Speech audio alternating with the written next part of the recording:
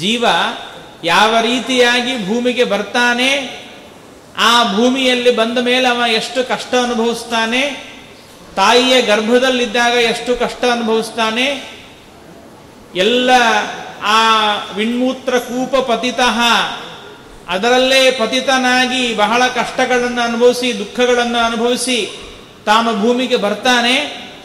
ಭೂಮಿಗೆ ಬಂದ ಮೇಲೆ ಅವನು ಜಾಯಸ್ವ ಜ್ಞಾನಮಾಪ್ನುಹಿ, ಭೂಮಿಗೆ ಬಂದ ಮೇಲೆ ಜ್ಞಾನವನ್ನು ತತ್ವಜ್ಞಾನವನ್ನು ಪಡೆದ ಅಂದರೆ ಆಗ ಅವನಿಗೆ ಗೊತ್ತಾಗತ್ತೆ, ಮತ್ತೆ ಪುನಃ ನಾನು ಇಂತಹ ತಾಯಿಯ ಗರ್ಭದಲ್ಲಿ ಬರಬಾರದು, ಮತ್ತೆ ಪುನಃ ನಾನು ಈ ತಾಯಿಯ ಗರ್ಭದಲ್ಲಿ ಬರಬಾರದು ಅಂದರೆ ಏನು ಮಾಡಬೇಕು ಅನ್ನೋದನ್ನು ಯೋಚನೆ ಮಾಡಿದಾಗ ವೈರಾಗ್ಯ ಬರುತ್ತೆ.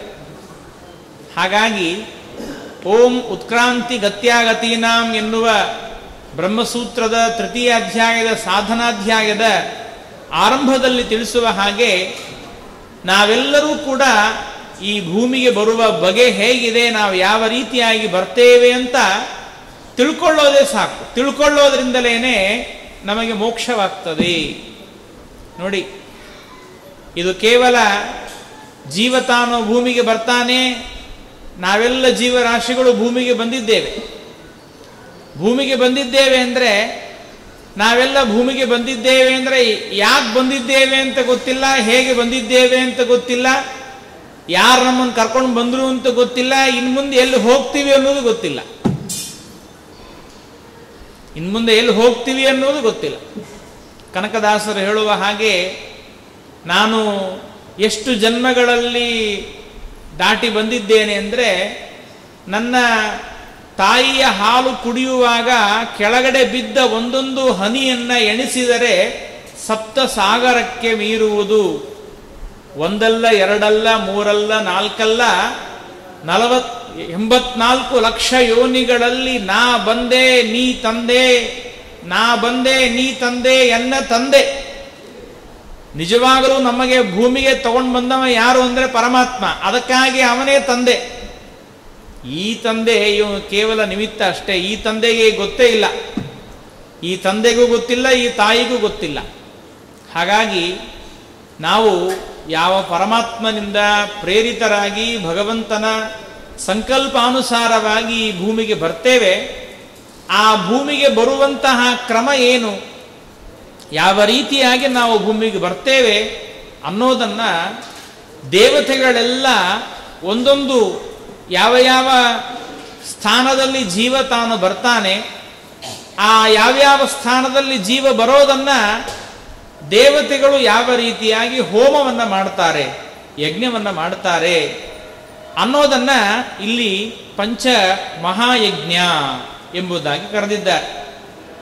ನೋಡಿ, ಅದರಲ್ಲಿ ನಮಗೆ ಹೇಳ್ತಾರೆ, ಜನನಿಪಿತ ಭೂವಾರಿದಂಬರ ವೆನಿಪ ಪಂಚಾಗ್ನಿಯಲಿ ನಾರಾಯಣನ 30 ಮೂರ್ತಿಗಳ ವ್ಯಾಪಾರ ವ್ಯಾಪ್ತಿಗಳ ನೆನೆದು ದಿವಸಗಳೆಂಬ ಸಮಿಧೆಗಳನ್ನು ನಿರಂತರದಿ ಹೋಮಿಸುತ್ತ ಪಾವನಕ್ಕೆ ಪಾವನ ನೆನಿಪ ಪರಮನ ಬೇಡು ಪರಮ ಸುಖ ಹೇಳ್ತಾ ಇದ್ದಾರೆ. ಆ ಉಪನಿಷತ್ತಿನಲ್ಲಿ, ಛಾಂದೋಗ್ಯ ಉಪನಿಷತ್ತಿನಲ್ಲಿ ಮತ್ತು ಬೃಹದಾರಣ್ಯಕ ಉಪನಿಷತ್ತಿನಲ್ಲಿ ಬಂದಿರತಕ್ಕಂತಹ ವಿಷಯಗಳನ್ನು ಇಲ್ಲಿ ನಮಗೆ ದಾಸರು ತಿಳಿಸಿಕೊಡ್ತಾ ಇದ್ದಾರೆ. ಅವರು ಹೇಳ್ತಾರೆ, ತಂದೆ, ತಾಯಿ, ಭೂಮಿ, ಮೋಡ, ವಾರಿದ, ಅಂಬರ ಅಂದರೆ ಆಕಾಶ, ಇವುಗಳಲ್ಲಿ ಜನನಿ ಪಿತ ಭೂ ವಾರಿದಾಂಬರ ವೆನಿಪ ಪಂಚಾಗ್ನಿಗಳಲ್ಲಿ ಇದೇನು 5 ಅಗ್ನಿಗಳು ಅಂತ ಹೇಳ್ತಾರೆ. ತಾಯಿ ಒಂದು ಅಗ್ನಿ, ತಂದೆ ಒಂದು ಅಗ್ನಿ, ಭೂಮಿ ಒಂದು ಅಗ್ನಿ, ವಾರಿದ ಮೋಡ ಎನ್ನುವ ಒಂದು ಅಗ್ನಿ, ಆಕಾಶ ಎನ್ನುವಂತಹ ಮತ್ತೊಂದು ಅಗ್ನಿ.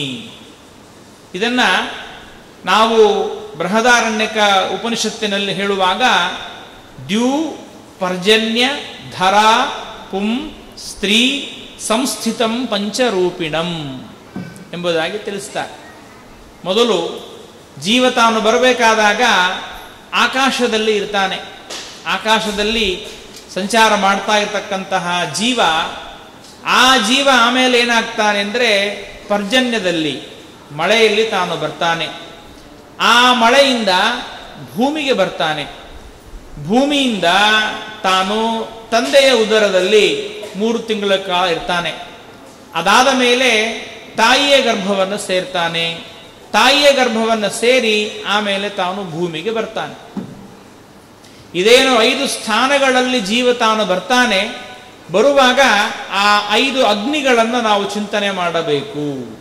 ಆ ಅಗ್ನಿಗಳಲ್ಲಿ ದೇವತೆಗಳು ಜೀವನನ್ನ ಹೋಮ ಮಾಡ್ತಾರೆ ಅಂತ ತಿಳ್ಕೊಂಡ್ರೆ ನಾವು ಪುನಃ ಈ ರೂಟಿಗೆ ಬರೋದಿಲ್ಲ ಅಂತ. ನೋಡಿ, ಯಾವ ರೂಟಲ್ಲಿ ನಾವು ಬಂದಿದ್ದೇವೆ, ಯಾವ ದಾರಿಯಲ್ಲಿ ಬಂದಿದ್ದೇವೆ, ಇದೇ ದಾರಿಗೆ ನಾವು ತಿರುಗಿ ಬರಬಾರದು ಅಂದರೆ ಅದು ಹೆಂಗೆ ಬಂದಿದ್ದೀವಿ ಅಂತ ತಿಳ್ಕೊಂಡ್ರೆ ಸಾಕು, ಮತ್ತೆ ಆ ದಾರಿಗೆ ನಾವು ಬರೋದಿಲ್ಲ ಅಂತ ಹೇಳ್ತಾರೆ. ಹಾಗಾಗಿ ತಿಳಿಯಬೇಕಾದ ವಿಚಾರವೇನು ಅಂದರೆ, ನಾವು ಜಗತ್ತಿನಲ್ಲಿ ಅದಕ್ಕೆ ಹೇಳ್ತಾರೆ ನೋಡಿ, ದಿವಸಗಳೆಂಬ ಸಮಿಧೆಗಳು ನಿರಂತರದಿ ಹೋಮಿಸುತ್ತ. ಈ ದಿನಗಳೆಂಬ ದಿನಗಳನ್ನು ನಾವು ಕಳೀತಾ ಇದ್ದೇವಲ್ಲ, ದಿನಗಳನ್ನು ಕಳೀತಾ ಇರಬೇಕಾದಾಗ ಈ ದಿನಗಳೆಂಬ ಸಮಿತ್ತುಗಳನ್ನು ಒಂದೊಂದು ಅಗ್ನಿಯಲ್ಲಿ ನೀವು ಹೋಮಿಸ್ತಾ ಬಂದ್ರಿ ಅಂದರೆ ಅತ್ಯಂತ ಪಾವನಕ್ಕೆ ಪಾವನ, ಅತ್ಯಂತ ಪವಿತ್ರತಮವಾಗಿರತಕ್ಕಂಥದ್ದು.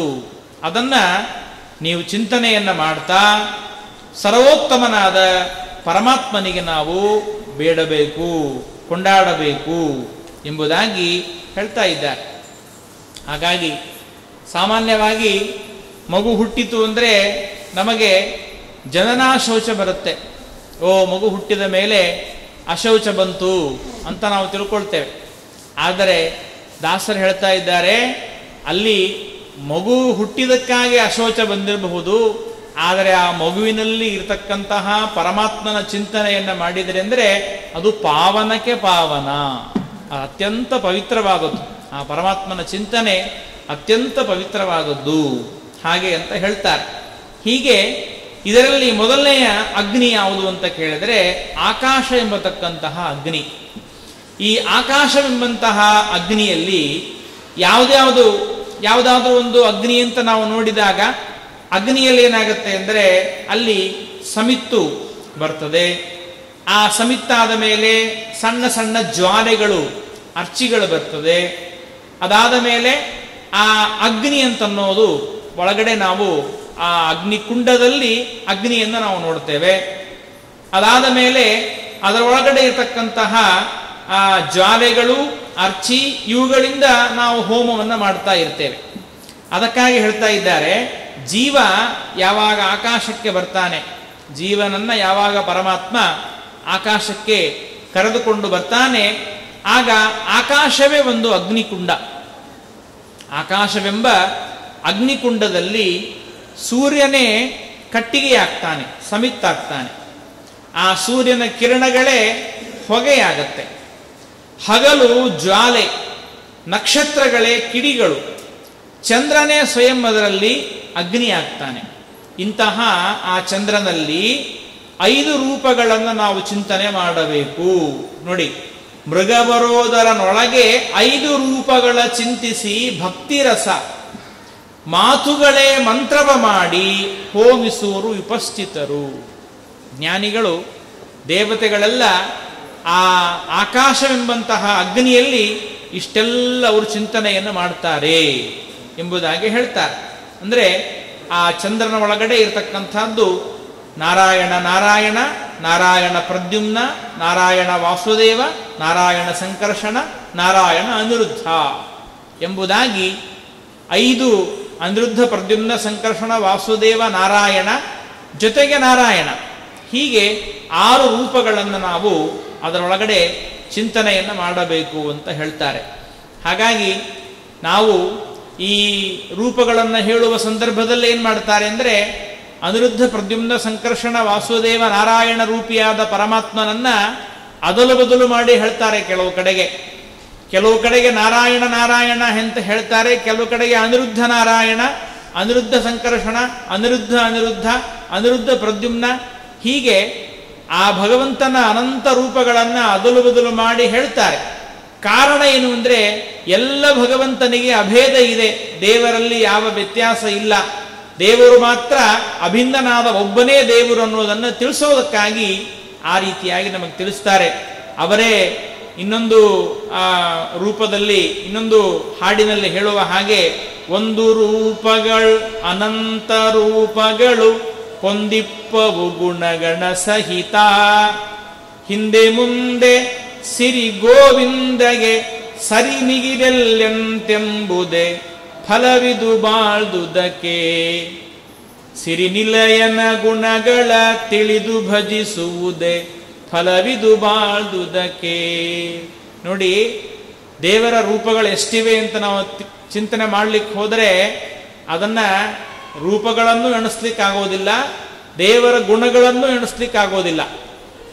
ಜಗನ್ನಾಥದಾಸರೇ ಹೇಳುವ ಹಾಗೆ, ಮೇದಿನಿ ಪರಮಾಣೊಂಬು ಕಣಂಗಳ ನೈದಬಹುದು ಪರಿಗಣತಿಯಲಿ, ಮಾಧವನಾನಂದಾದಿ ಗುಣಗಳನಾದಿ ಕಾಲದಿಂದ ಗಣಿತವೆಂಬುದೇ ಫಲವಿದು ಬಾಳ್ದುದಕ್ಕೆ, ಸಿರಿನಿಲಯನ ಗುಣಗಳ ತಿಳಿದು ಭಜಿಸುವುದೇ ಫಲವಿದು ಬಾಳ್ದುದಕ್ಕೆ.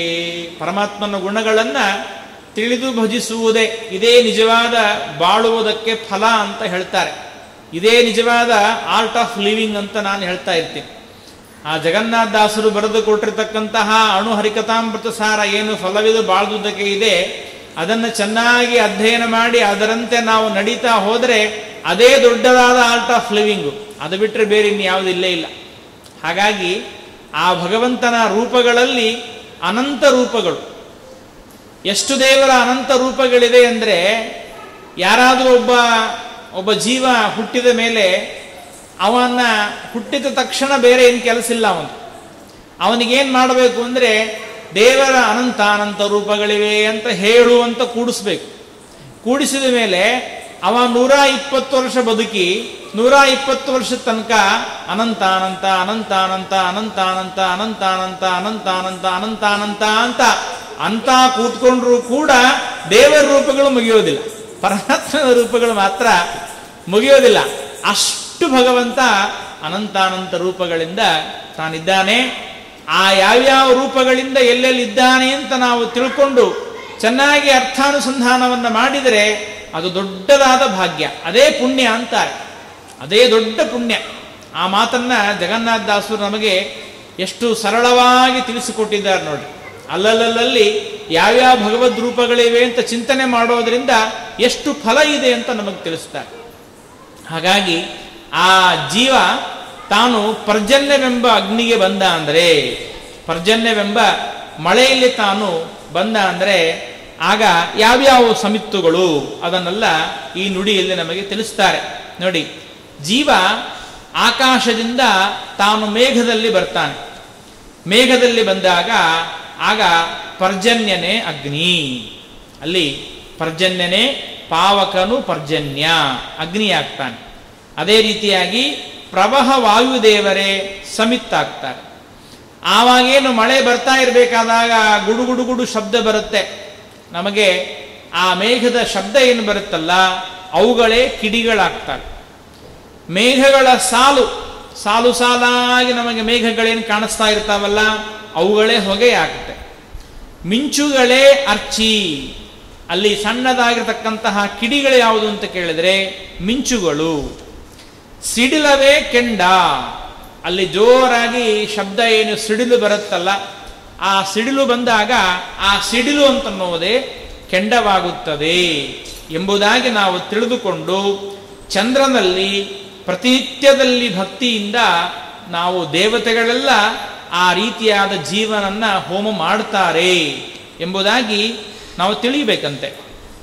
ಆದ್ದರಿಂದ ಇಲ್ಲಿ ವಿಶೇಷವಾಗಿ ಛಾಂದೋಗ್ಯಾದಿ ಉಪನಿಷತ್ತುಗಳಲ್ಲಿ ತಿಳಿಸಿರ್ತಕ್ಕಂತಹ ವಿಷಯವನ್ನ ನಮಗೆ ತಿಳಿಸ್ತಾರೆ.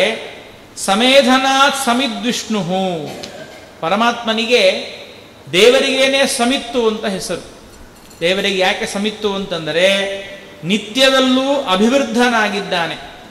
ನಿತ್ಯದಲ್ಲೂ ಪರಮಾತ್ಮ ಅಭಿವೃದ್ಧನಾಗಿದ್ದಾನೆ, ಯಾವಾಗಲೂ ಬೆಳೆದೇ ಇದ್ದಾನೆ. ದೇವರು ಇವತ್ತು ಬೆಳೆದ, ನಿನ್ನೆ ಬೆಳೆದ, ರಾಮದೇವರು ನಿನ್ನೆ ಹುಟ್ಟಿದ್ದಾರೆ, ನಾಳೆ ಬೆಳೀತಾ ಇದ್ದಾರೆ ಅಂತಲ್ಲ. ನಿತ್ಯ ಪ್ರವೃದ್ಧಸ್ಯ ಚ ತಸ್ಯ ವೃದ್ಧಿ ಅಪೇಕ್ಷ ಲೋಕಸ್ಯ ಹಿ ಮಂದದೃಷ್ಟಿ. ಪರಮಾತ್ಮನಿಗೆ ಸಮಿತ್ತು ಅಂತ ಯಾಕೆ ಕರೀತಾರೆ ಅಂತ ಕೇಳಿದ್ರೆ, ನಿತ್ಯದಲ್ಲೂ ಅಭಿವೃದ್ಧನಾಗಿದ್ದಾನೆ, ಅದಕ್ಕಾಗಿ ಪರಮಾತ್ಮನಿಗೆ ಸಮಿತ್ತು ಅಂತ ಕರೀತಾರಂತೆ. ಅದೇ ರೀತಿಯಾಗಿ ನೋಡಿ, ಧೂತ್ಕಾರಾತ್ ಧೂಮ ಉಚ್ಯತೆ. ದುಷ್ಟರಿಗೆ ಪರಮಾತ್ಮ ನಿತ್ಯದಲ್ಲೂ ಧೂತ್ಕಾರ ಮಾಡ್ತಾನಂತೆ, ಅವರನ್ನ ಅಂಜಿಸ್ತಾನಂತೆ. ಆ ಪರಮಾತ್ಮ ದೈತ್ಯರಿಗೆ ದುಷ್ಟರಿಗೆ ಅಂಜಿಸ್ತಾನೆ, ಆದ್ದರಿಂದಾಗಿ ಪರಮಾತ್ಮನಿಗೆ ಧೂಮ ಅಂತ ಕರೀತಾರಂತೆ. ಧೂತ್ಕಾರಾತ್ ಧೂಮ ಉಚ್ಯತೆ. ದೇವರು ಆ ದುಷ್ಟರನ್ನ, ಆಚಾರ್ಯರು ಹೇಳ್ತಾರಲ್ಲ, ದುಷ್ಟ ದರ್ಪೋದ ವನ್ಹಯೇ ಅಂತ ಹೇಳ್ತಾರೆ. ಆ ದುಷ್ಟರ ದರ್ಪ ಏನಿದೆ ನೋಡಿ, ಆ ದರ್ಪವನ್ನ ಕುದಿಸಿ ಕುದಿಸಿ ಕುದಿಸಿ ನಾಶ ಮಾಡುವಂತಹ ವನ್ಹಿ ಅಂದರೆ ಪರಮಾತ್ಮ. ಆ ಪರಮಾತ್ಮ, ನೀವು ಒಲೆ ಮೇಲೆ ನೀರಿಟ್ಟಿದ್ದೀರಾ, ಅದರಲ್ಲಿ ಸ್ವಲ್ಪ ನೀರು ಹಾಕಿದ್ದೀರಾ, ಜೋರಾಗಿ ಬೆಂಕಿ ಹತ್ತು ಅಂದರೆ ಆ ಬೆಂಕಿಯಿಂದ ಏನಾಗುತ್ತೆ ಅಂದರೆ ಕತ ಕತ ಕತ ಕತ ಕತ ಕುದ್ದು ಕುದ್ದು ಕುದ್ದು ಕುದ್ದು ನೀರೆಲ್ಲ ಹೊರಟೋಗ್ಬಿಡುತ್ತೆ, ಆವಿಯಾಗಿ ಹೊರಟೋಗ್ಬಿಡುತ್ತಲ್ಲ. ಹಾಗೆ ಆ ದುಷ್ಟರನ್ನ ಸಂಹಾರ ಮಾಡುವುದಕ್ಕಾಗಿ ಪರಮಾತ್ಮ ಅಗ್ನಿಯ ಹಾಗಿದ್ದಾನೆ ಅಂತ ವೇದದಲ್ಲಿ ಹೇಳ್ತಾರೆ. ದೇವರು ದುಷ್ಟರನ್ನ ಹೇಗೆ ಸಂಹಾರ ಮಾಡ್ತಾನೆ ಅಂದರೆ, ಖಲೇನ ಪರ್ಶಾನ್ ಪ್ರತಿಹನ್ಮಿ. ಒರಳಿನಲ್ಲಿ ನೀವು ಹೇಗೆ ಚಟ್ನಿ ಮಾಡ್ತೀರಲ್ಲ, ಒರಳಿನಲ್ಲಿ ನೀವು ಹಾಗೆ ಮೆಣಸಿನಕಾಯಿ ಹಾಕಿ ಕುಟ್ಟಿ ಚಟ್ನಿ ಹೇಗೆ ಮಾಡ್ತೀರಲ್ಲ, ಹಾಗೆ ನಾನು ದೈತ್ಯರನ್ನ ಒರಳಿನಲ್ಲಿ ಹಾಕಿ ಕುಟ್ಟಿ ಚಟ್ನಿ ಮಾಡ್ತೀನಿ ಅಂತಾನೆ ಪರಮಾತ್ಮ. ನೋಡಿ, ಆ ರಾಮದೇವರು ಸ್ವಯಂ ತಾವೇ ಹೇಳ್ಕೊಳ್ತಾರೆ. ವಿಭೀಷಣ ಬಂದಿದ್ದಾನೆ, ಬಂದಾಗ ಇವನನ್ನು ಸ್ವೀಕಾರ ಮಾಡಬೇಕು ಮಾಡಬಾರ್ದು ಅಂತ ಪ್ರಶ್ನೆ ಬಂದಾಗ ಹನುಮಂತ ದೇವರು ಹೇಳಿದರು ಸ್ವೀಕಾರ ಮಾಡುವಂತ. ಆ ಹನುಮಂತ ದೇವರ ಮತವನ್ನು ಪರಮಾತ್ಮ ಒಪ್ಪಿಕೊಂಡು ಸ್ವೀಕಾರ ಮಾಡಿದ. ಹರಿಯ ಮತವೇ ಹನುಮನ ಮತವು, ಹನುಮನ ಮತವೇ ಹರಿಯ ಮತವು. ಆಗ ದೇವರು ಹೇಳ್ತಾನೆ, ಆಗಲಿ ರಾವಣನಿಗೆ ಏನಾದರೂ ಗೊತ್ತಾಗತ್ತಾ, ಅಥವಾ ವಿಭೀಷಣ ರಾವಣನಿಗೆ ಏನಾದರೂ ನನ್ನ ಬಗ್ಗೆ ಹೇಳ್ತಾನ, ಹೇಳಿ, ಯಾರು ಬೇಕಾದವ್ರು ಬರಲಿ, ನಾನು ಹೀಗೆ ಕೈ ಮುಷ್ಟಿಯನ್ನು ಮಾಡಿಡ್ತೇನೆ, ನನ್ನ ಬೆರಳನ್ನ ಹೀಗೆ ಮುಚ್ಚಿಟ್ಟಿರ್ತೇನೆ, ಈ ಬೆರಳನ್ನ ಎತ್ತಲಿಕ್ಕೆ ಯಾರಿಗಾದ್ರೂ ಸಾಮರ್ಥ್ಯ ಇದೆಯಾ ಹೇಳ್ರಿ ಅಂತಾನೆ. ಪರಮಾತ್ಮ ಹೇಳ್ತಾನೆ, ಸಬ್ರಹ್ಮಗಾಹ ಸಾದೈತ್ಯ ಮರ್ತ್ಯಾಹ ಸರ್ವೇ ಸಮಿತ್ಯತ ಮದಂಗುಲಿ ಚಾಲನೇಪಿ ನೇಷಾಹ. ಅವರೆಲ್ಲ ಬಂದು ನನ್ನ ಈ ಬೆರಳನ್ನ ಅಳಗಾಡಿಸಕ್ಕೆ ಸಾಧ್ಯ ಇಲ್ಲ ಅಂತಾರೆ. ಅಂಥ ಪರಮಾತ್ಮನಿಗೆ ದೈತ್ಯರನ್ನ ಧೂತ್ಕಾರ ಮಾಡೋದ್ರಿಂದ ಪರಮಾತ್ಮನಿಗೆ ಧೂಮ ಎಂಬುದಾಗಿ ಕರೀತಾ ಇದ್ದಾರೆ. ಅದೇ ರೀತಿಯಾಗಿ ಅರಂಚಿತ್ವಾತ್ಸ ಅರ್ಚಿಶ್ಚ. ಪರಮಾತ್ಮನಿಗೆ ಅರ್ಚಿ ಅಂತ ಕರೀತಾರೆ. ಯಾಕೆ ಅಂದರೆ ನಿತ್ಯದಲ್ಲೂ ಪ್ರಕಾಶನಾಗಿದ್ದಾನೆ ಪರಮಾತ್ಮ. ನಿತ್ಯದಲ್ಲೂ ಪ್ರಕಾಶನಾಗಿದ್ದರಿಂದಾಗಿ ಪರಮಾತ್ಮ ಅವನಿಗೆ ಅರ್ಚಿ ಎಂಬುದಾಗಿ ಕರೀತಾರೆ. ಅದೇ ರೀತಿಯಾಗಿ ಸಹ ಅಂಗಾರಹ ಅಂಗರತೇರಪಿ. ಪರಮಾತ್ಮ ಎಲ್ಲ ಜೀವರಾಶಿಗಳ ಅಂಗದಲ್ಲಿ ರತನಾದದ್ದರಿಂದ ಅಂಗಾರ ಅಂತ ಕರೀತಾರೆ. ನೋಡಿ, ಎಲ್ಲ ಪುರುಷರು ಪ್ರತಿನಿತ್ಯದಲ್ಲಿ ದೇವರಿಗೆ ಸಮರ್ಪಣೆ ಮಾಡಿದ ಅಂಗಾರವನ್ನು ಹಚ್ಕೊಳ್ಬೇಕಾದ್ರೆ ಈ ಚಿಂತನೆಯನ್ನು ಮಾಡಬಹುದು. ಪರಮಾತ್ಮನಿಗೆ ಅಂಗಾರ ಅಂತ ಯಾಕೆ ಕರೀತಾರೆ? ವಿಷ್ಣೋರಂಗಾರ ಶೇಷೇಣ ಯೋಂಗಾನಿ ಪರಿಮಾರ್ಜಯೇ. ನಾವೆಲ್ಲರೂ ಕೂಡ ಆ ಭಗವಂತನ ಧೂಪವನ್ನು ಮಾಡಿದ ಅಂಗಾರದಿಂದ ಮೈಯೆಲ್ಲ ನಾವು ಅದನ್ನು ಹಚ್ಕೊಳ್ತೇವೆ. ಯಾಕೆ ಅಂತ ಕೇಳಿದ್ರೆ ಪರಮಾತ್ಮ ಅಂಗದಲ್ಲಿ ರತನಾಗಿದ್ದಾನೆ. ಆದ್ದರಿಂದಾಗಿ ನಮ್ಮೆಲ್ಲ ಜೀವರಾಶಿಗಳ ಅಂಗದಲ್ಲಿ ತಾನು ಇದ್ದಾನೆ, ಅಲ್ಲಿಂದ ನಮ್ಮೆಲ್ಲ ಕಾರ್ಯಗಳನ್ನು ಮಾಡಿಸ್ತಾನೆ. ಆದರೆ ನಾವು ಕಾರ್ಯಗಳನ್ನು ಮಾಡಿಸೋದು ಪರಮಾತ್ಮ, ಅದರಲ್ಲಿ ಪರಮಾತ್ಮ ಸುಖವನ್ನು ತಾನು ಸ್ವೀಕಾರ ಮಾಡ್ತಾನೆ. ಆದರೆ ನಮ್ಮ ಅಂಗಾಂಗಗಳಿಗೆ ಆಗುವಂತಹ ಯಾವ ತೊಂದರೆಗಳು ಪರಮಾತ್ಮನಿಗೆ ಆಗೋದಿಲ್ಲ, ಆ ಭಗವಂತನಿಗೆ ಆಗೋದಿಲ್ಲ. ಹಾಗಾಗಿ ನೋಡಿ, ಯಾಕೆ ಈ ಮಾತನ್ನು ಹೇಳಿದೆ ಅಂದರೆ, ಇಲ್ಲಿ ನಾವು ತಿಳಿಯುವಂತಹ ಅಗ್ನಿ ದೇವರು, ದೇವರಿಗೆ ಅಗ್ನಿ ಅಂತ ಹೆಸರು. ಯಾಕೆ? ಅಗ್ರಣಿತ್ವಾತ್ ಅಗ್ನಿಹಿ. ಎಲ್ಲರಿಗಿಂತಲೂ ಪರಮಾತ್ಮ ಮುಂದಿದ್ದಾನೆ. ಅದಕ್ಕಾಗಿ ಅವನು ಯಾರ್ಯಾರು ಜಗತ್ತಿನಲ್ಲಿ ಓಡ್ತಾರೋ ಎಲ್ಲರಿಗಿಂತಲೂ ಮುಂದೆ. ಹಾಗಾಗಿ ಪರಮಾತ್ಮ ಅಗ್ರಣಿ, ಎಲ್ಲರಿಗಿಂತಲೂ ಮುಂದೆ ಇದ್ದಾನೆ. ಅದಕ್ಕಾಗಿ ದೇವರಿಗೇನೆ ಅಗ್ನಿ ಅಂತ ಕರಿಬೇಕು. ದೇವರೇನೆ ಸಮಿತ್ತಾಗಿದ್ದಾನೆ, ದೇವರೇ ಧೂಮನಾಗಿದ್ದಾನೆ, ದೇವರೇ ಅಂಗಾರನಾಗಿದ್ದಾನೆ. ಎಲ್ಲ ಶಬ್ದಗಳು ಪರಮಾತ್ಮನನ್ನ ತಿಳಿಸಿಕೊಡ್ತಾ ಇವೆ. ನೋಡಿ, ಒಂದು ಮಾತು ತಿಳಿಬೇಕಾದದ್ದೇನು ಅಂದರೆ, ಶ್ರೀಮದಾಚಾರ್ಯ ಹೇಳ್ತಾರೆ, ಎಲ್ಲ ಶಬ್ದಗಳು ಪರಮಾತ್ಮನನ್ನು ತಿಳಿಸಿಕೊಡ್ತಾವೆ ಅಂದರೆ ನೀವೇನು ಸಮುದ್ರದ ಹತ್ತಿರ ಹೋಗಿ ನಿಂತಾಗ ಒಂದು ಶಬ್ದ ಬರುತ್ತೆ, ಆ ಶಬ್ದ, ಆ ಏನು ಗಡಗಡ ಶಬ್ದ ಬರ್ತಾ ಇದೆ, ಅದು ದೇವರ ಮಹಿಮೆಯನ್ನು ಹೇಳಿಕೊಡುತ್ತೆ. ನೀವು ಮನೆಯಲ್ಲಿ ಮಜ್ಜಿಗೆಯನ್ನು ಏನು ಕಡಿತಾ ಇರ್ತಾರೆ, ಸರವರ ಸರವರ ಸರವರ ಕಡಿಯುವಾಗ ಅದೇನು ದಧಿಮಥನ ಮಾಡುವಾಗ ಒಂದು ಶಬ್ದ ಬರುತ್ತೆ, ಆ ಶಬ್ದ ದೇವರನ್ನು ಹೇಳಿಕೊಡುತ್ತಂತೆ. ದೇವರು ಭೀಷಕನಾಗಿದ್ದಾನೆ, ದೈತ್ಯರನ್ನ ಅವರಿಗೆ ಭೀಷಕನಾಗಿದ್ದಾನೆ ಅಂತ ತಿಳಿಸಿಕೊಡುತ್ತಂತೆ. ನಿಮ್ಮ ಮನೆಯಲ್ಲಿ ಇರುವಂತಹ ಹಲ್ಲಿ ಏನು ಲೊಚಗುಟ್ಟತ್ತೆ, ಗ್ರಹಗೋಧಿಕ ಏನು ಹಲ್ಲಿ ಲೊಚಗುಟ್ಟತ್ತೆ, ಅದು ದೇವರ ಆಶ್ಚರ್ಯತ್ವವನ್ನು ಹೇಳಿಕೊಡುತ್ತೆ. ದೇವರು ತುಂಬಾ ಆಶ್ಚರ್ಯ ಅಂತ. ನೋಡಿ, ನಮಗೆ ಯಾವುದಾದ್ರೂ ಒಂದು ಆಶ್ಚರ್ಯಕರವಾದ ಸಂಗತಿ ನಡೀತು ಅಂದರೆ ನಮ್ಮ ಬಾಯಿಂದ ಅಂತ ಬರುತ್ತೆ. ನಮ್ಮ ಬಾಯಿಂದ ಹಾಗೆ ಅಂತೀವಿ, ನಾವು ಅಂತೀವಿ. ನಾವೇನು ಹೀಗೆ ಅಂತೀವಿ, ಇದನ್ನ ಹಲ್ಲಿ ಯಾವಾಗಲೂ ಮಾಡ್ತಿರುತ್ತೆ. ನಾವು ಯಾವಾಗೋ ಒಮ್ಮೆ ಆಶ್ಚರ್ಯವಾದ ಸಂಗತಿ ಕೇಳಿದಾಗ ನಮ್ಮ ಬಾಯಿಂದ ಆ ಶಬ್ದ ಬರುತ್ತೆ. ಆದರೆ ಹಲ್ಲಿ ಮಾತ್ರ ಯಾವಾಗಲೂ ಮಾಡ್ತಾ ಇರುತ್ತೆ. ಯಾವಾಗಲೂ ಯಾಕೆ ಮಾಡ್ತಾ ಇರುತ್ತೆ ಅಂದ್ರೆ, ದೇವರು ಯಾವಾಗಲೂ ಆಶ್ಚರ್ಯ ಆಶ್ಚರ್ಯ ಆಶ್ಚರ್ಯ ಅಂತ ನಮಗೆ ತಿಳಿಸಿಕೊಡ್ತಾ ಇರುತ್ತೆ ಹಲ್ಲಿ ಮಾಡುವ ಶಬ್ದ ಅಂತ ಹೇಳ್ತಾರೆ ಆಚಾರ್ಯ. ಅಂದರೆ ಯೋಚನೆ ಮಾಡಿ, ಪರಮಾತ್ಮ ಸಕಲ ಶಬ್ದಗಳಿಂದ ವಾಚ್ಯನಾಗಿದ್ದಾನೆ. ಒಂದೊಂದು ಮಹಿಮೆಯನ್ನ ಆ ಶಬ್ದದಲ್ಲಿ ನಾವು ತಿಳ್ಕೊಳ್ಬಹುದು. ಆದ್ದರಿಂದ ಇದನ್ನ ಮೊದಲು ನಾವು ತಿಳಿಬೇಕು ಅಂತ ನಾನು ಹೇಳಿದೆ. ಅಗ್ನಿ, ಧೂಮ, ಅಂಗಾರ ಅದೆಲ್ಲವೂ ಭಗವಂತನನ್ನ ತಿಳಿಸಿಕೊಡ್ತಾ ಇದೆ. ಮುಂದೆ ಹೇಳ್ತಾರೆ, ಜೀವ ತಾನು ಯಾವಾಗ ಭೂಮಿಗೆ ಬರ್ತಾನೆ, ಆಗ ಆ ಭೂಮಿಯಲ್ಲಿ ಬಂದಾಗ ಯಾವ್ಯಾವುದು ಅಲ್ಲಿ ಆ ಅಗ್ನಿಕುಂಡ ಯಾರು, ಅಗ್ನಿ ಯಾರು, ಅರ್ಚಿ ಯಾರು, ಸಮಿತ್ಯಾರು, ಅದನ್ನ ನಮಗೆ ತಿಳಿಸ್ತಾರೆ. ಭೂಮಿಗೆ ಬಂದಾಗ ನೋಡಿ, ಭೂಮಿಯೇ ಒಂದು ಅಗ್ನಿ, ಭೂಮಿಯೇ ಅಗ್ನಿಯಾಗಿದೆ. ಸಂವತ್ಸರವೇ ಸಮಿತ್ತು. ನಾವೇನು ಆ ಕಾಲವನ್ನು ಕಳಿತೇವೆ ಭೂಮಿಯಲ್ಲಿದ್ದು, ಆ ಕಾಲವನ್ನು ಕಳೆಯುವುದೇ ಸಂವತ್ಸರವೇ ಒಂದು ಸಮಿತ್ತಾಗತ್ತೆ. ಆಗ ಆಕಾಶವೇ ಹೊಗೆ, ಆಕಾಶವೇ ಧೂಮ. ಆ ರಾತ್ರಿ ನಾವೇನು ಹಗಲು ರಾತ್ರಿಗಳನ್ನು ಕಳೀತಾ ಇದ್ದೇವೆ, ಆ ರಾತ್ರಿಯೇ ಆಗ ಬೆಂಕಿ ಆಗತ್ತೆ, ಉರಿಯುವಂತಹದ್ದು. ದಿಕ್ಕುಗಳೇ ಅಂಗಾರ, ಅವಾಂತರ ದಿಕ್ಕುಗಳೇ ಕಿಡಿ, ವರ್ಷವೇ ಆಹುತಿಗಳು.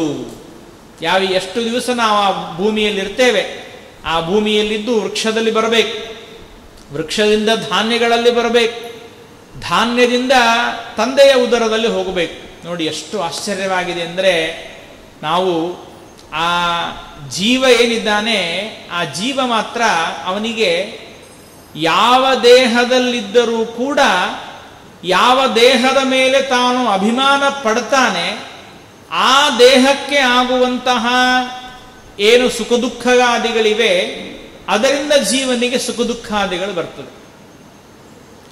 ಜೀವನನ್ನ ದೇವರೇನ್ ಮಾಡಿದ್ದಾನೆ ಅಂದ್ರೆ ಆಕಾಶದಲ್ಲಿ ಇಟ್ಟಿದ್ದಾನೆ. ಆಕಾಶದಲ್ಲಿರುವಾಗಲೂ ಒಂದು ದೇಹ ಇದೆ ಜೀವನಿಗೆ, ಮಳೆಯಲ್ಲಿರುವಾಗಲೂ ಒಂದು ದೇಹ ಇದೆ. ಅದೇ ಜೀವ ಭೂಮಿಗೆ ಬಂದಾಗಲೂ ಒಂದು ದೇಹ ಇದೆ. ಆ ಭೂಮಿಯಿಂದ ವೃಕ್ಷಗಳಲ್ಲಿ ಬಂದಾಗ ಒಂದು ದೇಹ ಇದೆ ಅವನಿಗೆ. ಆ ವೃಕ್ಷಗಳನ್ನು ನಾವೇನು ಕತ್ತರಿಸ್ತೇವೆ, ವೃಕ್ಷಗಳನ್ನು ಕತ್ತರಿಸುವಾಗ ಆ ಕತ್ತರಿಸುವ ಸಂದರ್ಭದಲ್ಲಿ ಅವನಿಗೇನು ಪೀಡೆಯಾಗತ್ತೆ, ಜೀವಹತ್ಯೆಯಿಂದ ನಾವು ಮಾಡ್ತೇವೆ. ವೃಕ್ಷದಲ್ಲಿ ಒಂದು ಜೀವ ಬೇರೆ ಇದೆ, ವೃಕ್ಷದಲ್ಲಿ ಒಬ್ಬ ಜೀವ ಬೇರೆ ಇದ್ದಾನೆ, ಆ ಜೀವನನ್ನು ಕತ್ತರಿಸ್ತೇವೆ. ಆ ಜೀವನಿಗೆ ಆ ದೇಹ ಅಭಿಮಾನ ಪಡ್ತಾ ಇದೆ, ಅದು ವೃಕ್ಷವನ್ನು, ಇದು ನನ್ನ ದೇಹ ಅಂತ. ಒಳಗಡೆ ಇರುವ ಜೀವ ಯಾರು ತಂದೆ ಉದರದಲ್ಲಿ ಬರೋವನಿದ್ದಾನೆ, ಅವನಿಗೆ ಸಂಬಂಧ ಇಲ್ಲ ಇದು, ಅವ ತಾನು ಒಳಗಡೆ ಕೂತಿದ್ದಾನಷ್ಟೇ. ಯಾವಾಗ ಅದೇ ಜೀವ ತಾನು ಧಾನ್ಯದಲ್ಲಿ ಬರ್ತಾನೆ, ಆ ಧಾನ್ಯದಲ್ಲಿ ಬಂದಾಗ ಆ ಧಾನ್ಯದಲ್ಲಿರುವ ಜೀವನನ್ನು ಕುದಿಸ್ತೇವೆ, ಕುದಿತಾನೆ ಜೀವ. ನೋಡಿ, ಇದೇನು ನಾವು ಪ್ರಾಣಿ ಹತ್ಯೆಯನ್ನು ಮಾಡ್ತೇವೆ, ಪ್ರಾಣಿ ಹತ್ಯೆಯನ್ನು ಮಾಡಿದ್ದಕ್ಕಾಗೇನೆ ವೈಶ್ವದೇವನ ಮಾಡೋದು, ಪಂಚಸೂನ ಪ್ರಾಯಶ್ಚಿತ್ತಕ್ಕೋಸ್ಕರವಾಗಿ ಮಾಡೋದು. ಆ ಜೀವ ಧಾನ್ಯದಲ್ಲಿ ಬಂದು ಅಥವಾ ಯಾವುದೋ ಒಂದು ಹಿಟ್ಟಿನಲ್ಲಿ ಹೋಗಿ ಅವನನ್ನ ನೀವು ರುಬ್ಬುತ್ತೀರೋ ಅಥವಾ ಏನ್ ಮಾಡ್ತೀರೋ ಗೊತ್ತಿಲ್ಲ, ಅವನ್ನ ಕುದಿಸ್ತೀರೋ ಬೇಯಿಸ್ತೀರೋ ಗೊತ್ತಿಲ್ಲ, ಅದರೊಳಗಡೆ ಹೋಗಿ ಜೀವ ತಾನು ತಂದೆಯ ಉದರದಲ್ಲಿ ತಾನು ಪ್ರವೇಶ ಮಾಡ್ತಾನೆ. ಹಾಗಿರುವಾಗ ನೋಡಿ, ದೇವರು ಆಯಾ ಜೀವರಾಶಿಗಳನ್ನು ಅಲ್ಲಲ್ಲಿ ಇಟ್ಟು ಯಾವ ರೀತಿಯಾಗಿ ತಾನು ತೆಗೆದುಕೊಂಡು ಬರ್ತಾನೆ ಅನ್ನೋದು ಬಹಳ ಮಹತ್ವದ್ದು. ಹಾಗಾಗಿ ನೋಡಿ ಹೇಳ್ತಾರೆ, ಇಂತಹ ಈ ಧರಣಿ ಎಂಬಂತಹ ಅಗ್ನಿಯಲ್ಲಿ ಜೀವ ಬಂದಾಗ ಈ ರೀತಿಯಾಗಿ ನಾವು ಚಿಂತನೆಯನ್ನು ಮಾಡಬೇಕು. ಚಿಂತನೆಯನ್ನು ಮಾಡಿ ಅದಕ್ಕೆ ಹೇಳ್ತಾರೆ, ದೇವರನ್ನ ಸಂವತ್ಸರ ಅಂತ ಕರೀತಾರೆ. ದೇವರಿಗೇನೆ ಸಂವತ್ಸರ ಅಂತ ಹೆಸರು. ಯಾಕೆ ಅಂದರೆ ಸಂವತ್ಸರೋ ವಾಸನಾಚ್ಚ ಸ ಆಕಾಶ ಪ್ರಕಾಶನಾತ್ ರಾತ್ರಿಶ್ಚರತಿ ದಾನಾತ್ ರಾತ್ರಿಶ್ಚ ರತಿದಾನಾತ್. ಪರಮಾತ್ಮನಿಗೆ ಸಂವತ್ಸರ ಅಂತ ಕರೀತಾರೆ. ಯಾಕೆ ಎಂದರೆ ಎಲ್ಲ ಕಡೆಗೂ ಪರಮಾತ್ಮ ವಾಸವಾಗಿದ್ದಾನೆ. ಆದ್ದರಿಂದ ಪರಮಾತ್ಮನಿಗೆ ಸಂವತ್ಸರ ಅಂತ ಹೆಸರು. ಎಲ್ಲ ಕಡೆಗೂ ಪರಮಾತ್ಮ ತಾನು ವಾಸವನ್ನು ಮಾಡಿದ್ದಾನೆ, ನಮಗೂ ಕೂಡ ವಾಸ ಮಾಡುವ ಹಾಗೆ ಮಾಡ್ತಾನೆ. ಅದಕ್ಕಾಗಿ ಪರಮಾತ್ಮನಿಗೆ ಸಂವತ್ಸರ ಅಂತ ಹೆಸರು.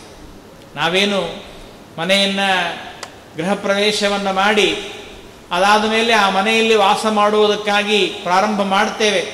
ಅದಕ್ಕೇನು ವಾಸ್ತು ಶಾಂತಿ ಅಂತ ಮಾಡ್ತಾರೆ. ಆ ವಾಸ್ತು ಅಂದರೆ ಯಾರು ಗೊತ್ತಾ? ದೇವರೇ ನಿಜವಾದ ವಾಸ್ತು. ವೇದ್ಯಂ ವಾಸ್ತವಂ ವಸ್ತು ಶಿವದಂ ತಾಪತ್ರಯೋನ್ಮೂಲನಂ. ವಾಸ್ತು ಅಂದರೆ ದೇವರೇ. ಆ ಭಗವಂತ ಅನಾದಿ ಕಾಲದಿಂದ ಅನಂತ ಕಾಲದವರೆಗೆ ನಿತ್ಯಾ ಪ್ರತಿಹತಂ ಯತಃ ವಾಸೇನೇದಂ ಅತಸ್ತುನ್ನಂ ಅತಸ್ತದ್ ಬ್ರಹ್ಮ ಶಬ್ದತೆ. ಇಡೀ ಜಗತ್ತೆಲ್ಲವೂ ಕೂಡ ಅನಾದಿ ಕಾಲದಿಂದ ಅನಂತ ಕಾಲದವರೆಗೆ ಪರಮಾತ್ಮ ನಿತ್ಯಾ ಪ್ರತಿಹತಂ ಯತಃ, ಹೆಂಗಿದ್ದಾನೋ ಹಂಗೇ ಇದ್ದಾನೆ. ಏನೇನೇನೇನು ವ್ಯತ್ಯಾಸ ಇಲ್ಲ ದೇವರಲ್ಲಿ. ಪಾಪ ರಾಮನಾಗಿದ್ದಾಗ ಕಾಡೋಳು ತಿರುಗಾಡಿದ, ಬರೀ ಹಣ್ಣು ಹಂಪಲು ತಿಂದ. ಅವ ಏನಪ್ಪ ಅಂದರೆ ನೋಡ್ಲಿಕ್ಕೆ ಬಹಳ ತೆಳ್ಳಗಿದ್ದ. ಕೃಷ್ಣ ಆದಮೇಲೆ ಅವನಿಗೆ ಬಹಳ ಜನ ಹೆಂಡತಿಯರಿದ್ರು, ದಿವಸ ಒಂದೊಂದು ರುಚಿ ರುಚಿ ಮಾಡಿಕೊಡ್ತಿದ್ರು. ಬಹಳ ಚಂದ ಊಟ ಮಾಡಿದ್ದ, ಡುಮ್ ಆಗಿದ್ದ. ಅದೆಲ್ಲ ಇಲ್ಲ. ಅದು ಕೇವಲ ಶಾಂಬರಾಯರಿಗೆ ಕೃಷ್ಣರಾಯರಿಗೆ ಅಷ್ಟೇ ಹೊರತು ದೇವರಿಗೆ ಮಾತ್ರ ಅದು ಸರ್ವಥಾ ಇಲ್ಲ. ಭಗವಂತ ಅನಾದಿ ಕಾಲದಿಂದ ಅನಂತ ಕಾಲದವರೆಗೂ ಹೇಗಿದ್ದಾನೋ ಹಾಗೇ ಇದ್ದಾನೆ. ಏನು ದೇವರಲ್ಲಿ ವ್ಯತ್ಯಾಸ ಇಲ್ಲ. ನಮ್ಮನ್ನ ಹಾಗೆ ಇರಿಸ್ತಾನೆ. ಅದಕ್ಕಾಗಿ ಪರಮಾತ್ಮನಿಗೆ ವಸ್ತು ಸಂವತ್ಸರ ಎಂಬುದಾಗಿ ಕರೀತಾರೆ. ಅದೇ ರೀತಿಯಾಗಿ ಪರಮಾತ್ಮ ಆಕಾಶ ಪ್ರಕಾಶನಾತ್. ದೇವರು ತಾನು ಪ್ರಕಾಶಮಯನಾದದ್ದರಿಂದ ಆಕಾಶ ಎಂಬುದಾಗಿ ಕರೀತಾರೆ ದೇವರಿಗೆ. ಅದೇ ರೀತಿಯಾಗಿ ಭಗವಂತನಿಗೆ ರಾತ್ರಿ ಅಂತ ಯಾಕೆ ಕರೀತಾರೆ ಅಂದರೆ, ದೇವರು ನಮಗೆ ಎಲ್ಲ ಭಕ್ತರಿಗೆ ರತಿಯನ್ನು ಕೊಡ್ತಾನೆ. ರಾತ್ರಿಶ್ಚ ರತಿದಾನ. ನಮಗೆಲ್ಲರಿಗೂ ಕೂಡ ವಿಶೇಷವಾದ ಒಂದು ಆಸಕ್ತಿಯನ್ನ, ರತಿಯನ್ನು ಪರಮಾತ್ಮ ಕೊಡ್ತಾನೆ. ಆದ್ದರಿಂದ ಪರಮಾತ್ಮನಿಗೆ ಅಲ್ಲಿ ರಾತ್ರಿ ಎಂಬುದಾಗಿ ಕರೀತಾರೆ. ಮತ್ತೆ ಅದೇ ರೀತಿಯಾಗಿ ಪರಮಾತ್ಮನಿಗೆ ದಿಶಾ ಅಂತ ಕರೀತಾರೆ. ದಿಶಾ ಅಂದರೆ ದಿಕ್ಕು, ನಿಜವಾದ ಅರ್ಥ ದಿಕ್ಕು ಅಂತ. ಆದರೆ ದೇವರನ್ನೇ ದಿಶಾ ಅಂತ ಕರೆಯೋದು. ದೇವರನ್ನು ದಿಶಾ ಅಂತ ಯಾಕೆ ಕರೀತಾರೆ ಅಂದರೆ, ಯಾರು ಎಷ್ಟು ಸೇವೆಯನ್ನು ಮಾಡ್ತಾರೋ ಆ ಸೇವೆಗೆ ತಕ್ಕಂತೆ ಪರಮಾತ್ಮ ಫಲವನ್ನು ಕೊಡ್ತಾನೆ. ಯಾರು ಎಷ್ಟು ಕರ್ಮವನ್ನು ಮಾಡ್ತಾರೆ, ಎಷ್ಟು ಧರ್ಮವನ್ನು ಮಾಡ್ತಾರೆ, ಎಷ್ಟು ಆಚರಣೆಯನ್ನು ಮಾಡ್ತಾರೆ, ಅವರವರ ಆಚರಣೆಗೆ ತಕ್ಕಂತೆ ಪರಮಾತ್ಮ ಫಲವನ್ನು ಕೊಡ್ತಾನೆ. ಆದ್ದರಿಂದ ಪರಮಾತ್ಮನಿಗೆ ದಿಶಾ ಅಂತ ಕರೀತಾರೆ. ನೋಡಿ, ಜಗತ್ತಿನಲ್ಲಿ ಎಷ್ಟು ಅನಂತಾನಂತ ಜೀವರಾಶಿಗಳಿದ್ದಾರೆ. ಆ ಅನಂತಾನಂತ ಜೀವರಾಶಿಗಳ ಅನಂತಾನಂತ ಕರ್ಮ ಇದೆ. ಅನಂತಾನಂತ ಜೀವರಾಶಿಗಳ ಅನಂತಾನಂತ ಕರ್ಮಕ್ಕೆ ತಕ್ಕ ಫಲವನ್ನ ದೇವರು ಪ್ರತಿ ಕ್ಷಣದಲ್ಲಿ ಅವರವರಿಗೆ ಆಯಾ ಕಾಲದಲ್ಲಿ ಕರೆಕ್ಟಾಗಿ ಕೊಡಬೇಕು. ನೋಡಿ, ವಾಯುದೇವರ ಬಗ್ಗೆ ಹೇಳುವಾಗ ಹೇಳ್ತಾರೆ ರಾಘವೇಂದ್ರ ಸ್ವಾಮಿಗಳವರು, ಅನಾದಿಕಾಲೀನ ಧರ್ಮಾಧರ್ಮ ದ್ರಷ್ಟು ಸ್ವೇಚ್ಛೆಯ ಉದ್ಬೋಧಕೇನ. ಜೀವರಾಶಿಗಳು ಇಷ್ಟು ಜನ ಇದ್ದಾರೆ. ನಮಗೆ ನಮ್ಮ ಮನೆಯಲ್ಲಿ ಏನಾದರೂ ಕೊತ್ತಂಬರಿ, ಕರಿಬೇವು, ಮೆಣಸಿನಕಾಯಿ, ಆಮೇಲೆ ಇನ್ನೊಂದೇನು ಐಟಮ್ ತಗೊಂಬ ಅಂತ ಹೇಳಿ ಕಳಿಸಿದ್ರೆ ಅದರಾಗ ಒಂದು ಮರ್ತು ಬಂದಿರ್ತೀವಿ ನಾವು. ಆಮೇಲೆ ಬಯಸ್ಕೊಳ್ತೀವಿ, ನಿಮಗೇನು ಲಕ್ಷ್ಯದಲ್ಲಿ ಇರ್ತದೋ ಏನೋ ಗೊತ್ತಿಲ್ಲ, ಬರೀ ನಿಮ್ಮದೇ ನಿಮಗೆ ಚಿಂತೆ. ನಾವು ಮನೆಯಲ್ಲಿ ನನಗೆ ಕೊತ್ತಂಬರಿ ಬೇಕಾಗಿತ್ತು, ಅಡಿಗೆಗೆ ನೀವು ಕೊತ್ತಂಬರಿ ತಂದಿಲ್ಲ. ಯೋಚನೆ ಮಾಡಿ, ಅನಂತಾನಂತ ಜೀವರಾಶಿಗಳು ಏನೇನು ಕರ್ಮವನ್ನು ಮಾಡಿದ್ದಾರೆ ಅವರ ಕರ್ಮಕ್ಕೆ ಇವರಿಗೆ ಫಲ, ಇವರ ಕರ್ಮಕ್ಕೆ ಅವರಿಗೆ ಫಲ ದೇವರು ಕೊಟ್ಟಿಲ್ಲ. ಯಾರ್ಯಾರಿಗೆ ಯಾವ ವಯಸ್ಸಿಗೆ 58ನೇ ವಯಸ್ಸು ಆಗಿ 2 ದಿವಸ ಆದಾಗ ಇವನಿಗೆ ಇಂತಹ ಒಂದು ರೋಗ ಬರಬೇಕು, ಅಥವಾ ಇಂತಹ ಒಂದು ಯಾವುದೋ ಬೋನಸ್ ಬರಬೇಕು, ಅಥವಾ ಯಾವುದೋ ಇವನಿಗೆ ಏನೋ ಒಂದು ಆಸ್ತಿ ಬರಬೇಕು, ಅವನು ಮಾಡಿದ ಕರ್ಮಕ್ಕೆ ಅವನಿಗೆ ಕರೆಕ್ಟಾಗಿ ಕೊಡಬೇಕು. ಎಂಥ ದೊಡ್ಡದಾದ ಕಾರ್ಯ ನೋಡಿ ದೇವರು. ಎಷ್ಟು ಜನ ಇದ್ದಾರೆ, ಒಬ್ಬರ ಇಬ್ಬರ? ದೇವರು ಲೆಕ್ಕದಲ್ಲಿ ಮಾತ್ರ ತಪ್ಪುವುದಿಲ್ಲ, ಎಂದೆಂದಿಗೂ ತಪ್ಪುವುದಿಲ್ಲ. ಯಾವ ಕ್ಷಣದಲ್ಲಿ ಯಾರಿಗೆ ಏನು ಕೊಡಬೇಕೋ ಅದನ್ನು ದೇವರು ಕೊಟ್ಟೇ ಬಿಡ್ತಾನೆ. ಹಾಗಾಗಿ ಅವನು ಪರಮಾತ್ಮ ಅವರವರ ಯೋಗ್ಯತಾನುಸಾರವಾಗಿ ಮಾಡಿದ ಕರ್ಮಕ್ಕೆ ಸರಿಯಾದ ತಕ್ಕ ಫಲವನ್ನು ಕೊಡ್ತಾನೆ ಅನ್ನೋದಕ್ಕಾಗಿ ಪರಮಾತ್ಮನಿಗೆ ದಿಶಾ ಎಂಬುದಾಗಿ ಕರೆದಿದ್ದಾರೆ. ಹೀಗೆ ಆ ಧರಣಿ ಎಂಬಂತಹ ಅಗ್ನಿಯಲ್ಲಿ ಈ ರೀತಿಯಾಗಿ ನಾವು ಚಿಂತನೆ ಮಾಡಬೇಕು. ಅದೇ ರೀತಿಯಾಗಿ ಆ ಜೀವ ತಂದೆಯ ದೇಹಕ್ಕೆ ಬಂದಾಗ, ತಂದೆಯ ದೇಹಕ್ಕೆ ಯಾವಾಗ ಬರ್ತಾನಲ್ಲ ಅಲ್ಲಿ ಇದು 4ನೆಯ ಅಗ್ನಿ. ಆ 4ನೆಯ ಅಗ್ನಿಯಾಗಿರ್ತಕ್ಕಂತಹ ತಂದೆಯಲ್ಲಿ ಬಂದಾಗ ಏನಾಗತ್ತೆ ಅಂದರೆ ಆಗ ಪುರುಷನೇ ಅಗ್ನಿ, ತಂದೆಯೇ ಅಗ್ನಿಯಾಗಿದ್ದಾನೆ. ಮಾತುಗಳೇ ಸಮಿತ್ತು, ಮಾತುಗಳೇ ಸಮಿತ್ತಾಗಿವೆ. ಇಂದ್ರಿಯಗಳೇ ಹೊಗೆಯಾಗಿದೆ. ನಾಲಿಗೆ ಅರ್ಚಿಯಾಗಿದೆ. ಕಿವಿಗಳೇ ಕಿಡಿಗಳು. ಕಣ್ಣುಗಳೇ ಅಂಗಾರ, ಕಣ್ಣುಗಳೇ ಅಲ್ಲಿ ಅಂಗಾರ ಎಂಬುದಾಗಿ ನಾವು ತಿಳಿಯಬೇಕು. ಇದರ ಜೊತೆಗೆ ಒಂದು ಮಾತನ್ನು ಹೇಳ್ತಾರೆ ದಾಸರು, ಏನೆಂದರೆ ನಿರುತ ಭುಂಜಿಸುವನ್ನ ಯದುಕುಲ ವರನಿಗೆವು. ಆ ಪರಮಾತ್ಮನಿಗೆ ನೀನು ಯಾವ ಕಣ್ಣು, ಕೈ, ಕಿವಿ, ಕಾಲು ಮೊದಲಾದ ಇಂದ್ರಿಯಗಳಿಂದ ನೀನೇನು ಭೋಗವನ್ನು ಮಾಡ್ತಾ ಇದ್ದೀಯಲ್ಲ, ಅವುಗಳನ್ನು ಪರಮಾತ್ಮನಿಗೆ ಸಮರ್ಪಣೆಯನ್ನು ಮಾಡಿದರೆ, ಆ ಪರಮಾತ್ಮನಿಗೆ ಸಮರ್ಪಣೆಯನ್ನು ಮಾಡ್ತಾ ಕೊಂಡಾಡ್ತಾ ಅನುದಿನದಲ್ಲಿ ನೀವಿದ್ರೆ ನಿಮ್ಮನ್ನ ಪರಮಾತ್ಮ ಪೊರೆವ ರಕ್ಷಣೆ ಮಾಡ್ತಾನೆ ಎಂಬುದಾಗಿ ಹೇಳ್ತಾ ಇದ್ದಾರೆ. ಅಂದರೆ ನೋಡಿ, ತಿಳಿಯಬೇಕಾದ ವಿಚಾರವೇನು ಅಂದರೆ, ನಾವು ಮಾಡುವಂತಹ ಸಕಲ ವಿಧವಾದ ಇಂದ್ರಿಯಗಳಿಂದ ಮಾಡುವ ಭೋಗಗಳು ಅದನ್ನ ಯಾರಿಗೆ ಸಮರ್ಪಣೆ ಮಾಡಬೇಕು ಅಂದರೆ ಕೃಷ್ಣಾರ್ಪಣಮಸ್ತು, ಕೃಷ್ಣ ಪರಮಾತ್ಮನಿಗೆ ಸಮರ್ಪಣೆ ಮಾಡಬೇಕು. ಅದಕ್ಕೆ ನಾನು ಹೇಳ್ತಾ ಇದ್ದೆ ಏನು ಅಂದರೆ, ಇಲ್ಲಿ ಯಾವುದೇ ಒಂದು ಕರ್ಮವನ್ನು ಮಾಡಿದಾಗ ಅದು ಕೃಷ್ಣಾರ್ಪಣ ಅಂತ ಯಾಕನ್ಬೇಕು? ಕೃಷ್ಣಾರ್ಪಣ ಅಂತ ಯಾಕನ್ಬೇಕು? ಯಾಕೆ ರಾಮಾರ್ಪಣ ಅನ್ಬಾರ್ದ? ಅಥವಾ ಇನ್ಯಾವುದೋ ಕೇಶವಾರ್ಪಣ ಅಂತ ಅನ್ಬಾರ್ದ?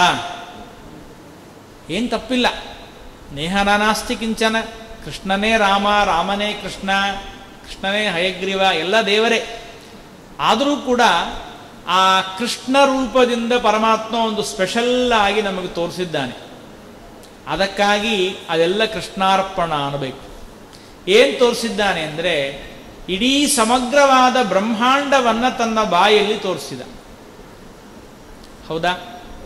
ಇಡೀ ಸಮಗ್ರವಾದ ಬ್ರಹ್ಮಾಂಡ ದೇವರ ಬಾಯಲ್ಲಿದೆ. ಆದ್ದರಿಂದ ನೀವು ಬ್ರಹ್ಮಾಂಡದ ಒಳಗಡೆಯಿಂದ ಏನೇ ತಗೊಂಡು ಕರ್ಮವನ್ನು ಮಾಡಿದರೂ ಕೂಡ ಅದು ಯಾರದ್ದು ಅಂದರೆ ಕೃಷ್ಣಂದೇ. ಅದು ನೀವು ಏನೋ ಒಂದು ಹೋಮ ಮಾಡ್ತೀರಾ, ಹೋಮ ಮಾಡಬೇಕಾದ್ರೆ ತುಪ್ಪ ತಗೊಳ್ತೀರಿ, ಇಟ್ಟಿಗೆಗಳನ್ನು ತಗೊಳ್ತೀರಿ, ಸಮಿತ್ತು ತಗೊಳ್ತೀರಿ, ಅಗ್ನಿಯನ್ನು ತಗೊಳ್ತೀರಿ, ಮಂತ್ರಗಳನ್ನು ಹೇಳ್ತೀರಿ. ಇದೆಲ್ಲ ಯಾರ್ದು ಅಂದರೆ ಕೃಷ್ಣಂದು. ಯಾಕೆ? ಇಡೀ ಸಮಗ್ರವಾದ ಬ್ರಹ್ಮಾಂಡವೇ ಕೃಷ್ಣನೊಳಗೆ ಕಾಣಿಸಿದೆ ಅಂದಮೇಲೆ ಆಗ ಕೃಷ್ಣ ಅಂತಾನೆ ನನ್ನೊಳಗೆ ಎಲ್ಲ ಸಿಕ್ಕಿದೆ ಅಂದಮೇಲೆ ನನ್ನೊಳಗಿಂದ ವಸ್ತು ತಗೊಂಡು ನೀವು ಯಾರಿಗೆ ಸಮರ್ಪಣೆ ಮಾಡಿ? ನನಗೆ ಸಮರ್ಪಣೆ ಮಾಡಬೇಕು, ಬೇರೆ ಇನ್ಯಾರಿಗೂ ಸಮರ್ಪಣೆ ಮಾಡಲಿಕ್ಕಿಲ್ಲ. ಅದಕ್ಕಾಗಿ ಪರಮಾತ್ಮನಿಗೆ ನಾವು ಕೃಷ್ಣಾರ್ಪಣ ವಸ್ತು ಅಂತ.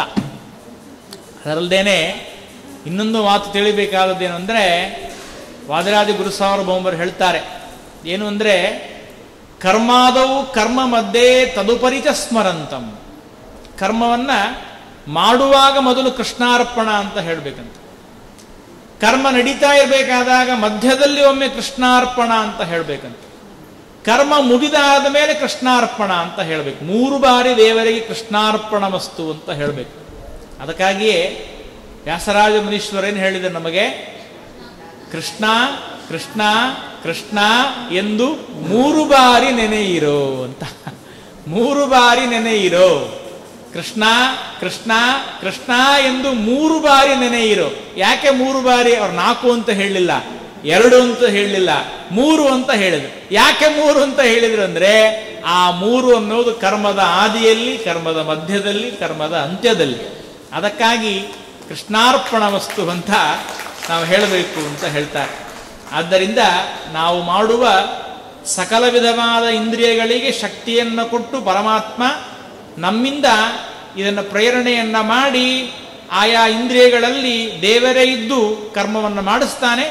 ಆ ಮಾಡಿಸಿದ ಕರ್ಮವನ್ನು ಪರಮಾತ್ಮನಿಗೇ ಸಮರ್ಪಣೆ ಮಾಡಬೇಕು. ಹಾಗಾಗಿ ತಾವೆಲ್ಲ ಕೇಳಿದ್ದೀರಿ, ವ್ಯಾಪ್ತಿ ಸಂಧಿಯಲ್ಲಿ ಪರಮಾತ್ಮ ಪುರುಷ ರೂಪತ್ರಯ ಅಂತ 3 ರೂಪದಿಂದ ಪರಮಾತ್ಮ, ಪುರುಷನಾಮಕ ಪರಮಾತ್ಮ ಇದ್ದಾನೆ. ಪ್ರಥಮಂ ಮಹತ ಸ್ರಷ್ಟ, ಮೊದಲು ಮಹತ್ತತ್ವದ ಸೃಷ್ಟಿಯನ್ನು ಮಾಡಿದ ಪರಮಾತ್ಮ. ದ್ವಿತೀಯಂ ತೊಂಡ ಸಾಧನಂ, ಎರಡನೇದ್ದು ಈ ಬ್ರಹ್ಮಾಂಡದ ಒಳಗಡೆ ಪರಮಾತ್ಮ ಇದ್ದಾನೆ, ಪುರುಷನಾಮಕ ಪರಮಾತ್ಮ. 3ನೇ ಪುರುಷನಾಮಕ ಪರಮಾತ್ಮ ಎಲ್ಲಿದ್ದಾನೆ ಅಂದರೆ ದೇಹಿನಾಂ ದೇಹಿ, ನಮ್ಮೆಲ್ಲರ ಜೀವರಾಶಿಗಳ ದೇಹದಲ್ಲಿ ದೇವರಿದ್ದಾನೆ ಪುರುಷನಾಮಕ ಪರಮಾತ್ಮ. ಅದೇ ಪುರುಷನಾಮಕ ಪರಮಾತ್ಮನೇ ನಮ್ಮ ಕಣ್ಣು, ಕಿವಿ, ಕೈ, ಕಾಲು, ಮಾತು ಎಲ್ಲವನ್ನ ಪ್ರೇರಣೆ ಮಾಡಿ ಅದನ್ನು ಚೆನ್ನಾಗಿ ಇರಿಸಿ ಮಾಡಿಸ್ತಾನೆ. ಅದಕ್ಕಾಗಿಯೇ ಧ್ರುವರಾಜರೇನು ಹೇಳಿದರು ಅಂದರೆ, ಯೋಂತಃ ಪ್ರವಿಶ್ಯ ಮಮ ವಾಚಮಿಮಾಂ ಪ್ರಸುಪ್ತಾಂ ಸಂಜೀವಯತಿ ಅಖಿಲ ಶಕ್ತಿಧರ ಸ್ವಧಾಮ್ನ ಅನ್ಯಾಂಶ್ಚ. ಬರೀ ಮಾತು ಅಂತ ಅಷ್ಟೇ ಹೇಳಿಲ್ಲ ಅವರು, ಬರೀ ಮಾತು ಅಂತ ಅಷ್ಟೇ ಹೇಳಿಲ್ಲ. ಅನ್ಯಾಂಶ್ಚ ಹಸ್ತ ಚರಣ ಶ್ರವಣ ತ್ವಗಾದೀನ್ ಪ್ರಾಣಾನ್ ನಮೋ ಭಗವತೆ ಪುರುಷಾಯ ತುಭ್ಯಂ. ಕೊನೆಗೇನು ಶಬ್ದ ಆಡಿದ್ದಾರೆ? ಪುರುಷಾಯ ತುಭ್ಯಂ ಅಂದ್ದಾರೆ. ಅಂದಮೇಲೆ ಅದೇ ಪುರುಷನಾಮಕ ಪರಮಾತ್ಮ ನಮ್ಮೆಲ್ಲರ ಹಸ್ತ ಶ್ರವಣ ತ್ವಗ ಎಲ್ಲ ಇಂದ್ರಿಯಗಳನ್ನು ಪ್ರೇರಣೆ ಮಾಡ್ತಾನೆ ಪರಮಾತ್ಮ. ಬಹಳ ಎಷ್ಟು ಆಶ್ಚರ್ಯವಾಗಿದೆ ಅಂದರೆ, ನಾವು ಇಷ್ಟು ದಿವಸಗಳ ಕಾಲ ಸುಖವಾಗಿ ಇದ್ದೇವೆ, ಆರಾಮಾಗಿದ್ದೇವೆ ಅಂದರೆ ಆ ಪರಮಾತ್ಮನ ಆ ಉಪಕಾರವನ್ನು ನಿರಂತರವಾಗಿ ಸ್ಮರಣೆ ಮಾಡ್ತಾ ಇರಬೇಕು ನಾವು. ಪಾಪ 90-100 ವರ್ಷ ಆಗಿದೆ. ಆವಾಗ ಅವರಿಗೆ ಏನೋ ಒಂದು ಆಪರೇಷನ್ ಆಯಿತು. ಆಪರೇಷನ್ ಆದಾಗ ಹೇಳಿದರು, ನಿಮಗೆ ಇನ್ಮೇಲೆ ಸರಿಯಾಗಿ ನೀವು ಮೂತ್ರವನ್ನು ಆಗ್ಬೋದು, ತೊಂದರೆ ಇಲ್ಲ, ಏನಾಗಿಲ್ಲ, ಕಷ್ಟ ಇಲ್ಲ, ತೊಂದರೆ ಇಲ್ಲ ಅಂದರು. ಪಾಪ ತುಂಬ ಅಳ್ಲಿಕ್ಕೆ ಶುರು ಮಾಡಿದ್ರು, ಬಹಳ ಅಳ್ತಾ ಇದ್ರು. ಡಾಕ್ಟರ್ ಬಂದು ಹೇಳಿದರು, ಯಾಕೆ ಅಳ್ತೀರಿ? ಅಳಬೇಡ್ರಿ, ನಿಮ್ಮ ಮಕ್ಕಳೆಲ್ಲ ಅದನ್ನು ಪೇಮೆಂಟ್ ಮಾಡಿದ್ದಾರೆ, ಎಲ್ಲ 4 ಲಕ್ಷ 5 ಲಕ್ಷ ಖರ್ಚಾಗಿದೆ, ಇಲ್ಲ ಅನ್ನಲ್ಲ, ಅಳಬೇಡ್ರಿ, ಯಾಕೆ ಅಳ್ತೀರಿ? ಅವ್ರು ಹೇಳಿದರು, ಈಗ ನೀವು ಸರಿ ಮಾಡಿದ್ದಕ್ಕಾಗಿ ನಿಮಗೆ 4 ಲಕ್ಷ ಕೊಡ್ತಾ ಇದ್ದಾರೆ, ಹುಟ್ಟಿದಾಗಿನಿಂದ ಇಲ್ಲಿಯವರೆಗೆ ದೇವರು ನನಗೆ ಸರಿಯಾಗಿ ಇರಿಸಿದ್ದಾನಲ್ಲ, ಅವನಿಗೆ ಎಷ್ಟು ಲಕ್ಷ ಕೊಡ್ಬೇಕು? ನಾವು ಅವನಿಗೇನು ಲಕ್ಷವೇ ನಾ 1 ರೂಪಾಯಿ ಇಲ್ಲ, 1 ಲಕ್ಷ ರೂಪಾಯಿನೂ ಕೊಟ್ಟಿಲ್ಲ.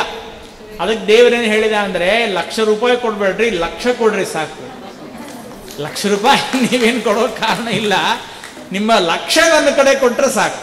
ನಿಮ್ಮ ಲಕ್ಷ ನನ್ನ ಕಡೆ ಕೊಟ್ಟರೆ ಆಗ ನನ್ನ ಎಲ್ಲ ವ್ಯಾಪಾರಗಳನ್ನು ತಿಳ್ಕೊಳ್ಬಹುದು ಅಂತ ಪರಮಾತ್ಮ ಹೇಳ್ತಾನೆ. ಹಾಗಾಗಿ ತಂದೆ ಎಂಬ ಅಗ್ನಿ, ಅದಾದ ಮೇಲೆ ತಾಯಿ ಎಂಬಂತಹ ಅಗ್ನಿ ಕೊನೆಯದಾಗಿರತಕ್ಕಂಥದ್ದು.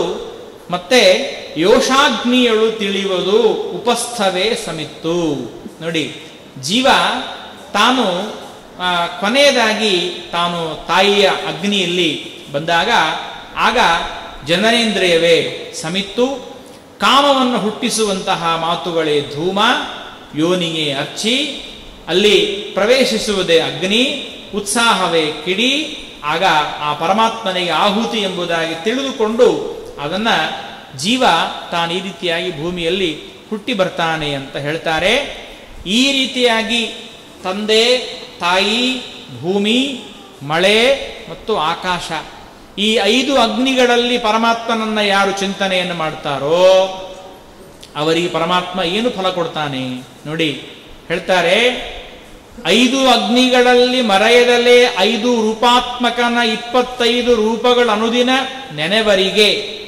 ಯಾರು ಈ ರೀತಿಯಾಗಿ ಪಂಚಾಗ್ನಿಹೋತ್ರದಲ್ಲಿ ಹೇಳಿರತಕ್ಕಂತಹ ಈ ವಿಷಯಗಳನ್ನು ಯಾರು ಚೆನ್ನಾಗಿ ತಿಳ್ಕೊಳ್ತಾರೆ, ಉಪಾಸನೆ ಮಾಡ್ತಾರೆ, ಆಗ ಪರಮಾತ್ಮ ಹೇಳ್ತಾರೆ, ಜನುಮಗಳನ್ನು 5 ಹೇಳ್ತಾರೆ. 1 ನಿಮಿಷ ಹೇಳ್ತಾರೆ ನೋಡಿ. ಹೀಗೆ ಮೊದಲೇ ಹೇಳಿದೆ ನಾನು, 5 ಅಗ್ನಿಗಳಲ್ಲಿ ಅನಿರುದ್ಧ, ಪ್ರದ್ಯುಮ್ನ, ಸಂಕರ್ಷಣ, ವಾಸುದೇವ, ನಾರಾಯಣ ಎಂಬ 5 ರೂಪಗಳು, 5 ಅಗ್ನಿಗಳು, 5 5 25. ಅದೇ 25 ರೂಪಗಳನ್ನು ನಾವು ತಿಳಿದುಕೊಳ್ಳಬೇಕು. ಅಂದರೆ ಅನಿರುದ್ಧ, ಪ್ರದ್ಯುಮ್ನ, ಸಂಕರ್ಷಣ, ವಾಸುದೇವ ಎಂಬತಕ್ಕಂತಹ 5 ರೂಪಗಳು. ಪ್ರದ್ಯುಮ್ನಾದಿ ಜೋಡಿಯಾದಾಗ ಅವುಗಳನ್ನೇ 5 5 5 ಅಂತ ಆಗತ್ತೆ. ಮುಂದೆ ಇದರ ಲೆಕ್ಕವನ್ನು ಮುಂದೆ ಕೊಡ್ತಾರೆ, ಮತ್ತೆ ಮುಂದೆ ಹೇಳ್ತಾರೆ. ಹೀಗೆ ಈ 25 ರೂಪಗಳನ್ನು ಯಾರು ಚಿಂತನೆಯನ್ನು ಮಾಡ್ತಾರೆ ಅವರಿಗೆ ಪರಮಾತ್ಮ ಮತ್ತೆ ಜನ್ಮಗಳನ್ನು ಕೊಡುವುದಿಲ್ಲ. ನೋಡಿ ಎಂಥ ದೇವರ ಕರುಣೆ ಅಂದರೆ, ನಾವು ಯಾವ ರೀತಿಯಾಗಿ ಈ ಭೂಮಿಗೆ ಬಂದಿದ್ದೇವೆ ಅಂತ ತಿಳ್ಕೊಳ್ಳೋದ್ರಿಂದ ಮತ್ತೆ ಈ ಭೂಮಿಗೆ ಬರುವಂತೆ ಮಾಡೋದಿಲ್ಲ ಪರಮಾತ್ಮ. ಇದು ದೇವರ ಕಾರುಣ್ಯ, ದೇವರ ಕರುಣೆ ಎಷ್ಟಿದೆ ನೋಡಿ. ಇದೆಲ್ಲ ಒಂದು ಸುಮ್ಮನೆ ಏನೋ ಒಂದು ಯಾಂತ್ರಿಕವಾಗಿ ನಡೆಯೋದಲ್ಲ. ಸುಮ್ಮನೆ ಯಾವುದೋ ಊರಿನ ಹೆಣ್ಣು ಮಗಳಿದ್ದಾಳೆ, ಯಾವುದೋ ಊರಿನ ಗಂಡು ಮಗ ಇದ್ದಾನೆ, ಅವರಿಗೆ ಮದುವೆ ಆಗತ್ತೆ, ಮದುವೆ ಆದಮೇಲೆ ಮಕ್ಕಳು ಹುಡ್ತಾರೆ ಅನ್ನೋದು ಇದು ಸುಮ್ಮನೆ ಏನೋ ಒಂದು ಫಂಕ್ಷನ್ ಅಲ್ಲ, ಏನೋ ಒಂದು ರೀತಿಯಾಗಿ ಮಾಡೋದಲ್ಲ. ಇದು ನಿಜವಾಗಲೂ ಒಂದು ಯಜ್ಞ. ಆ ಯಜ್ಞವನ್ನು ನಾವು ಚೆನ್ನಾಗಿ ತಿಳಿದುಕೊಂಡ್ರೆ ಪುನಃ ಮತ್ತೆ ನಾವು ಭೂಮಿಗೆ ಬರುವುದಿಲ್ಲ. ನೋಡಿ, ಭೂಮಿಗೆ ಬರಬಾರ್ದು ಅನ್ನೋ ಅಪೇಕ್ಷೆ ಇದ್ದರೆ ನಾವು ಹೆಂಗೆ ಬಂದಿದ್ದೇವೆ ಅಂತ ತಿಳ್ಕೊಂಡ್ರೆ ಸಾಕು. ದೇವರು ಹೇಗೆ ನಮ್ಮನ್ನು ಕರ್ಕೊಂಡು ಬಂದ ನೋಡಿ. ಹೇಳ್ತಾರೆ, ರಣದೊಳು ಮೈದುನನ ಕಾಯ್ದಂತೆ ಸಲಹುವ. ಇಲ್ಲಿ ಒಂದು ಬಹಳ ಮಹತ್ವದ ಮಾತನ್ನು ಹೇಳ್ತಾರೆ. ತನ್ನ ಅರ್ಜುನ ಏನಿದ್ದಾನಲ್ಲ, ಆ ಅರ್ಜುನನನ್ನ ಯಾವ ರೀತಿಯಾಗಿ ಪರಮಾತ್ಮ ರಕ್ಷಣೆ ಮಾಡಿದ. ಎಲ್ಲ ದೊಡ್ಡ ದೊಡ್ಡ ದೊಡ್ಡ ಅತಿರಥಿ ಮಹಾರಥಿಗಳೆಲ್ಲ ಇದ್ರು. ಅವರು ಬಿಟ್ಟ ಬಾಣವನ್ನ ಪರಮಾತ್ಮ ಅರ್ಜುನನಿಗೆ ಒಂದು ಸ್ವಲ್ಪ ತಾಕದೇ ಇದ್ದಂತೆ ರಕ್ಷಣೆ ಮಾಡಿದ. ಏನ್ ತೊಂದರೆ ಆಗದೇ ಇದ್ದಂತೆ ರಕ್ಷಣೆ ಮಾಡಿದ. ಕೊನೆಗೆ ಅರ್ಜುನನಿಗೆ ಸ್ವಲ್ಪ ಅಹಂಕಾರ ಬಂತು. ದೇವರು ಹೇಳಿದ, ಮೊದಲು ನೀ ಕೆಳಗಿಳಿ, ಆಮೇಲೆ ನಾ ಇಳಿತೀನಿ ಅಂದ. ನಾನು ರಥಿಕ, ನೀನು ಸಾರಥಿ, ನೀನು ಕೆಳಗಿಳಿಬೇಕು. ಹುಚ್ಚ, ನಾನು ಮೊದಲು ಕೆಳಗಿಳಿದ್ರೆ ಏನಾಗುತ್ತೆ ಗೊತ್ತೇ ನಿನಗೆ ಅಂದ. ನೋಡಿ, ತಮಗೆಲ್ಲ ಆ ಕಥೆ ಗೊತ್ತಿದೆ. ಹಾಗಾಗಿ ದೇವರು ಸ್ವಯಂ ಅರ್ಜುನನನ್ನು ಕೆಳಗಿಳಿಸಿ ಆಮೇಲೆ ತಾನು ಕೆಳಗಿಳಿದ ಮೇಲೆ ರಥ ಪೂರ್ಣ ಸುಟ್ಟೋಯ್ತು. ದೇವರಲ್ಲಿ ಇದ್ದಿದ್ದಕ್ಕಾಗಿ ಆ ರಥದಲ್ಲಿ ಸ್ವಯಂ ಪರಮಾತ್ಮ ಸಾರಥಿಯಾಗಿ ಇದ್ದಿದ್ದಕ್ಕಾಗಿ ಆ ರಥ ಗಟ್ಟಿಯಾಗಿ ನಿಂತಿದೆ. ಯಾವ ಪೀಡೆಗೆ ತೊಂದರೆ ಆಗಲಿಲ್ಲ ಅರ್ಜುನನಿಗೆ. ಇದೇನು ತಿಳಿಸ್ತಾರೆ ಅಂದರೆ, ದೇವರು ಕೊಟ್ಟಿರುವಂತಹ ಯಾವ ಈ ದೇಹವೆಂಬಂತಹ ರಥ ಇದೆ, ಈ ರಥದಲ್ಲಿ ರಥಿಕನಾಗಿ ಜೀವ ಇದ್ದಾನೆ.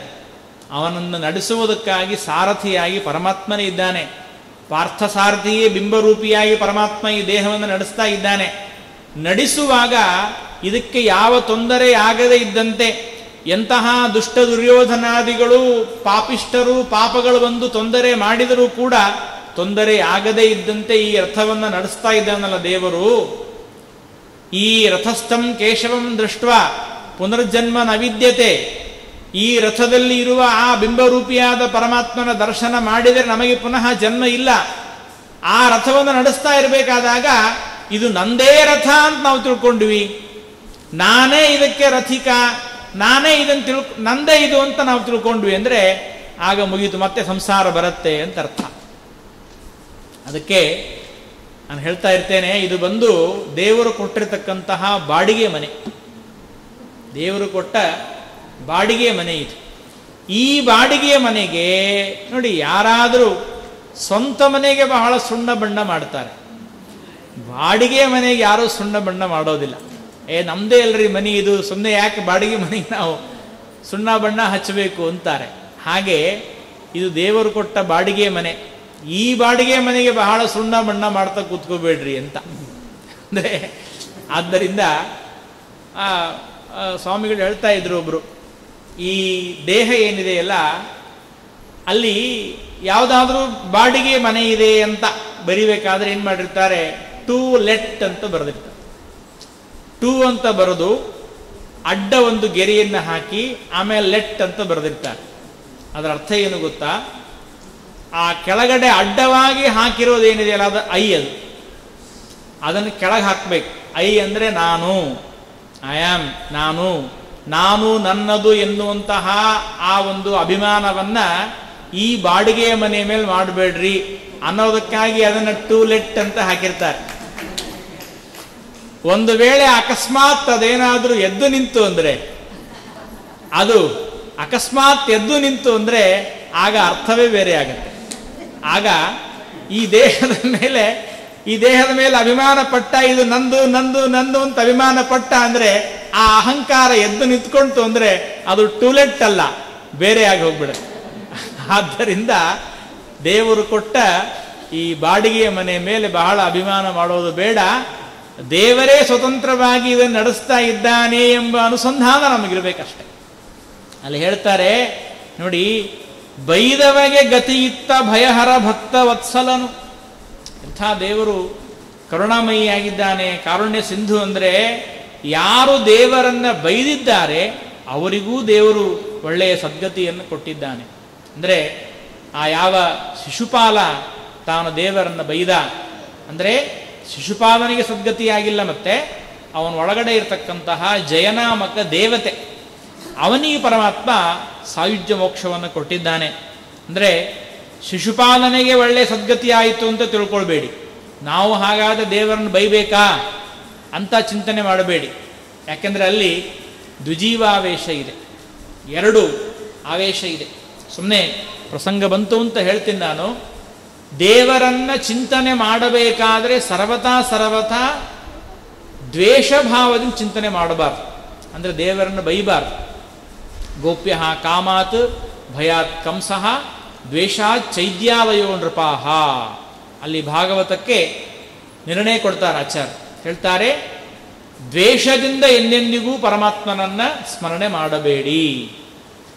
ಅಲ್ಲೇನಾಗತ್ತೆ ಅಂದರೆ ಹೇಳುವಾಗ ಕಥಂಚಿನ್ ನೆಕ್ಷತೆ ಪೃಥಕ ಯಥಾ ವೈರಾನುಬಂಧೇನ, ಸಪ್ತಮ ಸ್ಕಂದದಲ್ಲಿ ಬರುವಾಗ ಏನಾಗತ್ತೆ ಅಂದರೆ, ಯಾವ ರೀತಿಯಾಗಿ ನಾವು ಒಬ್ಬರನ್ನು ದ್ವೇಷ ಮಾಡ್ತಾ ಇರ್ತೇವೆ, ಆ ದ್ವೇಷ ಮಾಡುವ ವ್ಯಕ್ತಿಯನ್ನು ಎಷ್ಟು ನಾವು ಸ್ಮರಣೆ ಮಾಡ್ತೇವೆ ಅಷ್ಟು ಪ್ರೀತಿ ಮಾಡುವ ವ್ಯಕ್ತಿಯನ್ನು ಸ್ಮರಣೆ ಮಾಡೋದಿಲ್ಲ. ಅದಕ್ಕಾಗಿ ನೀವೇನ್ ಮಾಡ್ರಿ ಅಂದ್ರೆ ದೇವರನ್ನ ದ್ವೇಷ ಮಾಡ್ತಾ ಆದ್ರೂ ಭಕ್ತಿ ಮಾಡ್ರಿ ಅಂತ ಬರುತ್ತೆ. ಇದು ನೋಡಿ, ಕೆಲವು ಮತದ ಪ್ರಕಾರ ಕೆಲವರೇನು ಹೇಳ್ತಾರೆ ಅಂದರೆ ದೇವರನ್ನು ದ್ವೇಷ ಮಾಡಿ ಆದರೂ ಸ್ಮರಣೆ ಮಾಡಬಹುದು ಅಂತ ಹೇಳ್ತಾರೆ. ಆದರೆ ಆಚಾರ್ಯ ಹೇಳ್ತಾರೆ, ಕರ್ಮಣ ಮನಸ ವಾಚ ಯೋ ದ್ವಿಷ್ಯಾತ್ ವಿಷ್ಣುಮವ್ಯಯಂ ಮಜ್ಜಂತಿ ಪಿತರಸ್ತಸ್ಯ ನರಕೇ ಶಾಶ್ವತಿ ಸಮಾಹ. ಎಂದೆಂದಿಗೂ ದೇವರನ್ನು ದ್ವೇಷ ಮಾಡಬಾರ್ದು. ಮತ್ತಲ್ಲಿ ಕೊಟ್ಟಿದ್ದಾರಲ್ಲ, ಯಾವ ರೀತಿಯಾಗಿ ದ್ವೇಷ ಮಾಡ್ತಾ ಇರೋ ವ್ಯಕ್ತಿಯನ್ನ ಯಾವಾಗಲೂ ಸ್ಮರಣೆ ಮಾಡ್ತಾನೋ ಹಾಗೆ ದೇವರ ಸ್ಮರಣೆ ಮಾಡಬೇಕು ಅಂತ ಕೊಟ್ಟಿದ್ದಾರಲ್ಲ. ಅಂದರೆ ಅದಕ್ಕೆ ಅಲ್ಲಿ ಆಚಾರ್ಯ ಹೇಳ್ತಾರೆ, ಕೇವಲ ದೃಷ್ಟಾಂತ ಅಷ್ಟೇ ಅದು. ಅಲ್ಲೇನು ತಗೋಬೇಕು ನಾವು ಅದರಲ್ಲಿ ಅಂದರೆ, ಆ ಯಾವ ರೀತಿಯಾಗಿ ಒಬ್ಬ ವ್ಯಕ್ತಿ ದ್ವೇಷವನ್ನು ಮಾಡುವಂತಹ ವ್ಯಕ್ತಿಯನ್ನ, ದ್ವೇಷಿಯನ್ನ ನಿರಂತರವಾಗಿ ಸ್ಮರಣೆ ಮಾಡ್ತಾ ಇರ್ತಾನೋ ಹಾಗೆ ನೀನು ಭಕ್ತಿಯಿಂದ ಸ್ಮರಣೆ ಮಾಡು. ಹಾಗೆ ಅರ್ಥ ಮಾಡ್ಕೋಬೇಕು. ಅದು ದೃಷ್ಟಾಂತದಲ್ಲಿ ಸಾಮ್ಯ ಇರೋದಿಲ್ಲ. ಯಾರೋ ಒಬ್ರು ಕೇಳಿದ್ರು, ಪಾಪ ಅಮೃತ ಹೆಂಗಿರುತ್ತೆ ಆಚಾರ್ಯ ಹೇಳ್ರಿ ನೋಡೋಣ. ಅಮೃತ ಹೆಂಗಿರುತ್ತೆ ಅಂತ ಹೆಂಗೆ ಹೇಳೋದು? ಅದನ್ನು ಕುಡ್ದವರೇ ಹೇಳಬೇಕು. ಕುಡ್ದವ್ರು ಯಾರು ತಿರುಗಿ ಬಂದೇ ಇಲ್ಲ, ಹೆಂಗೆ ಹೇಳಬೇಕು? ಅದಕ್ಕೆ ನಾನು ಹೇಳಿದೆ, 2-3 ದಿವಸ ಅಖಂಡವಾಗಿ ಉಪವಾಸ ಇದ್ದು ಆಮೇಲೆ ಕಾಫಿ ಕೊಟ್ರೆ ಹೆಂಗಿರುತ್ತೆ, ಆಮೇಲೆ ಕಾಫಿ ಕೊಟ್ರೆ ಹೆಂಗಿರುತ್ತೋ ಹಂಗಿರುತ್ತೆ. ಹೆಂಗೆ ಹೇಳ್ಬೇಕು ಮತ್ತೀಗ? ಹೆಂಗಿದೆ ಅಂತ ಹೇಳಲಿಕ್ಕಾಗೋದಿಲ್ಲ, ಅದಕ್ಕೆ ದೃಷ್ಟಾಂತದಲ್ಲಿ ಸಾಮ್ಯ ಇಲ್ಲ. ಹಿಂಗೆ ರುಚಿ ಇರುತ್ತೆ ಅಷ್ಟೇ ಹೇಳಬೇಕೇ ಹೊರತು, ಹಾಗೆ ದೇವರನ್ನ ದ್ವೇಷ ಮಾಡ್ತಾ ಭಕ್ತಿ ಮಾಡಬೇಕು ಅಂದರೆ ದ್ವೇಷ ಮಾಡಬೇಕು ಅಂತ ಅರ್ಥ ಅಲ್ಲ. ಅದಕ್ಕೆ ಒಂದು ಕತೆ ಹೇಳ್ತಾ ಇರ್ತೀನಿ ನಾನು. ಪಾಪ ಇವರು ದುರ್ವಾಸರು ಒಂದು ಕನ್ನಡಿ ಇಟ್ಕೊಂಡಿದ್ರು. ಆ ಕನ್ನಡಿಯ ವಿಶೇಷತೆ ಏನು ಅಂದರೆ, ಆ ಕನ್ನಡಿಯನ್ನ ಯಾರ ಮುಂದೆ ಹೋಗಿ ಹಿಡಿತಾರೆ, ಅವರು ಯಾರು ಸ್ಮರಣೆ ಮಾಡ್ತಿರ್ತಾರೆ ಅವರ ಚಿತ್ರ ಆ ಕನ್ನಡಿಯಲ್ಲಿ ಮೂಡುತ್ತೆ. ಹಾಗಾಗಿ ಏನು ಮಾಡಿದ್ರು ಅಂದರೆ, ಆ ಕನ್ನಡಿಯನ್ನು ತೆಗೆದುಕೊಂಡು ಹೋಗಿ ರುಕ್ಮಿಣಿ ದೇವಿ ಮುಂದೆ ಹಿಡಿದ್ರು. ಆ ಕನ್ನಡಿಯಲ್ಲಿ ಕೃಷ್ಣ ಪರಮಾತ್ಮನ ಚಿತ್ರ ಮೂಡಿತು. ಓ ಏನಮ್ಮ, ಅಷ್ಟು ಕೃಷ್ಣನ ಸ್ಮರಣೆ ಮಾಡ್ತೀಯ ನೀನು? ಹೌದು, ನನ್ನ ಪ್ರಾಣನಾಥ ಸ್ವಾಮಿ ದೇವರ ಸ್ಮರಣೆ ಮಾಡ್ತೀನಿ, ಬಹಳ ಸಂತೋಷ ಅಂದರು. ಆ ಕನ್ನಡಿಯನ್ನು ತಮ್ಮ ಜೋಳಿಗೆಯಲ್ಲಿ ಹಾಕ್ಕೊಂಡ್ರು. ನೇರವಾಗಿ ದುರ್ಯೋಧನ ಮನೆಗೆ ಬಂತು. ದುರ್ಯೋಧನ ಮುಂದೆ ಹಿಡಿದ್ರು. ಆಗಲೂ ಕೃಷ್ಣನ ಚಿತ್ರವೇ ಮೂಡಿತು. ಆಗ ಕೇಳಿದ್ರು, ಏನು ದುರ್ಯೋಧನ ಅಷ್ಟು? ಹೌದು ಸ್ವಾಮಿ, ಹೆಂಗೆ ಕೊಲ್ಲಬೇಕು ಅಂತ ನೋಡ್ತಾ ಇದ್ದೀನಿ, ಎಲ್ಲಿ ಸಿಗ್ತಾನೆ ಎಲ್ಲಿ ಕೊಲ್ಲಬೇಕು ಅಂತ ನೋಡ್ತಾ ಇದ್ದೀನಿ ನಾನು ಅವನನ್ನ. ನೋಡಿ, ಇಬ್ಬರೂ ಸ್ಮರಣೆ ಮಾಡ್ತಿದ್ದಾರೆ, ಆದರೆ ಸ್ಮರಣೆ ಮಾಡುವ ಹಿನ್ನೆಲೆಯಲ್ಲಿ ಭಾವನೆ ವ್ಯತ್ಯಾಸ ಇದೆ. ಇಬ್ಬರೂ ಸ್ಮರಣೆ ಮಾಡ್ತಿದ್ದಾರೆ. ಇವನು ದ್ವೇಷದಿಂದ ಮಾಡ್ತಾ ಇದ್ದಾನೆ, ಅವಳು ಭಕ್ತಿಯಿಂದ ಮಾಡ್ತಾ ಇದ್ದಾನೆ. ಆದ್ದರಿಂದ ದೇವರು ಬೈದವನಿಗಿತ್ತ ಸದ್ಗತಿಯ ಅಂತ ದಾಸರು ಹೇಳಿದ್ದಾರೆ ಅಂದರೆ ಅದರ ಅರ್ಥ ಚೆನ್ನಾಗಿ ಮಾಡ್ಕೋಬೇಕು ನಾವು. ದೇವರನ್ನ ಬೈಯೋದಲ್ಲ, ಅವನ ಒಳಗಡೆ ಇರತಕ್ಕಂತಹ ಜಯನಾಮಕ ದೇವತೆ ಯಾವಾಗಲೂ ಸ್ಮರಣೆ ಮಾಡ್ತಾ ಇದ್ದ. ದೇವರ ಮೇಲೆ ಭಕ್ತಿ ಇತ್ತವನು. ಅದೇ ಮುಂದೆ ಸಂಧಿಯಲ್ಲಿ ಹೇಳ್ತಾರೆ ಜಗನ್ನಾಥದಾಸರು, ದೇವರು ಎಷ್ಟು ಕರುಣಾಮಯಿ ಆಗಿದ್ದಾನೆ ಅಂದರೆ, ನೋಡಿ, ಸಾಮಾನ್ಯವಾಗಿ ಮನುಷ್ಯರಿಗೆ ನಾವು ಯಾರಿಗಾದರೂ ಬೈದರೆ ಅವರು ನಮಗೆ ಎಚ್ಚರಿಕೆ ಕೊಡ್ತಾರೆ. ನನಗೆ ಕಳ್ಳ ಅಂತೀಯ ನೀನು, ಇನ್ನೊಮ್ಮೆ ನೋಡು, ಒಂದು ಕಳ್ಳ ಅನ್ನೋದ್ರೆ ನೋಡಿ ನಿನ್ನನ್ನು ಅಂತ ನಮಗೆ ವಾರ್ನಿಂಗ್ ಕೊಡ್ತಾರೆ. ಆದರೆ ದೇವರೆಷ್ಟು ಕರುಣಾಮಯಿ ಅಂದರೆ, ಸ್ವಾಮಿ ನೀನು ನವನೀತ ಚೋರ, ಬೆಣ್ಣೆ ಕಳ್ತನ ಮಾಡಿದವ, ನವನೀತ ಚೋರ ಅಂತ ಕರೆದ್ರೆ ದೇವರು ನಮ್ಮ ಕಳ್ಳತನ ಮಾಡಿದ ಪಾಪವನ್ನು ಪರಿಹಾರ ಮಾಡ್ತಾನಂತೆ. ಎಷ್ಟು ಕರುಣಾಮಯಿ ನೋಡಿ. ದೇವರನ್ನ ಸೋದರ ಮಾವನ್ನ ಕೊಂದವನೇ ಅಂತ ಕರೆದರೆ ನಮ್ಮ ಪಾಪಗಳನ್ನು ಪರಿಹಾರ ಮಾಡ್ತಾನೆ. ಹಾಗಾಗಿ ಚೋರತ್ವವನ್ನು ಮಾಡಿದ ಪಾಪಗಳಿಗೆಲ್ಲ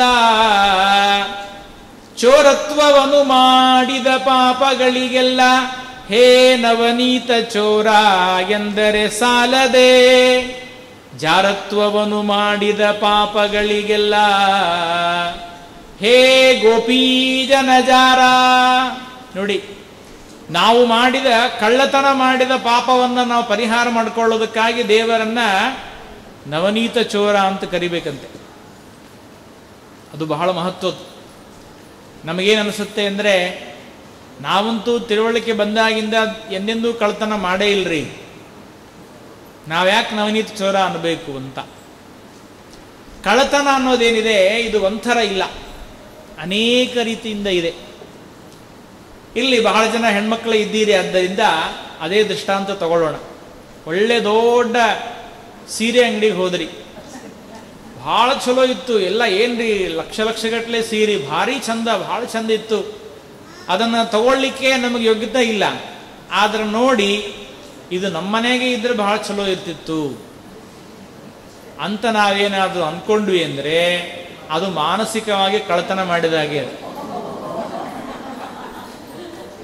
ಯಾಕೆ? ಯೋಗ್ಯತೆ ಇಲ್ಲ ಅಂದ್ರೆ ಇಚ್ಛೆ ಪಡಬೇಡಿ.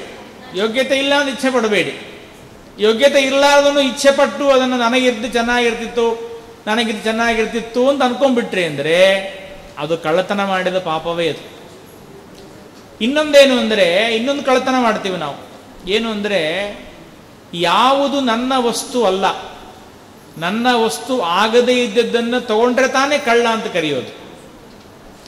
ನನ್ನ ವಸ್ತು ಯಾವುದಲ್ಲ ಅಂದರೆ, ಸ್ವಾತಂತ್ರ್ಯ ಇದು ನಮ್ಮ ವಸ್ತು ಅಲ್ಲ. ಸ್ವತಂತ್ರೇಣ ಕರ್ತೃತ್ವ ಅದು ದೇವರ ವಸ್ತು. ದೇವರೇ ಸ್ವತಂತ್ರೇಣ ಕರ್ತೃ ಆಗಿದ್ದಾನೆ. ನಾವು ಬೆಳಿಗ್ಗೆ ಎದ್ದಾಗಿಂದ ರಾತ್ರಿ ತನಕ ನಾನು ಮಾಡ್ತೀನಿ, ನಾನು ಊಟ ಮಾಡ್ತೇನೆ, ನಾನು ಅಂತ ದೇವರ ಸ್ವಾತಂತ್ರ್ಯವನ್ನು ಕಳ್ಳತನ ಮಾಡಿದ್ದೀವಿ. ಅದಕ್ಕಾಗಿ ನಾವು ಬೆಳಗ್ಗಿಂದ ರಾತ್ರಿ ತನಕ ಕೈಯೊಳಗೆ ಜಪಮಾಲೆ ಹಿಡ್ಕೊಂಡು ನವನೀತ ಚೋರ ಅಂತ ಜಪ ಮಾಡ್ತಾನೆ ಇರಬೇಕು. ಯಾಕೆ? ಚೋರತ್ವವನ್ನು ಮಾಡಿದ ಪಾಪಗಳಿಗೆಲ್ಲ ನವನೀತ ಚೋರ ಅಂತ ಚಿಂತನೆ ಮಾಡಿ ಅಂತ ವ್ಯಾಸರಾಜ ಮಹೇಶ್ವರ ಹೇಳ್ತಾರೆ. ಹಾಗಾಗಿ ಏನು ಹೇಳಲಿಕ್ಕೆ ಬಂದೆ ಅಂದರೆ, ಬೈದವನಿಗೆ ಪರಮಾತ್ಮ ಸದ್ಗತಿಯನ್ನು ಕೊಟ್ಟ ಅಂತಂದರೆ ಆ ರೀತಿಯಿಂದಾದರೂ ದೇವರ ಸ್ಮರಣೆಯನ್ನು ವಿಶೇಷವಾಗಿ ಮಾಡಬೇಕು ಅಂತ ಹೇಳ್ತಾರೆ. ಹೀಗೆ ಪರಮಾತ್ಮ ತಾನು ಅನಿರುದ್ಧ ಪ್ರದ್ಯುಮ್ನ ಸಂಕರ್ಷಣ ವಾಸುದೇವ ನಾರಾಯಣ ರೂಪಿಯಾಗಿ ಪರಮಾತ್ಮ ತಾನು ಈ ಎಲ್ಲ ಅಗ್ನಿಗಳಲ್ಲಿ ಇದ್ದಾನೆ.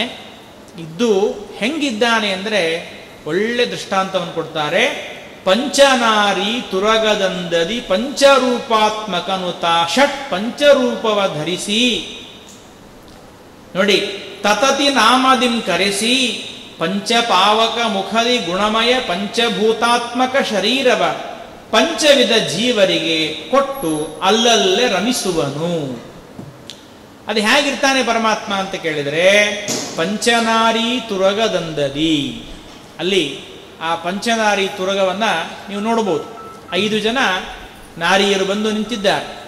ದೂರದಿಂದ ನೋಡಿದರೆ ಎಲ್ಲ ಸೇರಿ ಒಂದೇ ಒಂದು ಕುದುರೆ ಅಂತ ನಿಮಗನ್ಸತ್ತೆ, ಎಲ್ಲ ಸೇರಿ ಒಂದೇ ಕುದುರೆ ಅಂತ ಅನ್ಸತ್ತೆ. ಆದರೆ ಹತ್ತಿರದಲ್ಲಿ ಹೋದಾಗ ಗೊತ್ತಾಗತ್ತೆ, ಕುದುರೆಯ ಬಾಲ ಒಬ್ಬ ಸ್ತ್ರೀ ಇದ್ದಾಳೆ, ಕುದುರೆಯ ಕಾಲು ಒಬ್ಬ ಸ್ತ್ರೀ ಇದ್ದಾಳೆ, ಕುದುರೆಯ ಮುಖ ಒಬ್ಬ ಸ್ತ್ರೀ ಇದ್ದಾಳೆ, ಕುದುರೆಯ ಬೆನ್ನು ಒಬ್ಬ ಸ್ತ್ರೀ ಇದ್ದಾಳೆ. ಹತ್ತಿರ ಹೋಗಿ ನೋಡಿದಾಗ ಗೊತ್ತಾಗತ್ತೆ, ಓ ಹಾಗಾದರೆ ದೂರದಿಂದ ನೋಡಿದಾಗ ಒಂದೇ ಅಂತ ಕಾಣಿಸ್ತು, ಹತ್ತಿರ ಹೋದಾಗ ನಮಗೆ ಗೊತ್ತಾಗ್ತಾ ಇದೆ ಎಲ್ಲ ಭಿನ್ನ ಭಿನ್ನವಾಗಿ ಪ್ರತ್ಯೇಕವಾಗಿ ಕಾಣಿಸ್ತಾ ಇದ್ದ. ಹಾಗೆ ಪರಮಾತ್ಮ ತಾನು ದೂರದಿಂದ ನೋಡಿದಾಗ ನಿಮಗೆ ಒಂದೇ ದೇಹದಲ್ಲಿ ಸೇರಿದಾಗ ಒಬ್ಬನೇ ಪರಮಾತ್ಮ ಕಾಣಿಸ್ತಾನೆ. ಹತ್ತಿರ ಹೋಗಿ ನೋಡಿದ್ರಿ ಅಂದರೆ ಭಿನ್ನ ಭಿನ್ನವಾಗಿ ಪರಮಾತ್ಮನ ರೂಪಗಳು ಅದರಲ್ಲಿ ಕಾಣಿಸ್ತಾ ಇವೆ.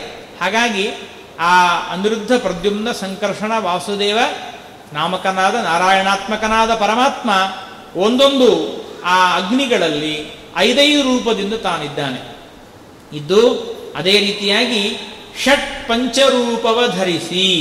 ನೋಡಿ, ಈ ರೀತಿಯಾಗಿ 5 ಅಂತ ತೆಗೆದುಕೊಂಡಾಗ 25 ಮತ್ತೆ ಭಗವಂತನ ರೂಪಗಳು, ಅದರ ಜೊತೆಗೆ ಒಂದೊಂದು ಭಗವಂತನ ರೂಪವನ್ನು ತೆಗೆದುಕೊಂಡಾಗ ಅಲ್ಲಿ 6 ಅಂತ ನಾವು ಅವಶ್ಯವಾಗಿ ತಿಳಿದುಕೊಳ್ಳಬೇಕು. ಹೀಗೆ ಆ ಪರಮಾತ್ಮ ಆ ಪಂಚ ಮಹಾಯಜ್ಞ ರೂಪದಲ್ಲಿ ಆ ಅಗ್ನಿಯಲ್ಲಿ ಇದ್ದು ಯಾವ ರೀತಿಯಾಗಿರ್ತಾನೆ, ಯಾವ ರೀತಿಯಾಗಿ ಆ ಯಜ್ಞವನ್ನು ಮಾಡುತ್ತಾನೆ ಅನ್ನೋದನ್ನು ನಮಗೆ ತಿಳಿಸಿಕೊಡ್ತಾರೆ. ಅದಾದ ಮೇಲೆ 10 ಪ್ರಾಣರಲ್ಲಿ ಪರಮಾತ್ಮ ದಶರೂಪದಿಂದ ತಾನಿದ್ದಾನೆ ಎಂಬುದಾಗಿ ನಮಗೆ ತಿಳಿಸ್ತಾರೆ. ನೋಡಿ, ವಿಧಿಭವಾದಿ ಸಮಸ್ತ ಜೀವರ ಹೃದಯದೊಳಗೆ ಏಕಾತ್ಮನೆನಿಸುವ ಎಲ್ಲ ಬ್ರಹ್ಮದೇವರು, ರುದ್ರದೇವರು ಮೊದಲಾದ ಎಲ್ಲ ಜೀವರಾಶಿಗಳ ಹೃದಯದಲ್ಲಿ ಪರಮಾತ್ಮ ಮುಖ್ಯವಾಗಿ ಏಕಾತ್ಮ ಸ್ವಾಮಿ ಎಂಬುದಾಗಿ ಇದ್ದಾನೆ. ಅದೇ ಪರಮಾತ್ಮ ತಾನು ಅಚ್ಯುತ ಅನಂತ ಗೋವಿಂದ, ಅಚ್ಯುತಾನಂತ ಗೋವಿಂದ ಎಂಬ 3 ರೂಪಗಳಿಂದ ಅಚ್ಯುತಾದಿ ಅನಂತ ರೂಪದಲ್ಲಿ, ಅಚ್ಯುತಾನಂತ ಗೋವಿಂದಾದಿ ಅನಂತ ರೂಪಗಳಿಂದ ತಾನೆಲ್ಲಿದ್ದಾನೆ ಅಂತ ಕೇಳಿದ್ರೆ ಅಧಿಭೂತ, ಅಧ್ಯಾತ್ಮ, ಅಧಿದೈವ ಎಂಬ 3 ತಾಪಗಳು. ನಮಗೇನು ಆಧ್ಯಾತ್ಮಿಕವಾದ ತಾಪ, ಆದಿಭೌತಿಕವಾದ ತಾಪ, ಆದಿದೈವಿಕವಾದ ತಾಪ. ಈ ಪಂಚಭೂತಗಳಿಂದ ನಮಗೆ ತಾಪ ಬರುತ್ತೆ. ಒಮ್ಮೆ ಬಿಸಿಲು ಜಾಸ್ತಿ ಆಗುತ್ತೆ, ಮಳೆ ಜಾಸ್ತಿ ಬರ್ತದೆ. ಪಂಚಭೂತಗಳಿಂದ ನಮಗೆ ಒಂದು ತಾಪಗಳು ಬರ್ತದೆ. ದೇವತೆಗಳ ಪೂಜೆಯನ್ನು ಸರಿಯಾಗಿ ಮಾಡೋದಿಲ್ಲ, ಸರಿಯಾಗಿ ವೈಶ್ವದೇವ ನೈವೇದ್ಯ ಬಲಿಹರಣಾದಿಗಳನ್ನು ಮಾಡೋದಿಲ್ಲ. ಆದ್ದರಿಂದಾಗಿ ಇದು ದೈವಿಕವಾದ ನಮಗೆ ತಾಪಗಳು ಬರ್ತದೆ. ಮಾನಸಿಕವಾಗಿ ಆಧ್ಯಾತ್ಮಿಕವಾದ ತಾಪಗಳು ತುಂಬ ಇದೆ, ಭಯಂಕರ ಇದೆ. ಅದೇನು ಅನಂತಾನಂತ ತಾಪಗಳಿದೆ ಮನಸ್ಸಿನಲ್ಲಿ. ಈ ಎಲ್ಲ ತಾಪಗಳು ಪರಿಹಾರವಾಗಬೇಕಾದರೆ ಅಲ್ಲಿ ಯಾವ ಪರಮಾತ್ಮ ಅಚ್ಯುತಾನಂತ ಗೋವಿಂದ ಎಂಬ ರೂಪದಿಂದಿದ್ದಾನೆ, ಅಧಿಭೂತದಲ್ಲಿ, ಅಧ್ಯಾತ್ಮದಲ್ಲಿ, ಅಧಿದೈವದಲ್ಲಿ ಪರಮಾತ್ಮ ಅಚ್ಯುತಾನಂತ ಗೋವಿಂದ ಎಂಬ ರೂಪದಿಂದಿದ್ದಾನೆ. ಅದೇ ರೀತಿಯಾಗಿ ಪ್ರಾಣಾಪಾನುವ್ಯಾನೋದಾನ ಸಮಾನ ನಾಗ ಕೃಕಲ ಕೂರ್ಮ ದೇವದತ್ತ ಧನಂಜಯ ಎಂಬ ದಶವಿಧ ಪ್ರಾಣರಲ್ಲಿ ಪರಮಾತ್ಮ ಇದ್ದಾನೆ ಎಂಬುದಾಗಿ ನಾವು ಚಿಂತನೆಯನ್ನು ಮಾಡಬೇಕು ಎಂಬುದಾಗಿ ಇಲ್ಲಿ ತಿಳಿಸ್ತಾ ಇದ್ದಾರೆ. ಅಪ ಎಷ್ಟೋ ಜನರಿಗೆ ಈ ತಾಪತ್ರಯಗಳು ಅಂದರೆ ಗೊತ್ತಿಲ್ಲ. ಈ ತಾಪತ್ರಯಗಳು ಅಂತ ಗೊತ್ತಿಲ್ಲದೇನೆ ಆ ಶಬ್ದವನ್ನು ಎಲ್ಲೆಲ್ಲೋ ಪ್ರಯೋಗ ಮಾಡ್ತಾರೆ. ಯಾರೋ ಕೇಳಿದರು, ಅಲ್ಲ ಹೇಗ್ರಿ ನಿಮ್ಮ ಮಗ ಆರಾಮಿದ್ದಾರ? ಓ ದೊಡ್ಡ ತಾಪತ್ರಯ ರೀ. ಮಗ ಹೇಗಿದ್ದಾನೆ ಅಂತ ಕೇಳಿದರೆ ದೊಡ್ಡ ತಾಪತ್ರಯ ಅಂದರು. ಅರೆ ಮಗ ಹೇಗಿದ್ದಾನೆ ದೊಡ್ಡ ತಾಪತ್ರಯ ಅಂದರೆ ಏನ್ರಿ, ನಮ್ಮ ಮಾತೇ ಕೇಳೋದಿಲ್ಲ, ಏನು ಮಾಡಿದ್ರು ಸರಿಯಾಗಿ ಸಂಧ್ಯಾವಂದನೆ ಮಾಡೋದಿಲ್ಲ, ಜಪ ಇಲ್ಲ, ಪಾರಾಯಣ ಇಲ್ಲ, ಹೋಮ ಇಲ್ಲ, ಏನು ಮಾಡೋದಿಲ್ಲ, ಬರೀ ತಿರುಗ್ತಾ ಇರ್ತಾನೆ, ದೊಡ್ಡ ತಾಪತ್ರಯ. ನಾಂದೆ ಮಗನಿಗೆ ತಾಪತ್ರಯ ಅನ್ಬೇಡ್ರಿ, ತಾಪ ಅಂತ ಅಷ್ಟೇ ಏನ್ರಿ. ಯಾಕೆಂದ್ರೆ ನಾವು 3 ಇಲ್ಲ ಒಬ್ಬನೇ ಇದ್ದಾನೆ. ಮಗನಿಗೆ ತಾಪತ್ರಯ. ಮಕ್ಕಳಿಗೆ ಕೇಳಿದ್ರೆ ಅಪ್ಪ ಅಮ್ಮ ದೊಡ್ಡ ತಾಪತ್ರಯ ರೀ ಅಂತ. ಮಕ್ಕಳಿಗೆ ಅಪ್ಪ ಅಮ್ಮ ತಾಪತ್ರಯ, ಅಪ್ಪ ಅಮ್ಮನಿಗೆ ಮಕ್ಕಳು ತಾಪತ್ರಯ. ಅತ್ತೆಗೆ ಸೊಸೆ ತಾಪತ್ರಯ, ಸೊಸೆಗೆ ಅತ್ತೆ ತಾಪತ್ರಯ. ಆದರೆ ನಾವು ತಿಳ್ಕೊಳ್ಬೇಕಾದ ವಿಚಾರವೇನೆಂದ್ರೆ, ಈ ತಾಪತ್ರಯಗಳನ್ನ ಪರಿಹಾರ ಮಾಡ್ಕೋಬೇಕಾದ್ರೆ ಕೇವಲ ಭಗವಂತನ 3 ನಾಮಗಳು ಅಚ್ಯುತಾನಂತ ಗೋವಿಂದ ನಾಮೋಚ್ಚಾರಣ ಭೇಷಜಾಹ ನಶ್ಯಂತಿ ಸಕಲ ರೋಗಾಹ ಸತ್ಯಂ ಸತ್ಯಂ ವದಾಮ್ಯಹಂ. ನೋಡಿ, ಪದ್ಮಪುರಾಣದಲ್ಲಿ ಹೇಳ್ತಾರೆ, ರುದ್ರದೇವರು ತಾವೇನು ವಿಷಪಾನವನ್ನು ಮಾಡಿದ್ರಲ್ಲ, ವಿಷಪಾನವನ್ನು ಮಾಡಿದಾಗ ಆ ವಿಷದಿಂದ ಬಂದಿರತಕ್ಕಂತಹ ಭೀತಿ, ಆ ರೋಗ, ಅದನ್ನು ಪರಿಹಾರ ಮಾಡಿಕೊಳ್ಳೋದಕ್ಕಾಗಿ ಅವರು ಜಪ ಮಾಡಿದ್ದು ಯಾವುದು ಗೊತ್ತಾ? ಇದೇ 3 ಅಚ್ಯುತಾನಂತ ಗೋವಿಂದ, ಅಚ್ಯುತಾನಂತ ಗೋವಿಂದ, ಅಚ್ಯುತಾನಂತ ಗೋವಿಂದ ಅಂತೆ ರುದ್ರದೇವರು ತಪಸ್ಸು ಮಾಡಿದ್ದಾರೆ. ಆ ಅಚ್ಯುತಾನಂತ ಗೋವಿಂದನನ್ನು ಸ್ಮರಣೆ ಮಾಡೋದರಿಂದ ಅವರ ವಿಷಬಾಧೆ ಪರಿಹಾರವಾಗಿದೆ. ಅದನ್ನು ನಾವು ಚೆನ್ನಾಗಿ ತಿಳಿದುಕೊಳ್ಳಬೇಕು. ಹಾಗಾಗಿ ಯಾವಾಗಾದರೂ ಕೂಡ ನಾವು ಏನೇ ಒಂದು ಔಷಧವನ್ನು ತೆಗೆದುಕೊಳ್ಳಬೇಕಾದರೆ ಈ ಅಚ್ಯುತಾನಂತ ಗೋವಿಂದನ ಸ್ಮರಣೆಯನ್ನು ಮಾಡಿ ಔಷಧವನ್ನು ತೆಗೆದುಕೊಳ್ಳಬೇಕು. ನಮಗೆಲ್ಲ ಗೊತ್ತಿದೆಯಲ್ಲ, ಔಷಧಂ ಜಾಹ್ನವಿ ತೋಯಂ ವೈದ್ಯೋ ನಾರಾಯಣೋ ಹರಿಹಿ. ವೈದ್ಯರಲ್ಲಿ ಪರಮಾತ್ಮ ಇದ್ದು ನಮಗೆ ಆ ರೋಗವನ್ನು ಕಂಡುಹಿಡಿದು ರೋಗಕ್ಕೆ ಔಷಧಿಯನ್ನು ಕೊಡ್ತಾನೆ ಪರಮಾತ್ಮ. ಹಾಗೆ ಆ ಔಷಧ ಅಂದರೆ ಸಾಕ್ಷಾತ್ತಾಗಿ ಗಂಗಾ ನದಿ ಇದ್ದ ಹಾಗೆ. ಅದನ್ನು ನಾವು ಸ್ವೀಕಾರ ಮಾಡುವಾಗ ಈ ಅಚ್ಯುತಾನಂತ ಗೋವಿಂದ ಎನ್ನುವಂತಹ ರೂಪವನ್ನು ಚಿಂತನೆ ಮಾಡಬೇಕು. ಸ್ವಲ್ಪ ನಾವೀಗ ಮರ್ತಿದ್ದೇವಷ್ಟೇ ಅದನ್ನು. ಈಗ ಒಂದು 5-6 ವರ್ಷದ ಹಿಂದೆ ಯಾವಾಗ ಎಲ್ಲರಿಗೂ ಒಬ್ರಿಗೊಬ್ರು ನೋಡೋದಿಲ್ಲ, ಮಾತಾಡೋದಿಲ್ಲ, ಕೇಳೋದಿಲ್ಲ, ಕೊಡೋದಿಲ್ಲ, ಅದೇನಿತ್ತು ನೋಡ್ರಿ, ಆವಾಗ ಅಚ್ಯುತಾನಂದ ಗೋವಿಂದ ಯಾವಾಗಲೂ ಸ್ಮರಣೆ ಮಾಡ್ತಾನೆ ಇದ್ವಿ ನಾವು, ಅಲ್ವಾ? ಕೊರೋನಾದಲ್ಲಿ ಅಖಂಡವಾಗಿ ಅಚ್ಯುತಾನಂದ ಗೋವಿಂದನ ಸ್ಮರಣೆ ಮಾಡ್ತಾ ಇದ್ವಿ. ಹಾಗೆ ಈ ಆ ಅಧ್ಯಾತ್ಮಾದಿ ರೂಪಗಳಲ್ಲಿ ದಶಪ್ರಾಣರಲ್ಲಿ ಪರಮಾತ್ಮ ಇದ್ದಾನೆ ಎಂಬುದಾಗಿ ತಿಳಿಸ್ತಾರೆ. ಅದರಲ್ಲೇನಾಗತ್ತೆ ಅಂದರೆ, ಎಲ್ಲ ಜೀವರಾಶಿಗಳ ಹೃದಯ ಹಾಗೂ ಅಧಿಭೂತ, ಅಧ್ಯಾತ್ಮ, ಅಧಿದೈವ, ಇಷ್ಟು ಆ 4 ಎಲ್ಲ ಜೀವರಾಶಿಗಳ ಹೃದಯ 1, ಅಧಿಭೂತ, ಅಧ್ಯಾತ್ಮ, ಅಧಿದೈವ, ಇದು 3 ಸೇರಿದರೆ 4. ಅದರ ಜೊತೆಗೆ ಪ್ರಾಣಾಪಾನ ವ್ಯಾನೋದಾನ ಸಮಾನ ಎಂಬತಕ್ಕಂತಹ 10, ಅದು 10, ಇದು 4, 2 ಸೇರಿ 14. ಈ 14 ರೂಪಗಳನ್ನು ನಾವು ಎಷ್ಟು ಚಿಂತನೆ ಮಾಡಬೇಕು ಅಂದರೆ, ಒಟ್ಟಾರೆ 28,453 ರೂಪಗಳನ್ನು 14 ಸ್ಥಾನಗಳಲ್ಲಿ ತಿಳಿಸ್ತಾ ಇದ್ದಾರೆ. ಚಿತ್ತೈಸುವುದು 8,20,453 ಸುಮೂರ್ತಿಗಳಲ್ಲಿ ಈ ಪರ್ಯಂತ ಇಷ್ಟೆಲ್ಲ ಆ ಭಗವಂತನ ರೂಪಗಳಿವೆ ಎಂಬುದಾಗಿ ನಾವು ಚಿಂತನೆಯನ್ನು ಮಾಡೋದರಿಂದ ಎಲ್ಲ ತಾಪತ್ರಯಗಳು ಪರಿಹಾರವಾಗ್ತದೆ. ಅದರ ಜೊತೆಗೆ ಹೇಳ್ತಾರೆ, ಆ ಪರಮಾತ್ಮ ಪುರುಷೋತ್ತಮನ ಸರ್ವತ್ರ ಪೂಜೆಯ ಮಾಡು ಕೊಂಡಾಡು. ಎಲ್ಲಿ ಹೋದಲ್ಲೂ ಕೂಡ ದೇವರನ್ನ ಚಿಂತನೆ ಮಾಡು, ಅಲ್ಲಲ್ಲಿ ದೇವರಿದ್ದಾನೆ ಎಂಬುದಾಗಿ ವಿಶೇಷವಾಗಿ ತಿಳಿದುಕೋ ಎಂಬುದಾಗಿ ತಿಳಿಸ್ತಾರೆ. ಇಲ್ಲಿ ಮುಂದೆ ಇಷ್ಟು ಪಂಚಮಹಾಯಜ್ಞ ಆ ಒಂದು ವಿಷಯಗಳನ್ನು ಮುಗಿಸಿ ಆಮೇಲೆ ಒಂದೊಂದು ಆ ದ್ರವ್ಯಗಳಲ್ಲಿ, ಶಬ್ದಾದಿಗಳಲ್ಲಿ, ಇಂದ್ರಿಯಾದಿಗಳಲ್ಲಿ, ಪಂಚಭೂತಗಳಲ್ಲಿ, ಯುಗಗಳಲ್ಲಿ ಯಾವ್ಯಾವ ಪರಮಾತ್ಮ ಇದ್ದಾನೆ ಅದನ್ನು ನಾವು ಹೇಗೆ ಚಿಂತನೆ ಮಾಡಬೇಕು ಅನ್ನೋದನ್ನು ತಿಳಿಸ್ತಾರೆ. ಹೀಗೆ ಸಕಲ ಶರೀರಗಳು ಹಾಗೂ ಶಬ್ದಾದಿ ಅಧಿಷ್ಠಾನಗಳಲ್ಲಿ ಪರಮಾತ್ಮ 16,411 ರೂಪಗಳಿಂದ ಇದ್ದಾನೆ ಎಂಬುದಾಗಿ ನಮಗೆ ತಿಳಿಸ್ತಾ ಇದ್ದಾರೆ. ಅದೆಷ್ಟು ಪುರಾಣಗಳಲ್ಲಿ ಹೇಳಿರ್ತಕ್ಕಂತಹ ಲೆಕ್ಕವನ್ನು ನಮಗೆ ದಾಸರು ಕೊಟ್ಟಿದ್ದಾರೆ ನೋಡಿ. ಹೇಳ್ತಾರೆ, 16,416 ರೂಪಗಳಿಂದ ಪರಮಾತ್ಮ ಇದ್ದಾನೆ. ಅಲ್ಲಿಯೇನೆ ವಾಯುದೇವರು ಕೂಡ ನಾಗಾದಿ ರೂಪಗಳಿಂದ ಇದ್ದಾರೆ. ನಾಗಾದಿ ರೂಪಗಳಿಂದ ಇದ್ದಾರೆ. ಮಾರುತನು ನಾಗಾದಿ ರೂಪದಿ. ಅದರ ಜೊತೆಗೆ 3ನೆಯ ಗುಣಮಾನಿ ಶ್ರೀ ದುರ್ಗಾರಮಣ, ದುರ್ಗಾದೇವಿಯ ರಮಣನಾಗಿರ್ತಕ್ಕಂತಹ ಪರಮಾತ್ಮ ಏನ್ ಮಾಡ್ತಾನೆ ಅಂದ್ರೆ, ಅವಿದ್ಯಾ ಕುಮೋಹವ ಕೊಡುವ ಕಾರಣಕ್ಕೆ ನಮಗೆ ಈ ಅವಿದ್ಯೆ ಅಂತ ಅನ್ನೋದೇನಿದೆಯಲ್ಲ, ಮೋಹ ಅಂತ ಅನ್ನೋದೇನಿದೆಯಲ್ಲ, ಈ ಮೋಹವನ್ನು ಕೊಡ್ತಕ್ಕಂತಹ ಪರಮಾತ್ಮ ಯಾರು ಅಂದರೆ ದುರ್ಗಾದೇವಿಯ ರಮಣ. ಅದಕ್ಕಾಗಿ ದೇವರನ್ನು ನಾವು ಚೆನ್ನಾಗಿ ಪ್ರಾರ್ಥನೆ ಮಾಡಿಕೊಳ್ಬೇಕು. ಸ್ವಾಮಿ, ನಮಗೆ ಈ ದುಷ್ಟವಾಗಿರತಕ್ಕಂತಹ ಅವಿದ್ಯೆಯನ್ನ, ಮೋಹವನ್ನು ಕೊಡಬೇಡ. ದುರ್ಗಾದೇವಿಗೆ ಅದಕ್ಕಾಗಿ ಪ್ರಾರ್ಥನೆ ಮಾಡ್ಕೋಬೇಕು. ದುರ್ಗಾದೇವಿ ಅವಳನ್ನ ನಾವು ವಿಜಯದಾಸರು ಹೇಳಿದ್ದಾರಲ್ಲ, ಅಜ್ಞಾನಕ್ಕಭಿಮಾನಿ ಅಂತ. ದುರ್ಗಾದೇವಿಯನ್ನು ನಾವು ಚಿಂತನೆ ಮಾಡಿದರೆ ನಮ್ಮ ಅಜ್ಞಾನವನ್ನು ದೂರ ಓಡಿಸ್ತಾಳೆ, ಅಜ್ಞಾನವನ್ನು ಕೊಡ್ತಾಳೆ ಅಂತ ತಿಳ್ಕೊಳ್ಬೇಡಿ.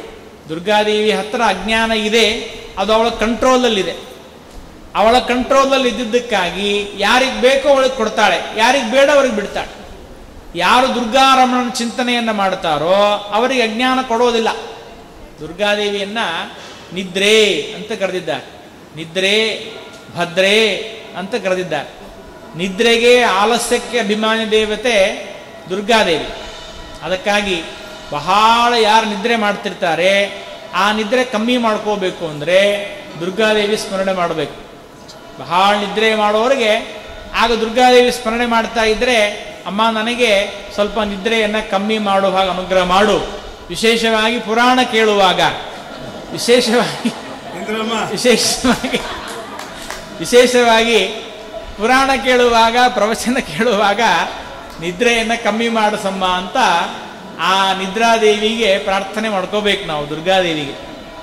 ಅದಕ್ಕಾಗಿ ಹೇಳ್ತಾ ಇದ್ದಾರೆ, 5 ಅವಿದ್ಯೆಗಳೊಳಗೆ ಇಹ ನಾಗಾದಿಗಳ ಅಧಿಷ್ಠಾನದಲ್ಲಿ ಲಕುಮೀಧವನು ಕ್ರುದ್ಧೋಲ್ಕ ಮೊದಲಾದ 5 ರೂಪಗಳ ತಾಧರಿಸಿ.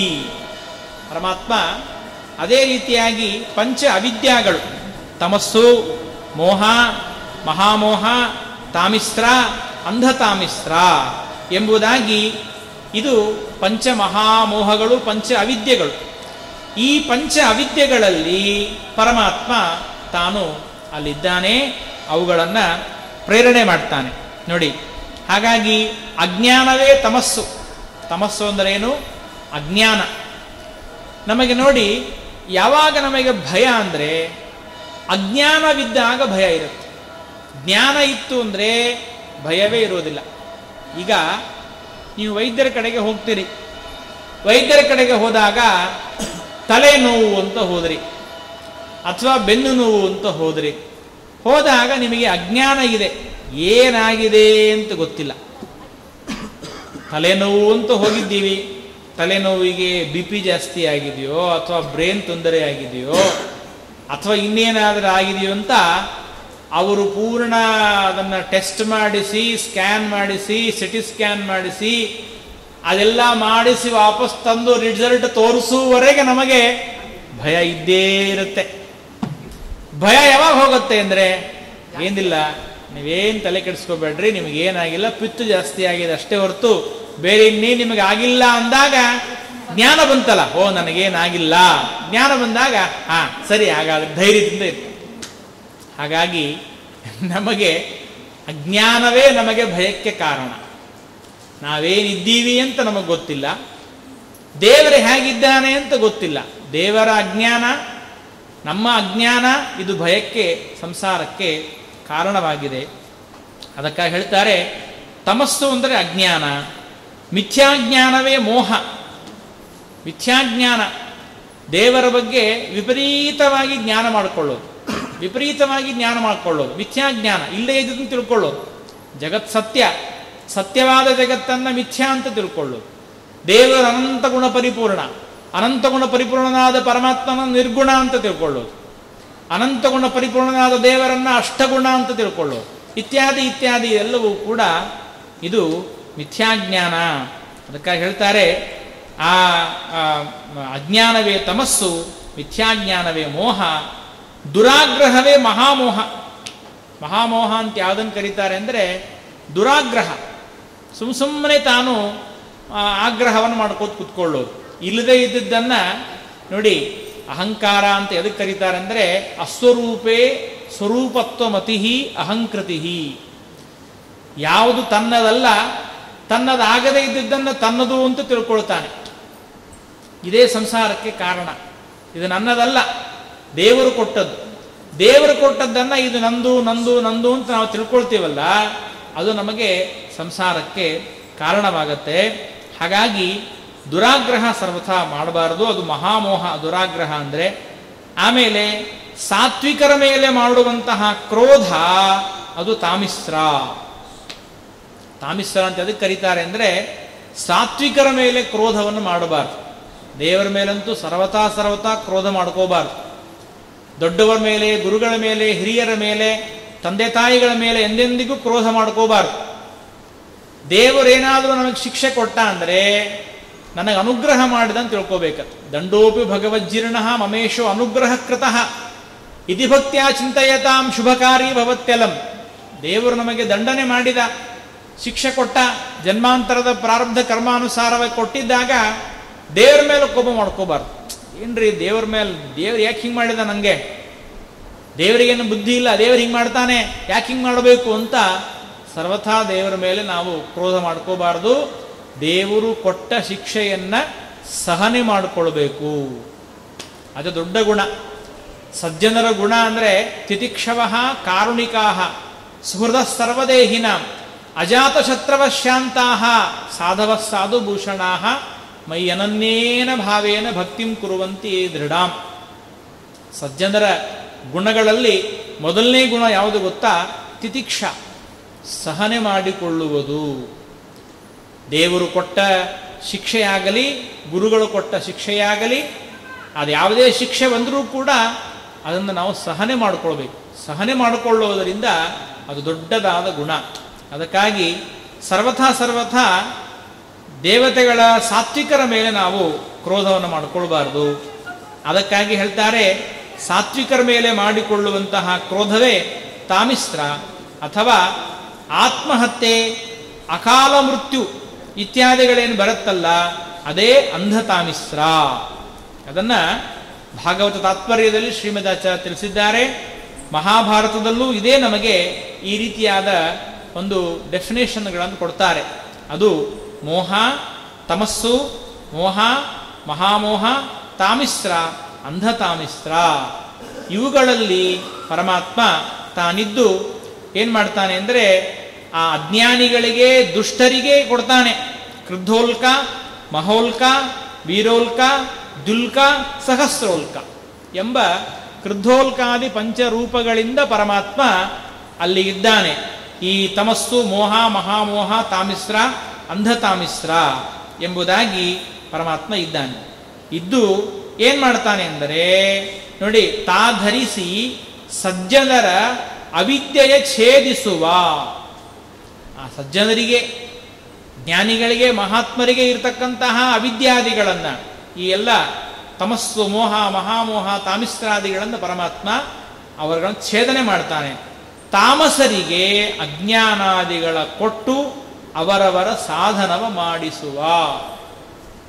ಯಾರು ತಮಸ್ಸು ಯೋಗ್ಯರಾಗಿದ್ದಾರೆ, ತಾಮಸರಾಗಿದ್ದಾರೆ, ಅವರಿಗೆ ಪರಮಾತ್ಮ ಅಜ್ಞಾನಾದಿಗಳನ್ನು ಕೊಡ್ತಾನೆ. ದೇವರ ಸಂಕಲ್ಪ ಅದು. ಯಾರು ಸ್ವರೂಪತಃ ತಾಮಸಿಗಳಾಗಿದ್ದಾರೆ, ಸ್ವರೂಪತಃ ತಾಮಸಿಗಳಾದವರಿಗೆ ಅವರಿಗೆ ಪರಮಾತ್ಮ ತತ್ವಜ್ಞಾನ ಬರುವಂತೆ ಮಾಡೋದಿಲ್ಲ. ತಮಗೆಲ್ಲ ಗೊತ್ತಿದೆ, ಬುದ್ಧರೂಪಿಯಾದ ಪರಮಾತ್ಮ ಅವತಾರ ಮಾಡಿ ತಾನು ಬೌದ್ಧ ಮತವನ್ನು ಉಪದೇಶ ಮಾಡಿದ. ಜಗತ್ತೆಲ್ಲವೂ ಕೂಡ ಅಸತ್ತಾಗಿದೆ, ಅಸಾರವಾಗಿದೆ, ಶೂನ್ಯನಾಗಿದೆ ಅಂತ ಶೂನ್ಯ ಮತವನ್ನು ಎಲ್ಲ ಕಡೆಗೆ ತಾನೇ ಪ್ರಚಾರ ಮಾಡಿದ. ಯಾಕೆ ಅಂದರೆ ಅದು ತಮಿಸ್ರರಿಗೆ, ಅಜ್ಞಾನಿಗಳಿಗೆ ದೇವರೇ ಕೊಡ್ತಕ್ಕಂಥದ್ದು. ಜ್ಞಾನಿಗಳಿಗೆ ಅಜ್ಞಾನವನ್ನು ಪರಮಾತ್ಮ ಛೇದನೆ ಮಾಡ್ತಾನೆ. ಆದ್ದರಿಂದ ಅದನ್ನು ನಾವು ಚೆನ್ನಾಗಿ ತಿಳಿದುಕೊಳ್ಳಬೇಕು. ಈ ರೀತಿಯಾಗಿ ನಾವು ದೇವರಿಗೆ ಪ್ರಾರ್ಥನೆ ಮಾಡಿಕೊಳ್ಬೇಕು. ಭಗವಂತ, ನಮ್ಮೊಳಗಡೆ ಇರತಕ್ಕಂತಹ ಯಾವ ಅಜ್ಞಾನಾದಿಗಳಿವೆ, ತಮಸ್ಸು ಮತ್ತು ತಾಮಿಸ್ರ, ಅಂಧತಾಮಿಸ್ರ, ಮೋಹ, ಇವುಗಳನ್ನೆಲ್ಲವನ್ನೂ ಕೂಡ ಪರಿಹಾರ ಮಾಡು ಎಂಬುದಾಗಿ ಭಗವಂತನಿಗೆ ಪ್ರಾರ್ಥನೆ ಮಾಡಬೇಕು ಅಂತ ಹೇಳ್ತಾರೆ. ಇನ್ನು ಅದೇ ರೀತಿಯಾಗಿ ಪರಮಾತ್ಮನ ಪಂಚ ಸಾಮರೂಪಗಳನ್ನು ತಿಳಿಸ್ತಾರೆ. ದೇವರು ಸಾಮರೂಪದಿಂದ ತಾನಿದ್ದಾನೆ. ಹೇಗೆ ಅಂತ ಕೇಳಿದರೆ ನೋಡಿ, ಅದರಲ್ಲಿ ಗೋವಿನೊಳಗೆ ಉದ್ಗೀತ ರೂಪದಿಂದ ಪರಮಾತ್ಮ ಇದ್ದಾನೆ. ಗೋವಿನಲ್ಲಿ ಉದ್ಗೀತ, ಆಡಿನಲ್ಲಿ ಕುರಿಯಲ್ಲಿ ಪರಮಾತ್ಮ ಪ್ರಸ್ಥಾವ ಎಂಬುದಾದ ಒಂದು ರೂಪ. ಅದೇ ರೀತಿಯಾಗಿ ಆಡಿನಲ್ಲಿ ಹಿಂಕಾರ, ಕುದುರೆಯಲ್ಲಿ ಪ್ರತಿಹಾರ, ಮನುಷ್ಯರ ಜೀವನಪ್ರದನಾದ ಪರಮಾತ್ಮ ನಿಧನ ಎಂಬ ರೂಪ. 5 ಪಂಚಸಾಮ ರೂಪಗಳು: ಉದ್ಗೀತ, ಪ್ರತಿಹಾರ, ನಿಧನ, ಉದ್ಗೀತ, ಪ್ರಸ್ತಾವ, ಹಿಂಕಾರ, ಪ್ರತಿಹಾರ, ನಿಧನ ಎಂಬ 5 ರೂಪಗಳು ಪಂಚ ಸಾಮ ರೂಪಗಳು ಅಂತ ಸಾಮವೇದದಲ್ಲಿ ತಿಳಿಸುವಂಥದ್ದು. ಅವೆಲ್ಲ ಸಾಮವೇದವನ್ನು ಹೇಳುವಾಗ ಬರ್ತಕ್ಕಂತಹ ಪ್ರಕಾರಗಳು. ಛಾಂದೋಗ್ಯ ಉಪನಿಷತ್ತಿನಲ್ಲಿ ಇದನ್ನು ನಮಗೆ ತಿಳಿಸಿದ್ದಾರೆ ಪರಮಾತ್ಮ. ಆದ್ದರಿಂದ ದೇವರು ಗೋವಿನಲ್ಲಿ ಪರಮಾತ್ಮ ಉದ್ಗೀತ ರೂಪದಿಂದ ಇದ್ದಾನೆ. ಆ ದೇವರು ಸ್ವಯಂ ತಾನು ಉದ್ಗೀತ ರೂಪದಿಂದ ಇದ್ದು ನಮಗೆಲ್ಲರಿಗೂ ಕೂಡ ವಿಶೇಷವಾಗಿ ಆ ಗೋವಿನಲ್ಲಿ 33 ಕೋಟಿ ದೇವತೆಗಳ ಸನ್ನಿಧಾನವನ್ನು ತಂದುಕೊಟ್ಟು ಅದರೊಳಗಡೆ ಇದ್ದು ಅದು ತಿನ್ನುವಂತಹ ಏನೊಂದು ಹುಲ್ಲಿದೆ, ಆ ಹುಲ್ಲಿನಿಂದ ಹಾಲನ್ನು ಮಾಡಿ ನಮಗೆಲ್ಲರಿಗೂ ಕೂಡ ಅತ್ಯಂತ ಸ್ವಾದಿಷ್ಟವಾದ ಆ ಹಾಲನ್ನು ಪರಮಾತ್ಮ ಕೊಡ್ತಾನೆ ಗೋವಿನೊಳಗಿದ್ದು. ನಿಜವಾಗಲೂ ಆ ಗೋಮಾತೆಗೆ ನಾವು ಎಷ್ಟು ನಮಸ್ಕಾರ ಮಾಡಬೇಕು ಅಂದರೆ ನಮ್ಮ ತಾಯಿಗಿಂತ ದೊಡ್ಡವಳು ಗೋಮಾತೆ. ಯಾಕೆ ಗೊತ್ತಾ? ನಮ್ಮ ತಾಯಿ ನಮಗೆ 1.5 ವರ್ಷ, ಬಹಳ ಆದರೆ 2 ವರ್ಷ ಹಾಲು ಕೊಡ್ತಾಳೆ ಅಷ್ಟೇ. ಅದಾದ ಮೇಲೆ ಸಾಯೋ ತನಕ ನಾವು ಹಾಲು ಕುಡಿಯೋದು ಗೋಮಾತೆ ಹಾಲನ್ನೇ ಕುಡಿತೀವಿ. ಸಾಯೋ ತನಕ ಗೋಮಾತೆ ಹಾಲೇ ಕುಡಿತೀವಿ. ಗೋಮಾತೆ ಹಾಲು ಎಷ್ಟು ಮಹತ್ವದ್ದು ಅಂದರೆ ಕೊನೆ ತನಕ ಆ ಹಾಲನ್ನು ಕೊಡು ಬದುಕ್ತಾ ಇದ್ದೀವಿ. ಅಂದಮೇಲೆ ಆ ಗೋಮಾತೆ ಅವಳು ನಮ್ಮ ತಾಯಿಗಿಂತ ದೊಡ್ಡವಳು. ಅವಳನ್ನು ನಾವು ವಿಶೇಷವಾಗಿ ಪೂಜೆ ಮಾಡಬೇಕು. ಆ ಗೋಮಾತೆಯನ್ನು ಪೂಜೆ ಮಾಡುವಾಗ ಆ ಗೋಮಾತೆಯ ಅಂತರ್ಯಾಮಿಯಾದ ದೇವರು ಯಾರು ಅಂತ ಕೇಳಿದರೆ ಉದ್ಗೀತ. ಆ ಉದ್ಗೀತ ನಾಮಕನಾದ ಪರಮಾತ್ಮನನ್ನು ನಾವು ಅಲ್ಲಿ ಚಿಂತನೆ ಮಾಡಬೇಕು ಅಂತ ಹೇಳ್ತಾರೆ. ಹಾಗಾಗಿ ಗೋವಿನಲ್ಲಿ ಉದ್ಗೀತ ರೂಪನಾದ ಪರಮಾತ್ಮ ಇದ್ದಾನೆ. ಅದೇ ರೀತಿಯಾಗಿ ಅಜ ನೋಡಿ, ದೇವರಿಗೆ ಅಜ ಅಂತ ಯಾಕೆ ಕರೀತಾರೆ ಅಂದರೆ ಜನ್ಮರಹಿತನಾಗಿದ್ದಾನೆ ಪರಮಾತ್ಮ. ಆದ್ದರಿಂದಾಗಿ ಪರಮಾತ್ಮನಿಗೆ ಮತ್ತೆ ಅಜ ಎಂಬುದಾಗಿ ಕರೀತಾರೆ. ಹೀಗೆ ಯಾರು ಜೀವನಪ್ರದ ನಿಧನ ಮನುಜರಳು ಈ ವಿಧದಲ್ಲಿ ಪಂಚಸಾಮವ, ಈ 5 ಸಾಮ ರೂಪಗಳನ್ನು ನಾವು ಯಾವಾಗಲೂ ಚಿಂತನೆ ಮಾಡ್ತಿರ್ಬೇಕಂತ, ಯಾವಾಗಲೂ ಚಿಂತನೆ ಮಾಡ್ತಿರಬೇಕು. ಗೋವಿನಲ್ಲಿ ಉದ್ಗೀತ, ಕುರಿಯಲ್ಲಿ ಪ್ರಸ್ತಾವ, ಆಡಿನಲ್ಲಿ ಹಿಂಕಾರ, ಕುದುರೆಯಲ್ಲಿ ಪ್ರತಿಹಾರ, ಮನುಷ್ಯರಲ್ಲಿ ನಿಧನ. ಹೀಗೆ ಈ ಉದ್ಗೀತ, ಪ್ರಸ್ತಾವ, ಹಿಂಕಾರ, ಪ್ರತಿಹಾರ, ನಿಧನ ಎಂಬ ಪಂಚರೂಪಗಳನ್ನು ಜಾವಕ್ಕೆ ನೆನೆವರಿಗೆ, ಯಾರು 3 ತಾಸಿಗೊಮ್ಮೆ ಜಾವಕ್ಕೆ ಈ ಪರಮಾತ್ಮನ 5 ರೂಪಗಳನ್ನು ಚಿಂತನೆ ಮಾಡ್ತಾರೆ, ಅವರಿಗೆ ಪರಮಾತ್ಮ ಜನ್ಮಗಳನ್ನು ಕೊಡುವುದಿಲ್ಲ. ನೆನೆವರಿಗೆ 5 ದಿವಸನೂ ಜನುಮಗಳ, ಮತ್ತೆ ನಮಗೆ ಜನ್ಮ ತಿರುಗಿ ಬರಬಾರದು ಅಂತ ಅಪೇಕ್ಷೆ ಇದ್ದರೆ, ನಾವು ವೈಕುಂಠಕ್ಕೆ ಹೋಗಬೇಕು ಅಂತಾದರೆ ಆ ರೀತಿಯಾಗಿ ಆ ಪರಮಾತ್ಮನ ಪಂಚ ಸಾಮರೂಪಗಳನ್ನು ಚಿಂತನೆ ಮಾಡಬೇಕು ಅಂತ ಹೇಳ್ತಾರೆ. ಅದೇ ರೀತಿಯಾಗಿ ಯುಗಗಳಲ್ಲಿ ದೇವರ ಚಿಂತನೆ ಮಾಡಬೇಕು. ಯುಗ ಚತುಷ್ಟಯಗಳಲ್ಲಿ ತಾನಿದ್ದು ಯುಗ ಪ್ರವರ್ತಕ, ಧರ್ಮ ಕರ್ಮಗಳಿಗೆ ಪ್ರವರ್ತಕ ವಾಸುದೇವ ಅದೀರೆರಡು ರೂಪ ತೆಗೆದುಕೊಂಡು ಯುಗಾಧಿಕೃತತ ಯುಗ ಪ್ರವರ್ತಕ ನೆನಿಸಿ ಧರ್ಮ ಪ್ರಘಟಕನು ತಾನಾಗಿ ಭಕುತರಿಗೀವ ಸಂಪದವಾ. ಪರಮಾತ್ಮ ಈ 4 ಯುಗಗಳಲ್ಲಿ ಕೃತಯುಗ, ತ್ರೇತಾಯುಗ, ದ್ವಾಪರ ಯುಗ, ಕಲಿಯುಗ, ಈ 4 ಯುಗಗಳಲ್ಲಿ ತಾನು ಇದ್ದಾನೆ. ಇದ್ದು ಯಾವ ರೂಪದಿಂದಿದ್ದಾನೆ ಅಂದರೆ ವಾಸುದೇವಾದಿ ಈರೆರಡು ರೂಪವ. ಅಲ್ಲೂ ಕೂಡ ವಾಸುದೇವಾದಿ 4 ರೂಪಗಳಿಂದ ಇದ್ದಾನೆ. ವಾಸುದೇವ, ಅನಿರುದ್ಧ, ಪ್ರದ್ಯುಮ್ನ, ಸಂಕರ್ಷಣ ಎಂಬ ಈ ವಾಸುದೇವಾದಿ ಪರಮಾತ್ಮ 4 ರೂಪಗಳಿಂದ ತಾನಿದ್ದಾನೆ. ಇದ್ದೇನು ಮಾಡ್ತಾನೆ ಅಂದರೆ ಯುಗ ಪ್ರವರ್ತಕನಾಗಿದ್ದಾನೆ. ಆ ಯುಗವನ್ನು ಪರಮಾತ್ಮ ಪ್ರವರ್ತನೆಗೊಳಿಸ್ತಾನೆ. ಕೃತಯುಗ ಅಂತ ಯಾಕೆ ಕರೀತಾರೆ? ಕೃತಯುಗ ಅಂತ ಯಾಕೆ ಕರೀತಾರೆ ಅಂದರೆ ಕೃತಕೃತ್ಯಾಹ ಯುಗೇ ಯಸ್ಮಿನ್ ಜನಾಹ, ಯಾವ ಯುಗದಲ್ಲಿ ಹುಟ್ಟಿದ ಜನರು ತಾವು ಕೃತಕೃತ್ಯರು, ಮಾಡಬೇಕಾದ ಎಲ್ಲ ಕಾರ್ಯವನ್ನು ಮಾಡಿದವರು, ಅದಕ್ಕಾಗಿ ಆ ಯುಗಕ್ಕೆ ಕೃತಯುಗ ಅಂತ ಕರೀತಾರೆ. ಕೃತಯುಗದಲ್ಲಿ ಪುಣ್ಯನೇ ಜಾಸ್ತಿ ಇದೆ, ಪಾಪ ಇಲ್ಲೇ ಇಲ್ಲ. ಕೃತಯುಗದಲ್ಲಿ ಮೊನ್ನೆ ನೀವು ಕೇಳಿದ್ದೀರಿ ಪಂಚಾಂಗ ಶ್ರವಣದಲ್ಲಿ, ಯುಗಾದಿ ದಿವಸ ಪಂಚಾಂಗ ಶ್ರವಣ ಮಾಡುವಾಗ ಹೇಳ್ತಾರೆ ಪುಣ್ಯ 15, ಪಾಪ 0 ಕೃತಯುಗದಲ್ಲಿ. ಕೃತಯುಗದಲ್ಲಿ ಯಾರ ಮನೆಗೂ ಕೂಡ ಕೀಲಿ ಇಲ್ಲ, ಬಾಗಿಲಿದೆ, ಕೀಲಿ ಹಾಕೋದಿಲ್ಲ. ಯಾಕೆ ಹಾಕೋದಿಲ್ಲ ಅಂದರೆ ಕಳ್ಳರೇ ಇಲ್ಲ. ಕಳ್ಳರಿದ್ರೆ ತಾನೇ ಬೀಗ ಹಾಕಬೇಕು, ಕಳ್ಳರೇ ಇಲ್ಲ, ಆದ್ದರಿಂದ ಬೀಗವೇ ಹಾಕೋದಿಲ್ಲ. ಅದಕ್ಕಾಗಿ ಅದನ್ನು ಕೃತಯುಗ ಅಂತ ಕರೆದರು. ಕೃತಯುಗದಲ್ಲಿ ಪರಮಾತ್ಮ ವಾಸುದೇವ ರೂಪದಿಂದ ಇದ್ದಾನೆ. ಅದೇ ರೀತಿಯಾಗಿ ತ್ರೇತಾಯುಗ, ತ್ರೇತಾಯುಗ ಅಂತ ಯಾಕೆ ಕರೀತಾರೆ? ತ್ರಿಇತ, 3ರಿಂದ ಕೂಡಿದೆ, 3 ಪಾದ ಇದು ಇದೆ, ಅಲ್ಲಿ ಧರ್ಮ ಇದೆ. ಕೃತಯುಗದಲ್ಲಿ 4 ಪಾದ ಧರ್ಮ ಇತ್ತು, 1 ಪಾದ ಕಮ್ಮಿ ಆಯಿತು, 3 ಪಾದದಿಂದ ಅದು ಕೂಡಿದೆ. ಅದಕ್ಕಾಗಿ ತ್ರೇತಾಯುಗ. ತ್ರೇತಾಯುಗದಲ್ಲಿ 3 ಪಾದ ಮತ್ತೆ ಧರ್ಮ ಇದೆ. ಪರಮಾತ್ಮ ಆ ಯುಗದಲ್ಲಿ ಇದ್ದು ಆಯಾ ಧರ್ಮ ಕರ್ಮಗಳಿಗೆ ಪ್ರವರ್ತಕನಾಗ್ತಾನೆ, ಧರ್ಮ ಕರ್ಮಗಳನ್ನು ತಾನು ನಡೆಸ್ತಾನೆ. ಅದೇ ರೀತಿಯಾಗಿ ದ್ವಾಪರ ಯುಗ. ದ್ವಾಪರ ಯುಗ ಅಂದ್ರೆ ಏನು? ದ್ವಾಪರ ಅಂದರೆ ಸಂಶಯ, ದ್ವಾಪರ ಅಂದರೆ ಸಂದೇಹ, ಸಂಶಯ ಅಂತ ಅರ್ಥ. ಹಾಗಾಗಿ ದ್ವಾಪರ ಯುಗದ ಜನ ಕೃಷ್ಣ ಪರಮಾತ್ಮನ ಜೊತೆಗೆ ಇದ್ದರೂ ಕೂಡ ಕೃಷ್ಣನ ಮೇಲೆ ಸಂದೇಹ ಪಟ್ಟರು. ಕೆಲವರು ಕೃಷ್ಣನ ಮೇಲೆ ಸಂದೇಹ ಪಟ್ಟರು, ಅವ ದೇವರಾಗಿದ್ದಾನೋ ಇಲ್ಲೋ, ನೀನು ನಿಜವಾಗ್ಲೂ ದೇವರು ಅಂದರೆ ನಂಗೆ ವೈಕುಂಠ ತೋರಿಸೋದು. ಎಲ್ಲ ಗೋಪಾಲಕರಿಗೆ ಪರಮಾತ್ಮ ಯಮುನಾ ನದಿ ದಂಡಿಗೆ ಕರ್ಕೊಂಡು ಹೋಗಿ ಅವರಿಗೆಲ್ಲ ಕಣ್ಮುಚ್ಚ್ರಿ ಅಂತ ಹೇಳಿ ಅವ್ರ ಕಣ್ಮುಚ್ಚಿಸಿ ಡೈರೆಕ್ಟ್ ಕರ್ಕೊಂಡು ಹೋದ ದೇವರು. ಅಲ್ಲಿ ವೈಕುಂಠ ಹತ್ರ ಕರ್ಕೊಂಡು ಹೋಗಿ ತೋರಿಸಿದ, ನೋಡ್ರಿ ಅಲ್ಲೆಲ್ಲ ಕಾಣಿಸ್ತಾ ಇದೆಯಾ ನನ್ನ ಮನೆ, ವಿರಜಾ ನದಿ ನೋಡ್ರಿ, ವಿರಜಾ ನದಿ ನೋಡ್ರಿ, ಅಲ್ಲಿ ಮನೆ ಕಾಣಿಸ್ತಾ ಇದೆ ನೋಡ್ರಿ, ವೈಕುಂಠ ಎಷ್ಟು ಚೆನ್ನಾಗಿದೆ ಮನೆ. ಯಾರೊಬ್ರು ಸ್ನಾನ ಮಾಡ್ತೀನಿ, ಸ್ನಾನ ಮಾಡಲಿಕ್ಕೆ ಅವಕಾಶ ಇಲ್ಲ ಈಗ, ಬರೀ ನೋಡೋದಷ್ಟೇ.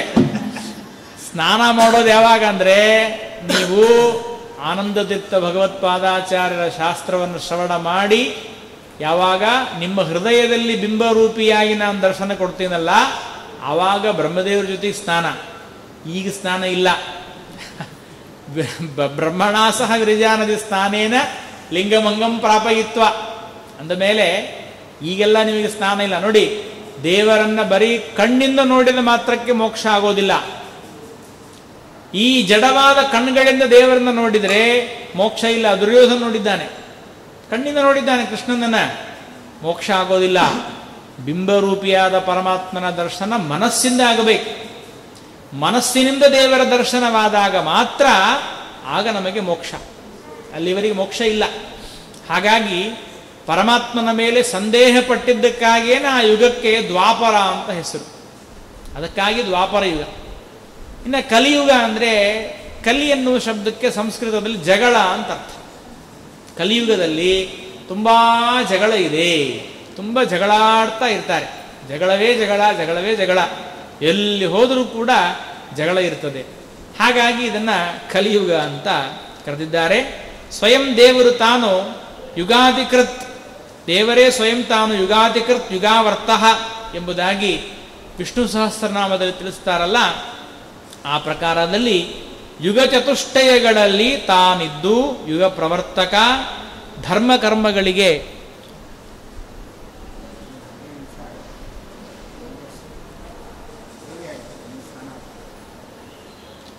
ಯುಗ ಚತುಷ್ಟಯಗಳಲ್ಲಿ ತಾನಿದ್ದು ಯುಗ ಪ್ರವರ್ತಕ, ಧರ್ಮ ಕರ್ಮಗಳಿಗೆ ಪ್ರವರ್ತಕ ಆಗಿ ಪರಮಾತ್ಮ ತಾನು ಯುಗಾಧಿಕೃತ್ ಎಂಬ ಹೆಸರು ತೆಗೆದುಕೊಂಡಿದ್ದಾನೆ. ಯುಗಾಧಿಕೃತ್ ಎಂಬ ಹೆಸರನ್ನು ತೆಗೆದುಕೊಂಡು ಧರ್ಮ ಪ್ರಘಟಕನು ತಾನಾಗಿ ಭಕುತರಿಗೀವ ಸಂಪದವ. ನಾನು ಯಾರು ಈ ರೀತಿಯಾಗಿ ಪರಮಾತ್ಮ ತಾನು 4 ಯುಗಗಳಲ್ಲಿ ಇದ್ದಾನೆ, ಆಯಾ ಯುಗಗಳಲ್ಲಿ ಇದ್ದು ಆಯಾ ಯುಗದ ಧರ್ಮಗಳನ್ನು ನಡೆಸ್ತಾನೆ, ಪ್ರವರ್ತಕನಾಗಿದ್ದಾನೆ. ಯುಗಾದಿ ಕೃತ್ ಎಂಬುದಾಗಿ ದೇವರನ್ನು ಕರೆದಿದ್ದಾರೆ. ಅಂತಹ ದೇವರನ್ನ ಯಾರು ಚಿಂತನೆ ಮಾಡ್ತಾರೋ ಅವರಿಗೆ ಪರಮಾತ್ಮ ಸಂಪತ್ತನ್ನು ಕೊಡ್ತಾನೆ. ಅವರಿಗೆ, ಆ ಭಕ್ತರಿಗೆ ಯೋಗ್ಯವಾದ ಬೇಕಾಗಿರುವಂತಹ ಸಂಪತ್ತನ್ನು ಕೊಡ್ತಾನೆ. ಅದಕ್ಕಾಗಿ ನಾನು ಹೇಳ್ತಾ ಇರ್ತೇನೆ, ಏನು ಅಂದರೆ, ಆ ಯುಗಾದಿ ದಿವಸ ನಾವೇನು ವಿಶೇಷವಾಗಿ ಹಬ್ಬವನ್ನು ಆಚರಣೆ ಮಾಡ್ತೇವೆ, ಸಂಭ್ರಮವನ್ನು ಆಚರಣೆ ಮಾಡ್ತೇವೆ. ಆ ಯುಗಾದಿ ಅಂದರೆ ಸ್ವಯಂ ದೇವರೇ, ಪರಮಾತ್ಮನೇ ವಿಶ್ವಾವಸು, ಪರಮಾತ್ಮನೇ ಕ್ರೋಧಿ, ಪರಮಾತ್ಮನೇ ಪರಾಭವ, ಪರಮಾತ್ಮನೇ ಪ್ರಜೋತ್ಪತ್ತಿ, ಪರಮಾತ್ಮನೇ ಹೇಮಲಂಬಿ, ಪರಮಾತ್ಮನೇ ವಿಲಂಬಿ. ಎಲ್ಲ ನಾಮ ಸಂವತ್ಸರದ ನಾಮಗಳೆಲ್ಲ ಅದು ದೇವರ ನಾಮಗಳೇ ಆಗಿವೆ. ಹಾಗಾಗಿ ಯುಗಾದಿಯ ದಿವಸ ನಾವು ಚಿಂತನೆ ಮಾಡಬೇಕಾದಾಗ ಆ ಯುಗಕ್ಕೆ ಆದಿ ಬ್ರಹ್ಮದೇವರು ಈ ಜಗತ್ತಿನ ಸೃಷ್ಟಿಯನ್ನು ಮಾಡಿದಾಗ ಸೃಷ್ಟಿಯನ್ನು ಪ್ರಾರಂಭ ಮಾಡಿದ ದಿವಸ ಅದು ಚೈತ್ರ ಶುದ್ಧ ಪ್ರತಿಪದ. ಅದಕ್ಕಾಗಿ ಅದನ್ನು ಯುಗಾದಿ ಅಂತ ಕರೆದು ಇನ್ನು ಯುಗ ಅಂದರೆ ಎರಡರ ಗುಂಪು ನೋಡಿ. ಚೈತ್ರ ವೈಶಾಖ ಅದೆರಡರ ಗುಂಪು ಒಂದು ಋತು. ಹೀಗೆ 6 ಋತುಗಳೇನಾಗತ್ತೆ, 6 ಋತುಗಳ ಯುಗ ಆದಿಯಾಗೋದು ಇವತ್ತು, ಆ ಯುಗಾದಿಯ ದಿವಸ. ಅದಕ್ಕಾಗಿಯೂ ಕೂಡ ಯುಗಾದಿ ಅಂತ ಕರೀತಾರೆ. ಇನ್ನು ಅದೇ ರೀತಿಯಾಗಿ ಯುಗ ಅಂದರೆ ಎರಡು ಅಂದ್ರೇನು, ಸುಖ ದುಃಖಕ್ಕೂ ಆದಿ.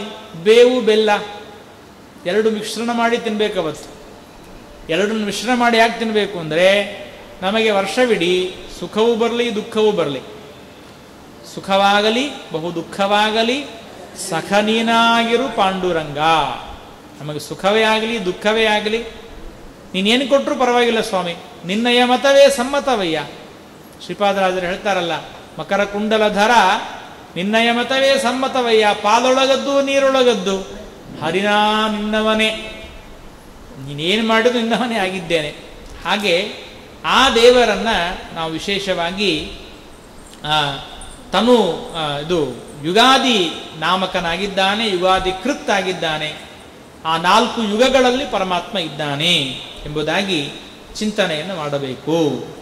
ಇನ್ನು ಅದೇ ರೀತಿಯಾಗಿ ದೇವರು ಕೊಟ್ಟಿರುವಂತಹ ಈ ಸುಂದರವಾದ, ಯಾರಿಗೂ ನಿರ್ಮಾಣ ಮಾಡಲು ಅಸಾಧ್ಯವಾಗಿರುವಂತಹ ಈ ದೇವರ ಅಚಿಂತ್ಯ ಅದ್ಭುತವಾದ ಶಕ್ತಿಯನ್ನು ನಾವು ನೋಡಬೇಕು ಅಂದರೆ ಬೇರೆ ಯಾವುದನ್ನು ನೋಡಬೇಕಾದ ಅವಶ್ಯಕತೆ ಇಲ್ಲ.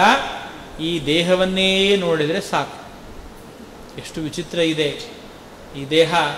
ಪರಮಾತ್ಮ ಮೇಲೆ ಚರ್ಮವನ್ನು ಹೊದಿಕೆ ಹಾಕಿ ನಮಗೆ ಸುಂದರವಾದ ದೇಹವನ್ನು ಕೊಟ್ಟು, ಒಳಗಡೆ 72,000 ನಾಡಿಗಳು, ಮಾಂಸ, ಮಜ್ಜ, ಮೇಧಸ್ಸು, ರಕ್ತ, ನರಗಳು, ಏನು ದೊಡ್ಡ ಕೆಲಸ ನಡೀತಾ ಇದೆ ನಮ್ಮ ದೇಹದಲ್ಲಿ.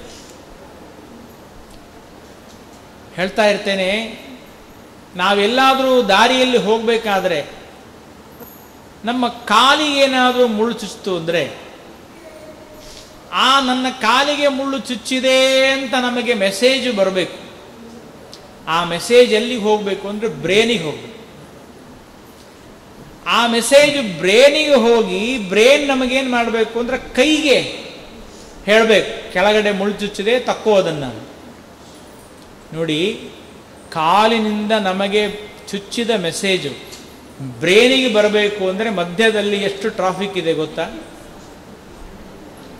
ಎಷ್ಟು ನರಗಳು ಓಡಾಡ್ತಾ ಇವೆ, ರಕ್ತ ಸಂಚಾರವಾಗ್ತಾ ಇದೆ, ಅದು ಹೆಂಗೆ ಓಡಿ ಬರಬೇಕು ಮೇಲೆ, ಎಲ್ಲ ಕಾಂಪ್ಲಿಕೇಶನ್ ಆಗಿದೆ. ಅದರಲ್ಲಿ ಭಯಂಕರ ನರಗಳೆಲ್ಲ ಕೂತ್ಕೊಂಡಿವೆ, ಹಾಗೆ ಹೀಗೆ ಮೇಲೆ ಹೋಗಿದೆ, ಎಲ್ಲ ಕಡೆ ಆಗಿದೆ.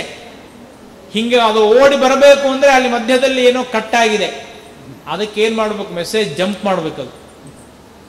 ಅದು ಜಂಪ್ ಆಗಿ ನಮ್ಮ ಬ್ರೇನಿಗೆ ಟಚ್ ಆಗಿ ಬ್ರೇನ್ ಕೈಗೆ ಹೇಳಿ ತೆಗಿಬೇಕು ಅಂದರೆ ಎಷ್ಟೊತ್ತಾಗತ್ತೆ? ಟೈಮು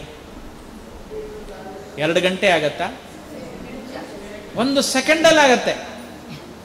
ಒಂದೇ 1 ಸೆಕೆಂಡಲ್ಲಿ ಈ ರೀತಿಯಾದ ವ್ಯವಸ್ಥೆಯನ್ನು ಪರಮಾತ್ಮ ಮಾಡಿದ್ದಾನೆ ಅಂದರೆ, ಈ ದೇಹವನ್ನು ದೇವರು ಕೊಟ್ಟಿದ್ದಾನೆ ಅಂದರೆ, ಆ ದೇಹದಲ್ಲಿ ನಾವು ಭಗವಂತನ ಚಿಂತನೆಯನ್ನು ಎಷ್ಟು ಮಾಡಬೇಕು ವಿಚಾರ ಮಾಡಿ, ಎಷ್ಟು ಮಾಡಬೇಕು ವಿಚಾರ ಮಾಡಿ.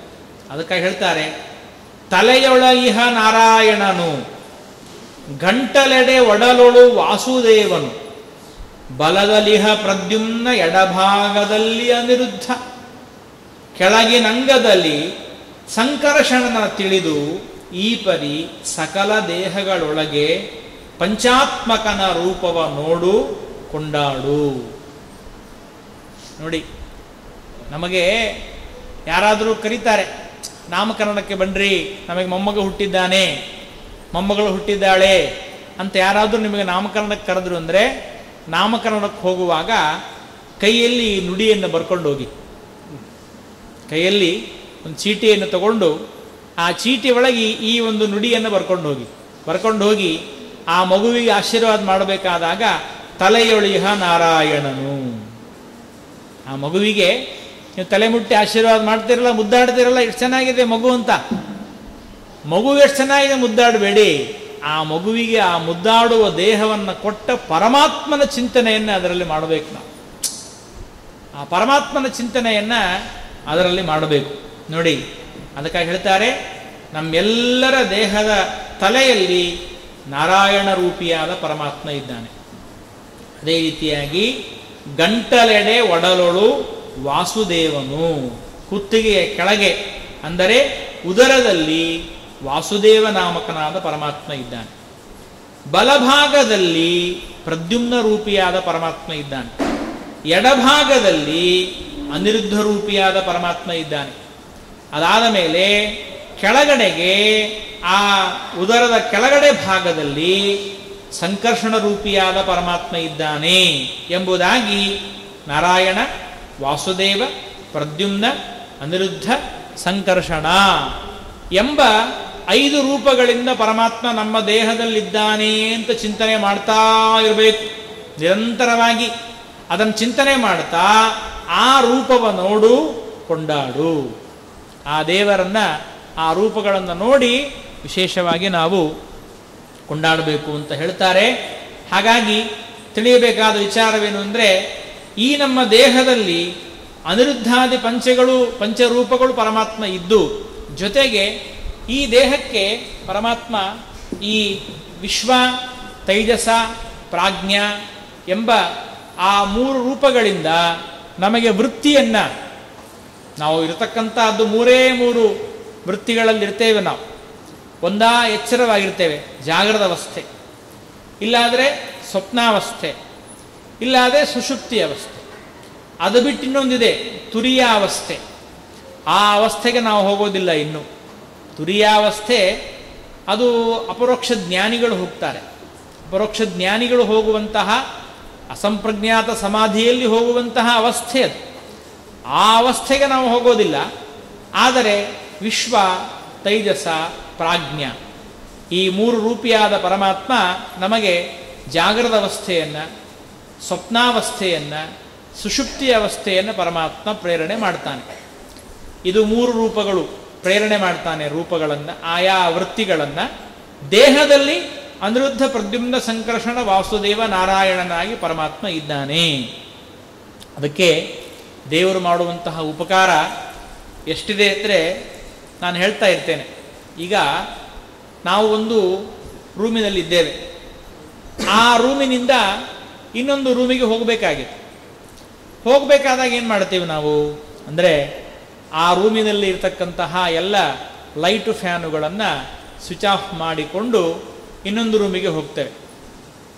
ಲೈಟು ಫ್ಯಾನುಗಳೆಲ್ಲ ಸ್ವಿಚ್ ಆಫ್ ಆಯಿತು ಅಂದರೆ ಅಲ್ಲಿ ಕೆಲಸ ಇಲ್ಲ, ಮುಂದೆ ಬೇರೆ ರೂಮಿನಲ್ಲಿ ಕೆಲಸ ಇದೆ. ಹಾಗೆ ದೇವರೇನು ಮಾಡ್ತಾನೆ ಅಂದರೆ, ನಾವು ಎಚ್ಚರವಾಗಿದ್ದಾಗ ವಿಶ್ವನಾಮಕ ಪರಮಾತ್ಮ ನಮ್ಮನ್ನು ತನ್ನ ರೂಮಿನಲ್ಲಿ ಇಟ್ಕೊಂಡೇ ಇರ್ತಾನೆ. ಆ ಒಂದು ರೂಮ್ ಒಳಗೆ ಇರ್ತೀವಿ ನಾವು. ಯಾವಾಗ ದೇಹಕ್ಕೆ ಬಹಳ ಶ್ರಮ ಆಯಿತು ನೋಡಿ, ಶ್ರಮ ಆದಾಗ ಹಾಸಿಗೆ ಮೇಲೆ ಮಲಗಿರ್ತೇವೆ. ಯಾವಾಗ ಸ್ವಿಚ್ ಆಫ್ ಮಾಡಿದ ಗೊತ್ತಾಗಲ್ಲ.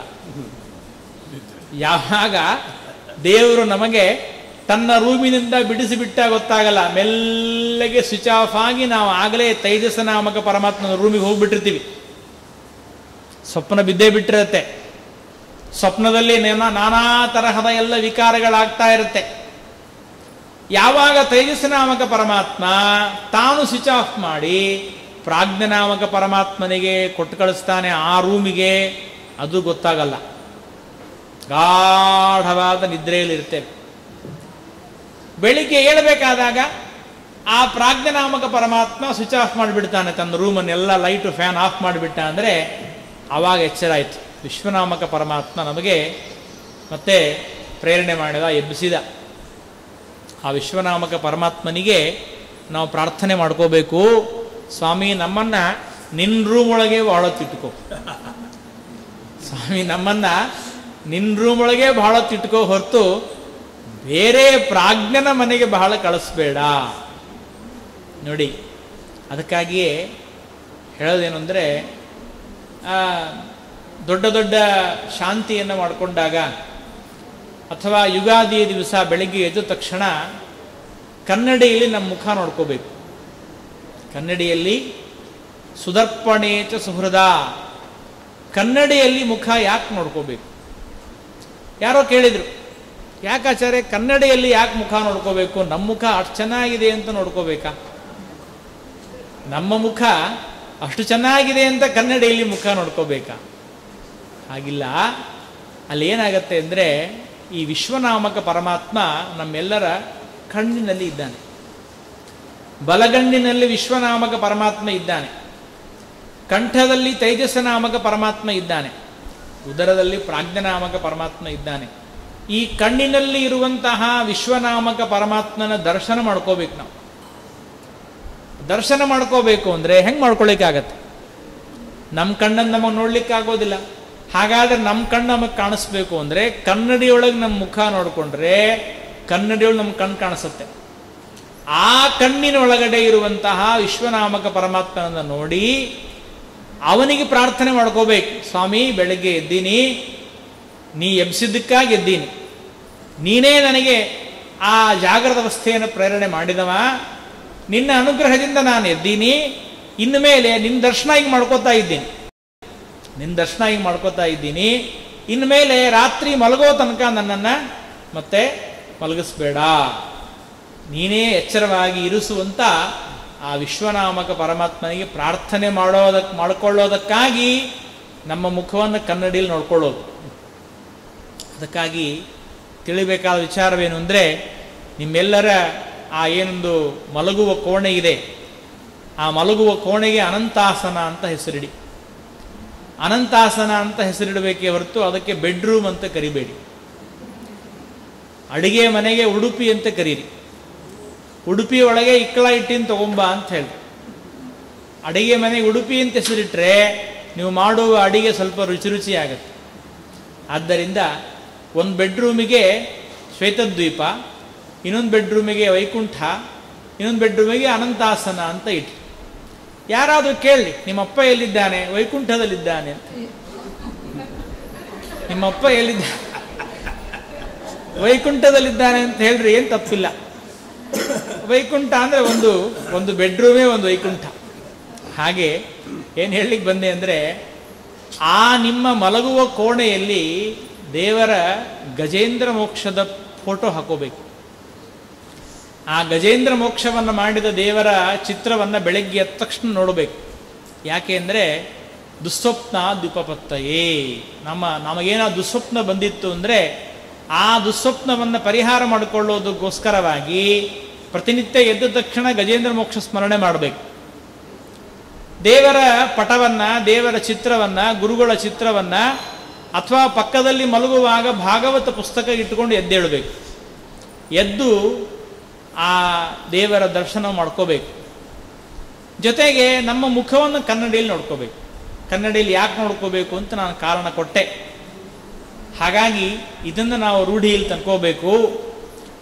ನಾವು ಒಬ್ಬರ ಮನೆಗೆ ಹೋಗಿದ್ವಿ, ಪಾಪ ಅಲ್ಲೇನಾಗಿತ್ತು ಅಂದರೆ ಅವರ ಬೆಡ್ರೂಮಲ್ಲಿ ದೊಡ್ಡ ದೊಡ್ಡ ಬೆಕ್ಕುಗಳ ಫೋಟೋ ಹಾಕಿದ್ರು. ಭಾರಿ ಭಾರಿ ದೊಡ್ಡ ದೊಡ್ಡ ಬೆಕ್ಕುಗಳಿತ್ತು. ನಾನು ಕೇಳಿದೆ, ಬೆಕ್ಕಿನ ಫೋಟೋ ಯಾಕೆ ಹಾಕಿರಿ?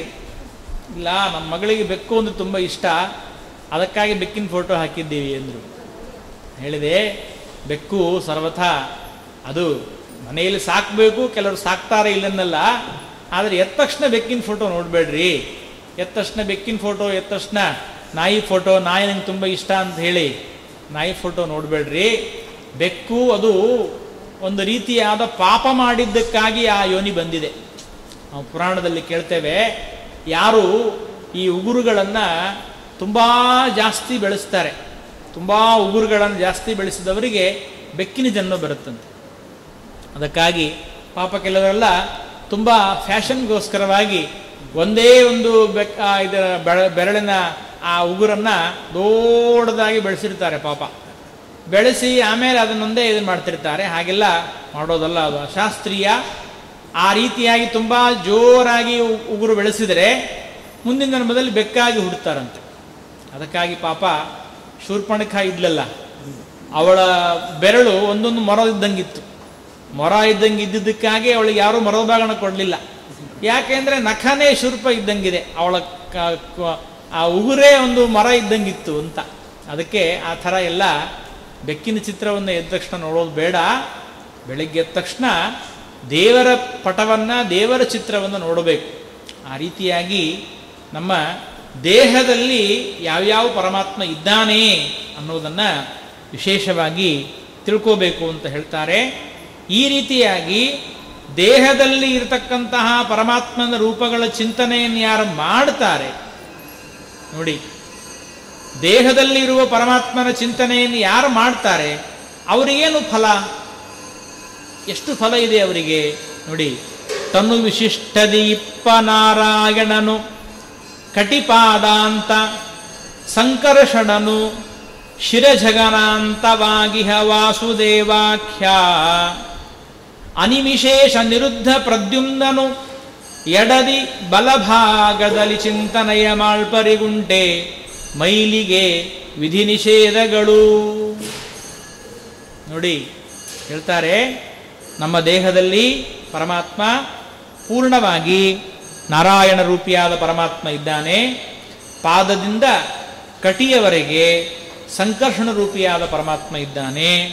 ಕಟಿಯ ಭಾಗದಿಂದ ತಲೆಯವರೆಗೆ ವಾಸುದೇವ ರೂಪಿಯಾದ ಪರಮಾತ್ಮ ಇದ್ದಾನೆ. ಎಡಭಾಗದಲ್ಲಿ ಅನಿರುದ್ಧ ರೂಪಿಯಾದ ಪರಮಾತ್ಮ ಇದ್ದಾನೆ. ಬಲಭಾಗದಲ್ಲಿ ಪ್ರದ್ಯುಮ್ನ ರೂಪಿಯಾದ ಪರಮಾತ್ಮ ಇದ್ದಾನೆ ಎಂದು ಚಿಂತನೆ ಮಾಡಬೇಕು. ಯಾರು ಈ ರೀತಿಯಾಗಿ ಚಿಂತನೆಯನ್ನು ಮಾಡ್ತಾರೆ, ನಿರಂತರವಾಗಿ ಪ್ರಾಮಾಣಿಕವಾಗಿ ಚಿಂತನೆಯನ್ನು ಮಾಡುವವರಿಗೆ ಮೈಲಿಗೆ ವಿಧಿ ನಿಷೇಧಗಳಿಲ್ಲ ಅಂತ ಹೇಳ್ತಾರೆ. ನೋಡಿ, ಯಾವ ಮಡಿ ಮೇಲಿಗೆ ಎನ್ನುವ ಸಮಸ್ಯೆ ಬರೋದೇ ಇಲ್ಲ ಅವರಿಗೆ ಅಂತ. ಅಂದರೆ ಸ್ವಲ್ಪ ಇದನ್ನು ನಾವು ಚೆನ್ನಾಗಿ ಅರ್ಥ ಮಾಡಿಕೊಳ್ಬೇಕು. ದಾಸರು ಹೇಳಿದ್ದಾರೆ ಅಂತ ಹೇಳಿ ನಾವು ಹಾಗಾದರೆ ಏನಪ್ಪ ನಾರಾಯಣ ಅನಿರುದ್ಧ ಪ್ರದ್ಯುಮ್ನ ಸಂಕರ್ಷಣ ವಾಸುದೇವ ಅಂತ ದೇವರ ಸ್ಮರಣೆ ಮಾಡ್ತಾ ಮಾಡ್ತಾ ಹೋಗಿ ಎಲ್ಲೋ ಹೋಗಿ ಇನ್ನೂ ತಿಂದು ಬರೋದಲ್ಲ. ಮೈಲಿಗೆ ಇಲ್ಲಲ್ಲ, ಯಾವ್ದು ಬೇಕಾದ ಏನು ಬೇಕಾದ ತಿನ್ಬೋದು, ಹಾಗೆಲ್ಲ ಇಲ್ಲ. ಇದನ್ನು ಯಾರಿಗೆ ಹೇಳಿದ್ದಾರೆ ಅಂದರೆ, ಯಾರು ಅಪರೋಕ್ಷ ಜ್ಞಾನಿಗಳಿದ್ದಾರೆ, ದೇವರನ್ನ ಕಂಡವರಿದ್ದಾರೆ, ದೇವರನ್ನ ಕಂಡವರಿಗೆ ಮಾತ್ರ, ಅದು ಕೂಡ ಅವರು ದೇವರನ್ನ ಕಾಣ್ತಾ ಇದ್ದಾಗ. ದೇವರನ್ನ ಯಾವಾಗ ಅವರು ಅಪರೋಕ್ಷ ಜ್ಞಾನಿಗಳಾಗಿ ಅಸಂಪ್ರಜ್ಞಾತ ಸಮಾಧಿಸ್ಥರಾದಾಗ ದೇವರ ಜೊತೆಗೇನೇ ಮಾತಾಡ್ತಾ ಇರ್ತಾರಲ್ಲ, ದೇವರನ್ನ ಕಾಣ್ತಾ ಇರ್ತಾರಲ್ಲ, ಆಗ ಮಾತ್ರ ಅವರಿಗೆ ವಿಧಿ ನಿಷೇಧಗಳಿರೋದಿಲ್ಲ. ಆದರೆ ಅಪರೋಕ್ಷ ಜ್ಞಾನಿಗಳಿಗೂ ಕೂಡ ವಿಧಿ ನಿಷೇಧಗಳುಂಟೇ ಉಂಟು. ಅಪರೋಕ್ಷ ಜ್ಞಾನಿಗಳಾದ ಮೇಲೆ ಅವರು ಕೂಡ ವಿಧಿ ನಿಷೇಧವನ್ನು ಪರಿಪಾಲನೆ ಮಾಡಲೇಬೇಕು. ಅವರು ಸಂಧ್ಯಾವಂದನೆ ಮಾಡಲೇಬೇಕು, ಅವರು ಜಪತಪಾದಿಗಳನ್ನು ಮಾಡಲೇಬೇಕು. ಮಾಡದೇ ಇದ್ದರೆ ಅವರಿಗೆ ಆನಂದ ಹ್ರಾಸವಾಗತ್ತೆ ಹೇಳಿದ್ದಾರೆ ಶಾಸ್ತ್ರದಲ್ಲಿ. ಆದ್ದರಿಂದ ಏನಂದರೆ ಈಶಾವಾಸ್ಯ ಉಪನಿಷತ್ತಿನಲ್ಲಿ ಮೊದಲಿಗೇನೆ ಬರುತ್ತೆ, ಅಜ್ಞಸ್ಯ ಕರ್ಮಲಿಂಪೇತ ವಿಷ್ಣೋಪಾಸ್ತಿಮ ಕುರ್ವತಃ ಜ್ಞಾನಿನೋಪಿ ಯತೋ ಹ್ರಾಸಃ ಆನಂದಸ್ಥ ಭವೇ ಧ್ರುವಂ ಅತಃ ಅಲೇಪೇಪಿ ಲೇಪಸ್ಯಾತ್. ಆದ್ದರಿಂದ ಅಜ್ಞಾನಿಗಳು ಕರ್ಮವನ್ನು ಮಾಡದೇ ಇದ್ದರೆ ಅವರಿಗೆ ಅವಶ್ಯವಾಗಿ ಪಾಪ ಉಂಟೇ ಉಂಟು. ಆದರೆ ಜ್ಞಾನಿಗಳು, ಅಪರೋಕ್ಷ ಜ್ಞಾನಿಗಳೂ ಕೂಡ ಅವರಿಗೆ ಹೇಳಿರತಕ್ಕಂತಹ ವಿಧಿ ನಿಷೇಧಗಳನ್ನು, ಎಲ್ಲ ಕರ್ಮಗಳನ್ನು ಅವರು ಮಾಡಲೇಬೇಕು, ಮಾಡೇ ಮಾಡ್ತಾರೆ ಕೂಡ. ಮಾಡೋದರಿಂದ ಅವರಿಗೆ ಆನಂದ ಅಭಿವೃದ್ಧಿಯೂ ಕೂಡ ವಿಶೇಷ ಆಗತ್ತೆ ಅನ್ನೋದನ್ನು ನಮಗೆ ತಿಳಿಸ್ತಾರೆ. ಆದ್ದರಿಂದ ಈ ರೀತಿಯಾಗಿ ನಾವು ದೇಹದಲ್ಲಿ ಪರಮಾತ್ಮ ಇದ್ದಾನೆ ಎಂಬುದಾಗಿ ಚಿಂತನೆ ಮಾಡಬೇಕು. ಅದೇ ರೀತಿಯಾಗಿ ಇಂದ್ರಿಯಗಳಲ್ಲಿ, ನಮ್ಮೆಲ್ಲ ಇಂದ್ರಿಯಗಳಲ್ಲಿ ಪರಮಾತ್ಮ ಇದ್ದಾನೆ ಎಂಬುದಾಗಿ ಆ ಇಂದ್ರಿಯಗತನಾದ ಪರಮಾತ್ಮನ ಚಿಂತನೆಯನ್ನು ಮಾಡಿ ಅಂತ ಹೇಳ್ತಾರೆ. ಪದುಮನಾಭನು ಪಾಣಿಯೊಳಗಿಹ ವದನದಲ್ಲಿ ಹೃಷಿಕೇಶ ನಾಸಿಕ ಸದನದಲ್ಲಿ ಶ್ರೀಧರನು ಜಿಷ್ವಯೊಳಿಪ್ಪ ವಾಮನನು ಮೃದುಳತ್ವಗೇಶದಿ ತ್ರಿವಿಕ್ರಮ ಮಧು ವಿರೋಧಿಯು ಲೋಚನದಿ ಕರ್ಣದಲ್ಲಿಪ್ಪನು ವಿಷ್ಣುನಾಮಕ ಶ್ರವಣನೆಂದೆನಿಸಿ. ನೋಡಿ, ದೇಹದಲ್ಲಿ ಯಾವ ರೀತಿಯಾಗಿ ಪರಮಾತ್ಮನ ಚಿಂತನೆ ಇದೆಯೋ ಅದೇ ರೀತಿಯಾಗಿ ಇಂದ್ರಿಯಗಳಲ್ಲೂ ಪರಮಾತ್ಮ ಇದ್ದಾನೆ. ಆ ಇಂದ್ರಿಯಗಳಲ್ಲಿ ಇರತಕ್ಕಂತಹ ಪರಮಾತ್ಮನ ಹರಿಯ ರೂಪಗಳನ್ನು ಚಿಂತನೆ ಮಾಡಬೇಕು. ನೋಡಿ, ಹಸ್ತಗಃ ಪದ್ಮನಾಭೋಹಿ ಹೃಷಿಕೇಶೋ ಮುಖೇ ಸ್ಮೃತಃ ಶ್ರೀಧರ ನಾಸಿ ಜಿಹ್ವಾಯಾಂ ವಾಮನೋಸ್ತಿ ತ್ರಿವಿಕ್ರಮಃ ತ್ವಚ್ಚಕ್ಷುಷೋರ್ ಮಧುಸ್ವೇಷಿ ವಿಷ್ಣು ಜೀವ ಸುಕರ್ಣಯೋ ಎಂಬ ಶ್ರೀಮದಾಚಾರ್ಯರು ಕೊಡ್ತಕ್ಕಂತಹ ಒಂದು ಪ್ರಮಾಣ ಇದೆ. ಆ ಪ್ರಮಾಣ ಶ್ಲೋಕಾನುಸಾರವಾಗಿ ನಾವು ನೋಡ್ತಾ ಇದ್ದೇವೆ. ದಾಸರು ಅದನ್ನು ಯಾವ ರೀತಿಯಾಗಿ ನಮಗೆ ಕನ್ನಡೀಕರಿಸಿದ್ದಾರೆ ನೋಡಿ, ಅದನ್ನು ಕನ್ನಡದಲ್ಲಿ ನಮಗೆ ತಿಳಿಸಿಕೊಡ್ತಾ ಇದ್ದಾರೆ. ಹಸ್ತದಲ್ಲಿ ಪದ್ಮನಾಭ ರೂಪಿಯಾದ ಪರಮಾತ್ಮ ಇದ್ದಾನೆ.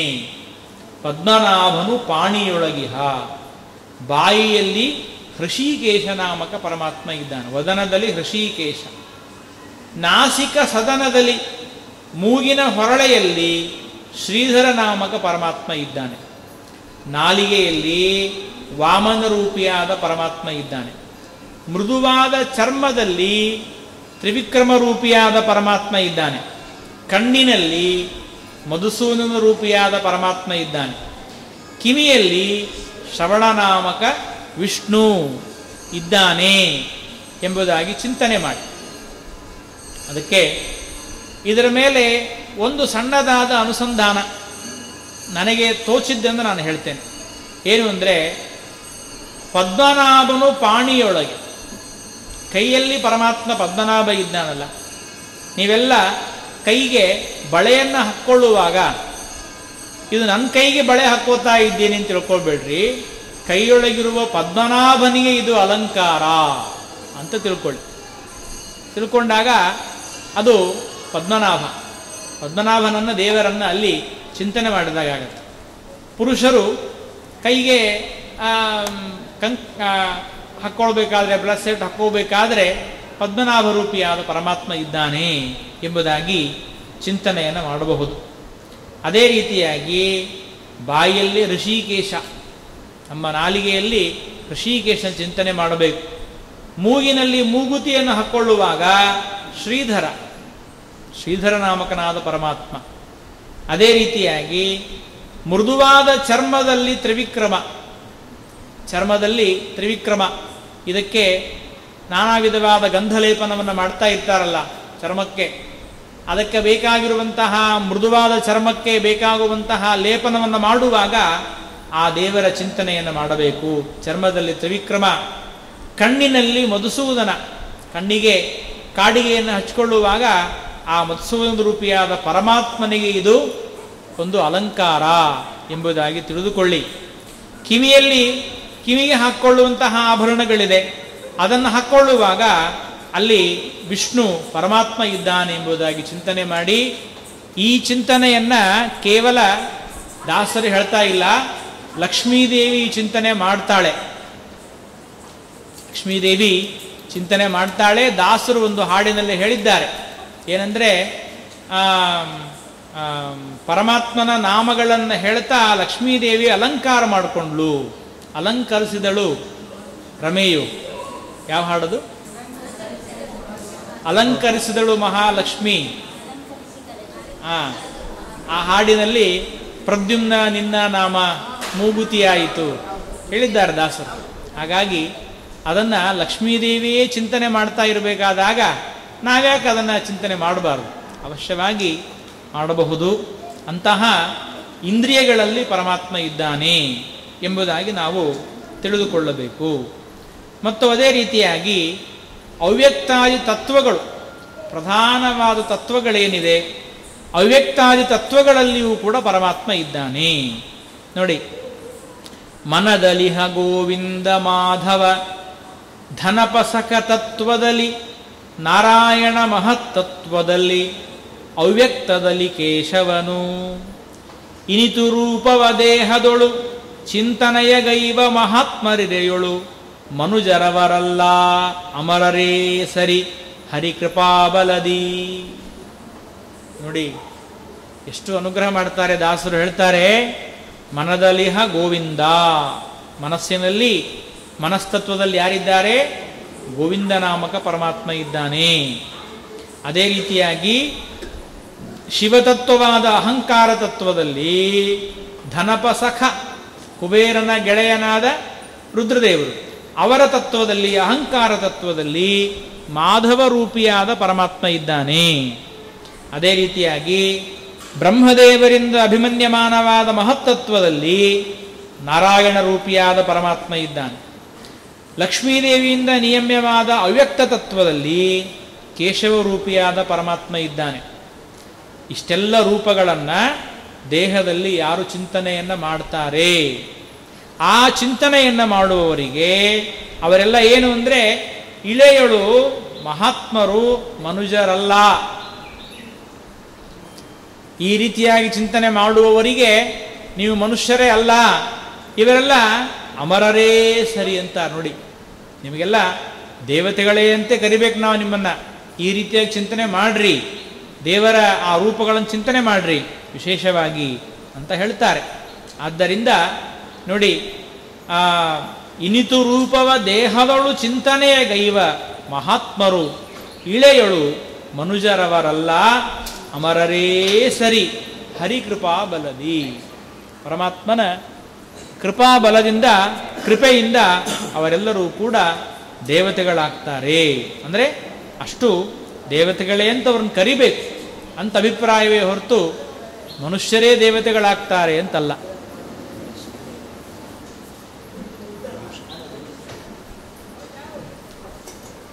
ಹೀಗೆ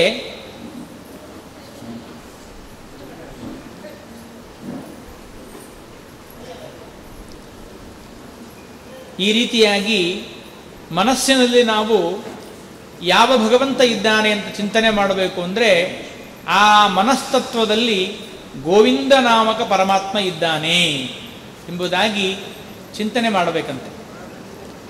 ಬಹಳ ಅದು ಸ್ವಾಭಾವಿಕವಾಗಿ ಹೇಗೆ ಕೂಡಿ ಬಂದಿದೆ ನೋಡಿ. ಹೇಗೆ ಕೂಡಿ ಬಂದಿದೆ ಅಂದರೆ, ಈಗ ನಮಗೆ ಯಾವುದೋ ಒಂದು ಮನಸ್ಸಿಗೆ ಸ್ವಲ್ಪ ತೊಂದರೆ ಆಗುವಂತಹ ಪ್ರಸಂಗ ನಡೀತು ಅಂದರೆ, ಮನಸ್ಸಿಗೆ ಏನೋ ಸ್ವಲ್ಪ ತೊಂದರೆ ಆಗ್ತಾ ಇದೆ ಅನ್ನುವಂಥ ಪ್ರಸಂಗ ಬಂತು ಅಂದರೆ ನಾವೇನಂತೀವಿ? ಗೋವಿಂದ ಅಂತೀವೋ ಇಲ್ಲೋ? ನಮ್ಮ ಬಾಯಿಂದ ಬಂದ್ಬಿಡತ್ತೆ, ಅಯ್ಯೋ ಹಿಂಗೆಲ್ಲ ಮಾಡ್ತಾರ ಅವರು, ಗೋವಿಂದ. ನಮ್ಮ ಮನಸ್ಸಿಗೆ ಅದು ಸ್ವಲ್ಪ ಹಿಡಿಸೋದಿಲ್ಲ ಅಂತೇನಾದರೂ ಪ್ರಸಂಗ ಬಂತು ಅಂದರೆ ಆಗ ಗೋವಿಂದನ ಸ್ಮರಣೆ ಮಾಡ್ತೀವಿ. ಆ ಗೋವಿಂದನೇ ಇದ್ದಾನೆ ಮನಸ್ಸಿನಲ್ಲಿ, ಬೇರೆ ಯಾರಿಲ್ಲ. ಆ ಗೋವಿಂದ ನಾಮಕ ಪರಮಾತ್ಮನೇ ನಮ್ಮ ಮನಸ್ಸಿನಲ್ಲಿದ್ದಾನೆ. ಮನದೊಳಿಹ ಗೋವಿಂದ ಮಾಧವ. ಅದೇ ರೀತಿಯಾಗಿ ಆ ಅಹಂಕಾರ ತತ್ವದಲ್ಲಿ ಸ್ವಯಂ ಮಾಧವ ರೂಪಿಯಾದ ಪರಮಾತ್ಮ ಇದ್ದಾನೆ. ಬ್ರಹ್ಮದೇವರ ತತ್ವವಾದ ಮಹತ್ತತ್ವದಲ್ಲಿ ನಾರಾಯಣ ರೂಪಿಯಾದ ಭಗವಂತ ಇದ್ದಾನೆ. ಹೀಗೆ ನಮ್ಮ ಇಂದ್ರಿಯಗಳಲ್ಲಿ ಹಾಗೂ ದೇಹದಲ್ಲಿ ಪರಮಾತ್ಮ ಇದ್ದಾನೆ. ಅಂಥ ಪರಮಾತ್ಮ, ಆ ದೇವರನ್ನ ಯಾರು ವಿಶೇಷವಾಗಿ ಚಿಂತನೆ ಮಾಡ್ತಾರೆ, ಅನುಸಂಧಾನ ಮಾಡ್ತಾರೆ, ಅವರು ಮನುಷ್ಯರೇ ಅಲ್ಲ, ದೇವತೆಗಳಿದ್ದ ಹಾಗೆ ಅಂತ ಹೇಳ್ತಾರೆ. ಅಂದರೆ ಯೋಚನೆ ಮಾಡಿ ಆ ಅನುಸಂಧಾನಕ್ಕೆ ಎಷ್ಟು ಮಹತ್ವ ಇದೆ. ನಮ್ಮ ಶ್ರೀಮದ್ ಆನಂದತೀರ್ಥ ಭಗವತ್ಪಾದಾಚಾರ್ಯರ ಸಿದ್ಧಾಂತದಲ್ಲಿ ಯಾವ ಅಭಿಮಾನಿ ದೇವತೆಗಳು ಇಲ್ಲದೇ ಇರತಕ್ಕಂತಹ ವಸ್ತುವೇ ಇಲ್ಲ. ಆಚಾರ್ಯ ಹೇಳ್ತಾರೆ, ಎಳ್ಳಿಗೂ ಅಭಿಮಾನ ದೇವತೆಗಳಿದ್ದಾರೆ, ದರ್ಭಗಳಿಗೆ ಅಭಿಮಾನ ದೇವತೆಗಳಿದ್ದಾರೆ, ಅಕ್ಕಿಗೆ ಅಭಿಮಾನ ದೇವತೆಗಳಿದ್ದಾರೆ, ಪರ್ವತಗಳಿಗೆ ದೇವತೆಗಳಿದ್ದಾರೆ, ಉಸುಕಿಗೆ ದೇವತೆಗಳ ಅಭಿಮಾನ ದೇವತೆಗಳಿದ್ದಾರೆ. ಎಲ್ಲ ವಸ್ತುಗಳು ಆ ಅಭಿಮಾನ ದೇವತೆಗಳಿಂದ ಅಭಿಮನ್ಯಮಾನವಾಗಿ ಇವೆ. ಆಯಾ ವಸ್ತುಗಳಲ್ಲಿ ದೇವರಿದ್ದಾನೆ. ಎಲ್ಲ ವಸ್ತುಗಳಲ್ಲಿ ಪರಮಾತ್ಮ ಇದ್ದಾನೆ. ಸರ್ವಾಕಾರ, ಸರ್ವಾಧಾರ, ಸರ್ವಾಶ್ರಯ, ಸರ್ವೋತ್ಪಾದಕ, ಸರ್ವಪಾಲಕ, ಸರ್ವಸಂಹಾರಕ, ಎಲ್ಲ ಪರಮಾತ್ಮ ಆಯಾ ಆಕಾರದಲ್ಲಿ ದೇವರಿದ್ದಾನೆ. ಅದಕ್ಕಾಗಿ ಚಿಂತನೆ ಮಾಡ್ತಾ ಇರ್ತೇನೆ, ಮನುಷ್ಯರಿಗೆ ಪರಮಾತ್ಮ ಕೊಂಬಿನ ರೂಪದಲ್ಲಿ ಇಲ್ಲ. ಮನುಷ್ಯರಿಗೆ ಕೊಂಬಿನ ರೂಪದಲ್ಲಿ ಪರಮಾತ್ಮ ಇಲ್ಲ. ಅದಕ್ಕಾಗಿ ಮನುಷ್ಯರಿಗೆ ಕೊಂಬಿಲ್ಲ. ಮೊಲಕ್ಕೆ ಕೊಂಬು ಯಾಕಿಲ್ಲ ಅಂದರೆ, ಮೊಲದಲ್ಲಿ ಕೊಂಬದ ರೂಪಿನಿಂದ, ಕೋಡಿನ ರೂಪದಿಂದ, ಶೃಂಗದ ರೂಪದಿಂದ ದೇವರಿರಬೇಕು ಅಂತ ಮನಸ್ಸು ಮಾಡಿಲ್ಲ. ಅದಕ್ಕಾಗಿ ಮೊಲಕ್ಕೆ ಕೊಂಬ ಇಲ್ಲ ಅಷ್ಟೇ ಹೊರತು, ಅಕಸ್ಮಾತ್ ಯಾವುದಾದ್ರೂ ವಸ್ತು ಇದೆ ಅಂದರೆ ಆ ವಸ್ತುವಿನಲ್ಲಿ ಪರಮಾತ್ಮ ತತ್ತದ ಆಕಾರನಾಗಿ ಇದ್ದು, ಅವುಗಳಿಗೆ ಬಿಂಬನಾಗಿದ್ದು, ಅವುಗಳಿಗೆ ಅಸ್ತಿತ್ವವನ್ನು ಕೊಟ್ಟಿದ್ದಾನೆ. ತೇನ ವಿನ ತೃಣಮಪಿನ ಚಲತಿ ಅನ್ನೋದಕ್ಕಿಷ್ಟೇ ಅರ್ಥ. ತೃಣದಲ್ಲಿ ಪರಮಾತ್ಮ ಅದಕ್ಕೆ ತೃಣರೂಪನಾಗಿ ಅದಕ್ಕೆ ನಡೆಸ್ತಾನದನ್ನು. ಇಲ್ಲದೇ ಇದ್ದರೆ ಯಾವುದೂ ಕೂಡ ಸಾಧ್ಯ ಇಲ್ಲ. ಹೀಗೆ ಆ ಪರಮಾತ್ಮನ ಎಲ್ಲ ರೂಪಗಳ ಚಿಂತನೆಯನ್ನು, ಅನುಸಂಧಾನವನ್ನು ನಾವು ಮಾಡಬೇಕು ಅಂತ ತಿಳಿಸ್ತಾ, ಇವತ್ತಿನ ಈ ಒಂದು ಚಿಕ್ಕದಾದ ವಾಕ್ಸೇವೆಯನ್ನು ಗುರುಗಳ ಪಾದಾರವಿಂದಗಳಲ್ಲಿ ಸಮರ್ಪಣೆಯನ್ನು ಮಾಡ್ತಾ ಇದ್ದೇನೆ. ಪರಮ ಪೂಜ್ಯ ಶ್ರೀಪಾದಂಗಳವರು ನನ್ನ ಮೇಲೆ ತುಂಬ ಅನುಗ್ರಹವನ್ನು ಮಾಡಿ, ತುಂಬ ಕರುಣೆಯನ್ನು ಮಾಡಿ, ಅವರ ಈ ಸನ್ನಿಧಾನದಲ್ಲಿ 2 ಮಾತುಗಳನ್ನು ಹೇಳೋದಕ್ಕೆ ಅವಕಾಶವನ್ನು ಮಾಡಿಕೊಟ್ಟಿದ್ದಾರೆ. ಅವರು ಮಾಡುವ ಅನುಗ್ರಹ ತುಂಬ ಅನಂತ ಅನುಗ್ರಹ, ದೊಡ್ಡದಾಗಿದೆ. ಅಂತಹ ಪೂಜ್ಯ ಶ್ರೀಪಾದಂಗಳವರ ಪಾದಾರವಿಂದಗಳಲ್ಲಿ ಅನಂತ ಭಕ್ತಿ ಶ್ರದ್ಧಾಪೂರ್ವಕವಾಗಿ ನಮಸ್ಕಾರಗಳನ್ನು ಮಾಡ್ತಾ 2 ಮಾತನ್ನು ಸಮರ್ಪಣೆ ಮಾಡ್ತಾ ಇದ್ದೇನೆ. ಶ್ರೀಕೃಷ್ಣ ಅರ್ಪಣ.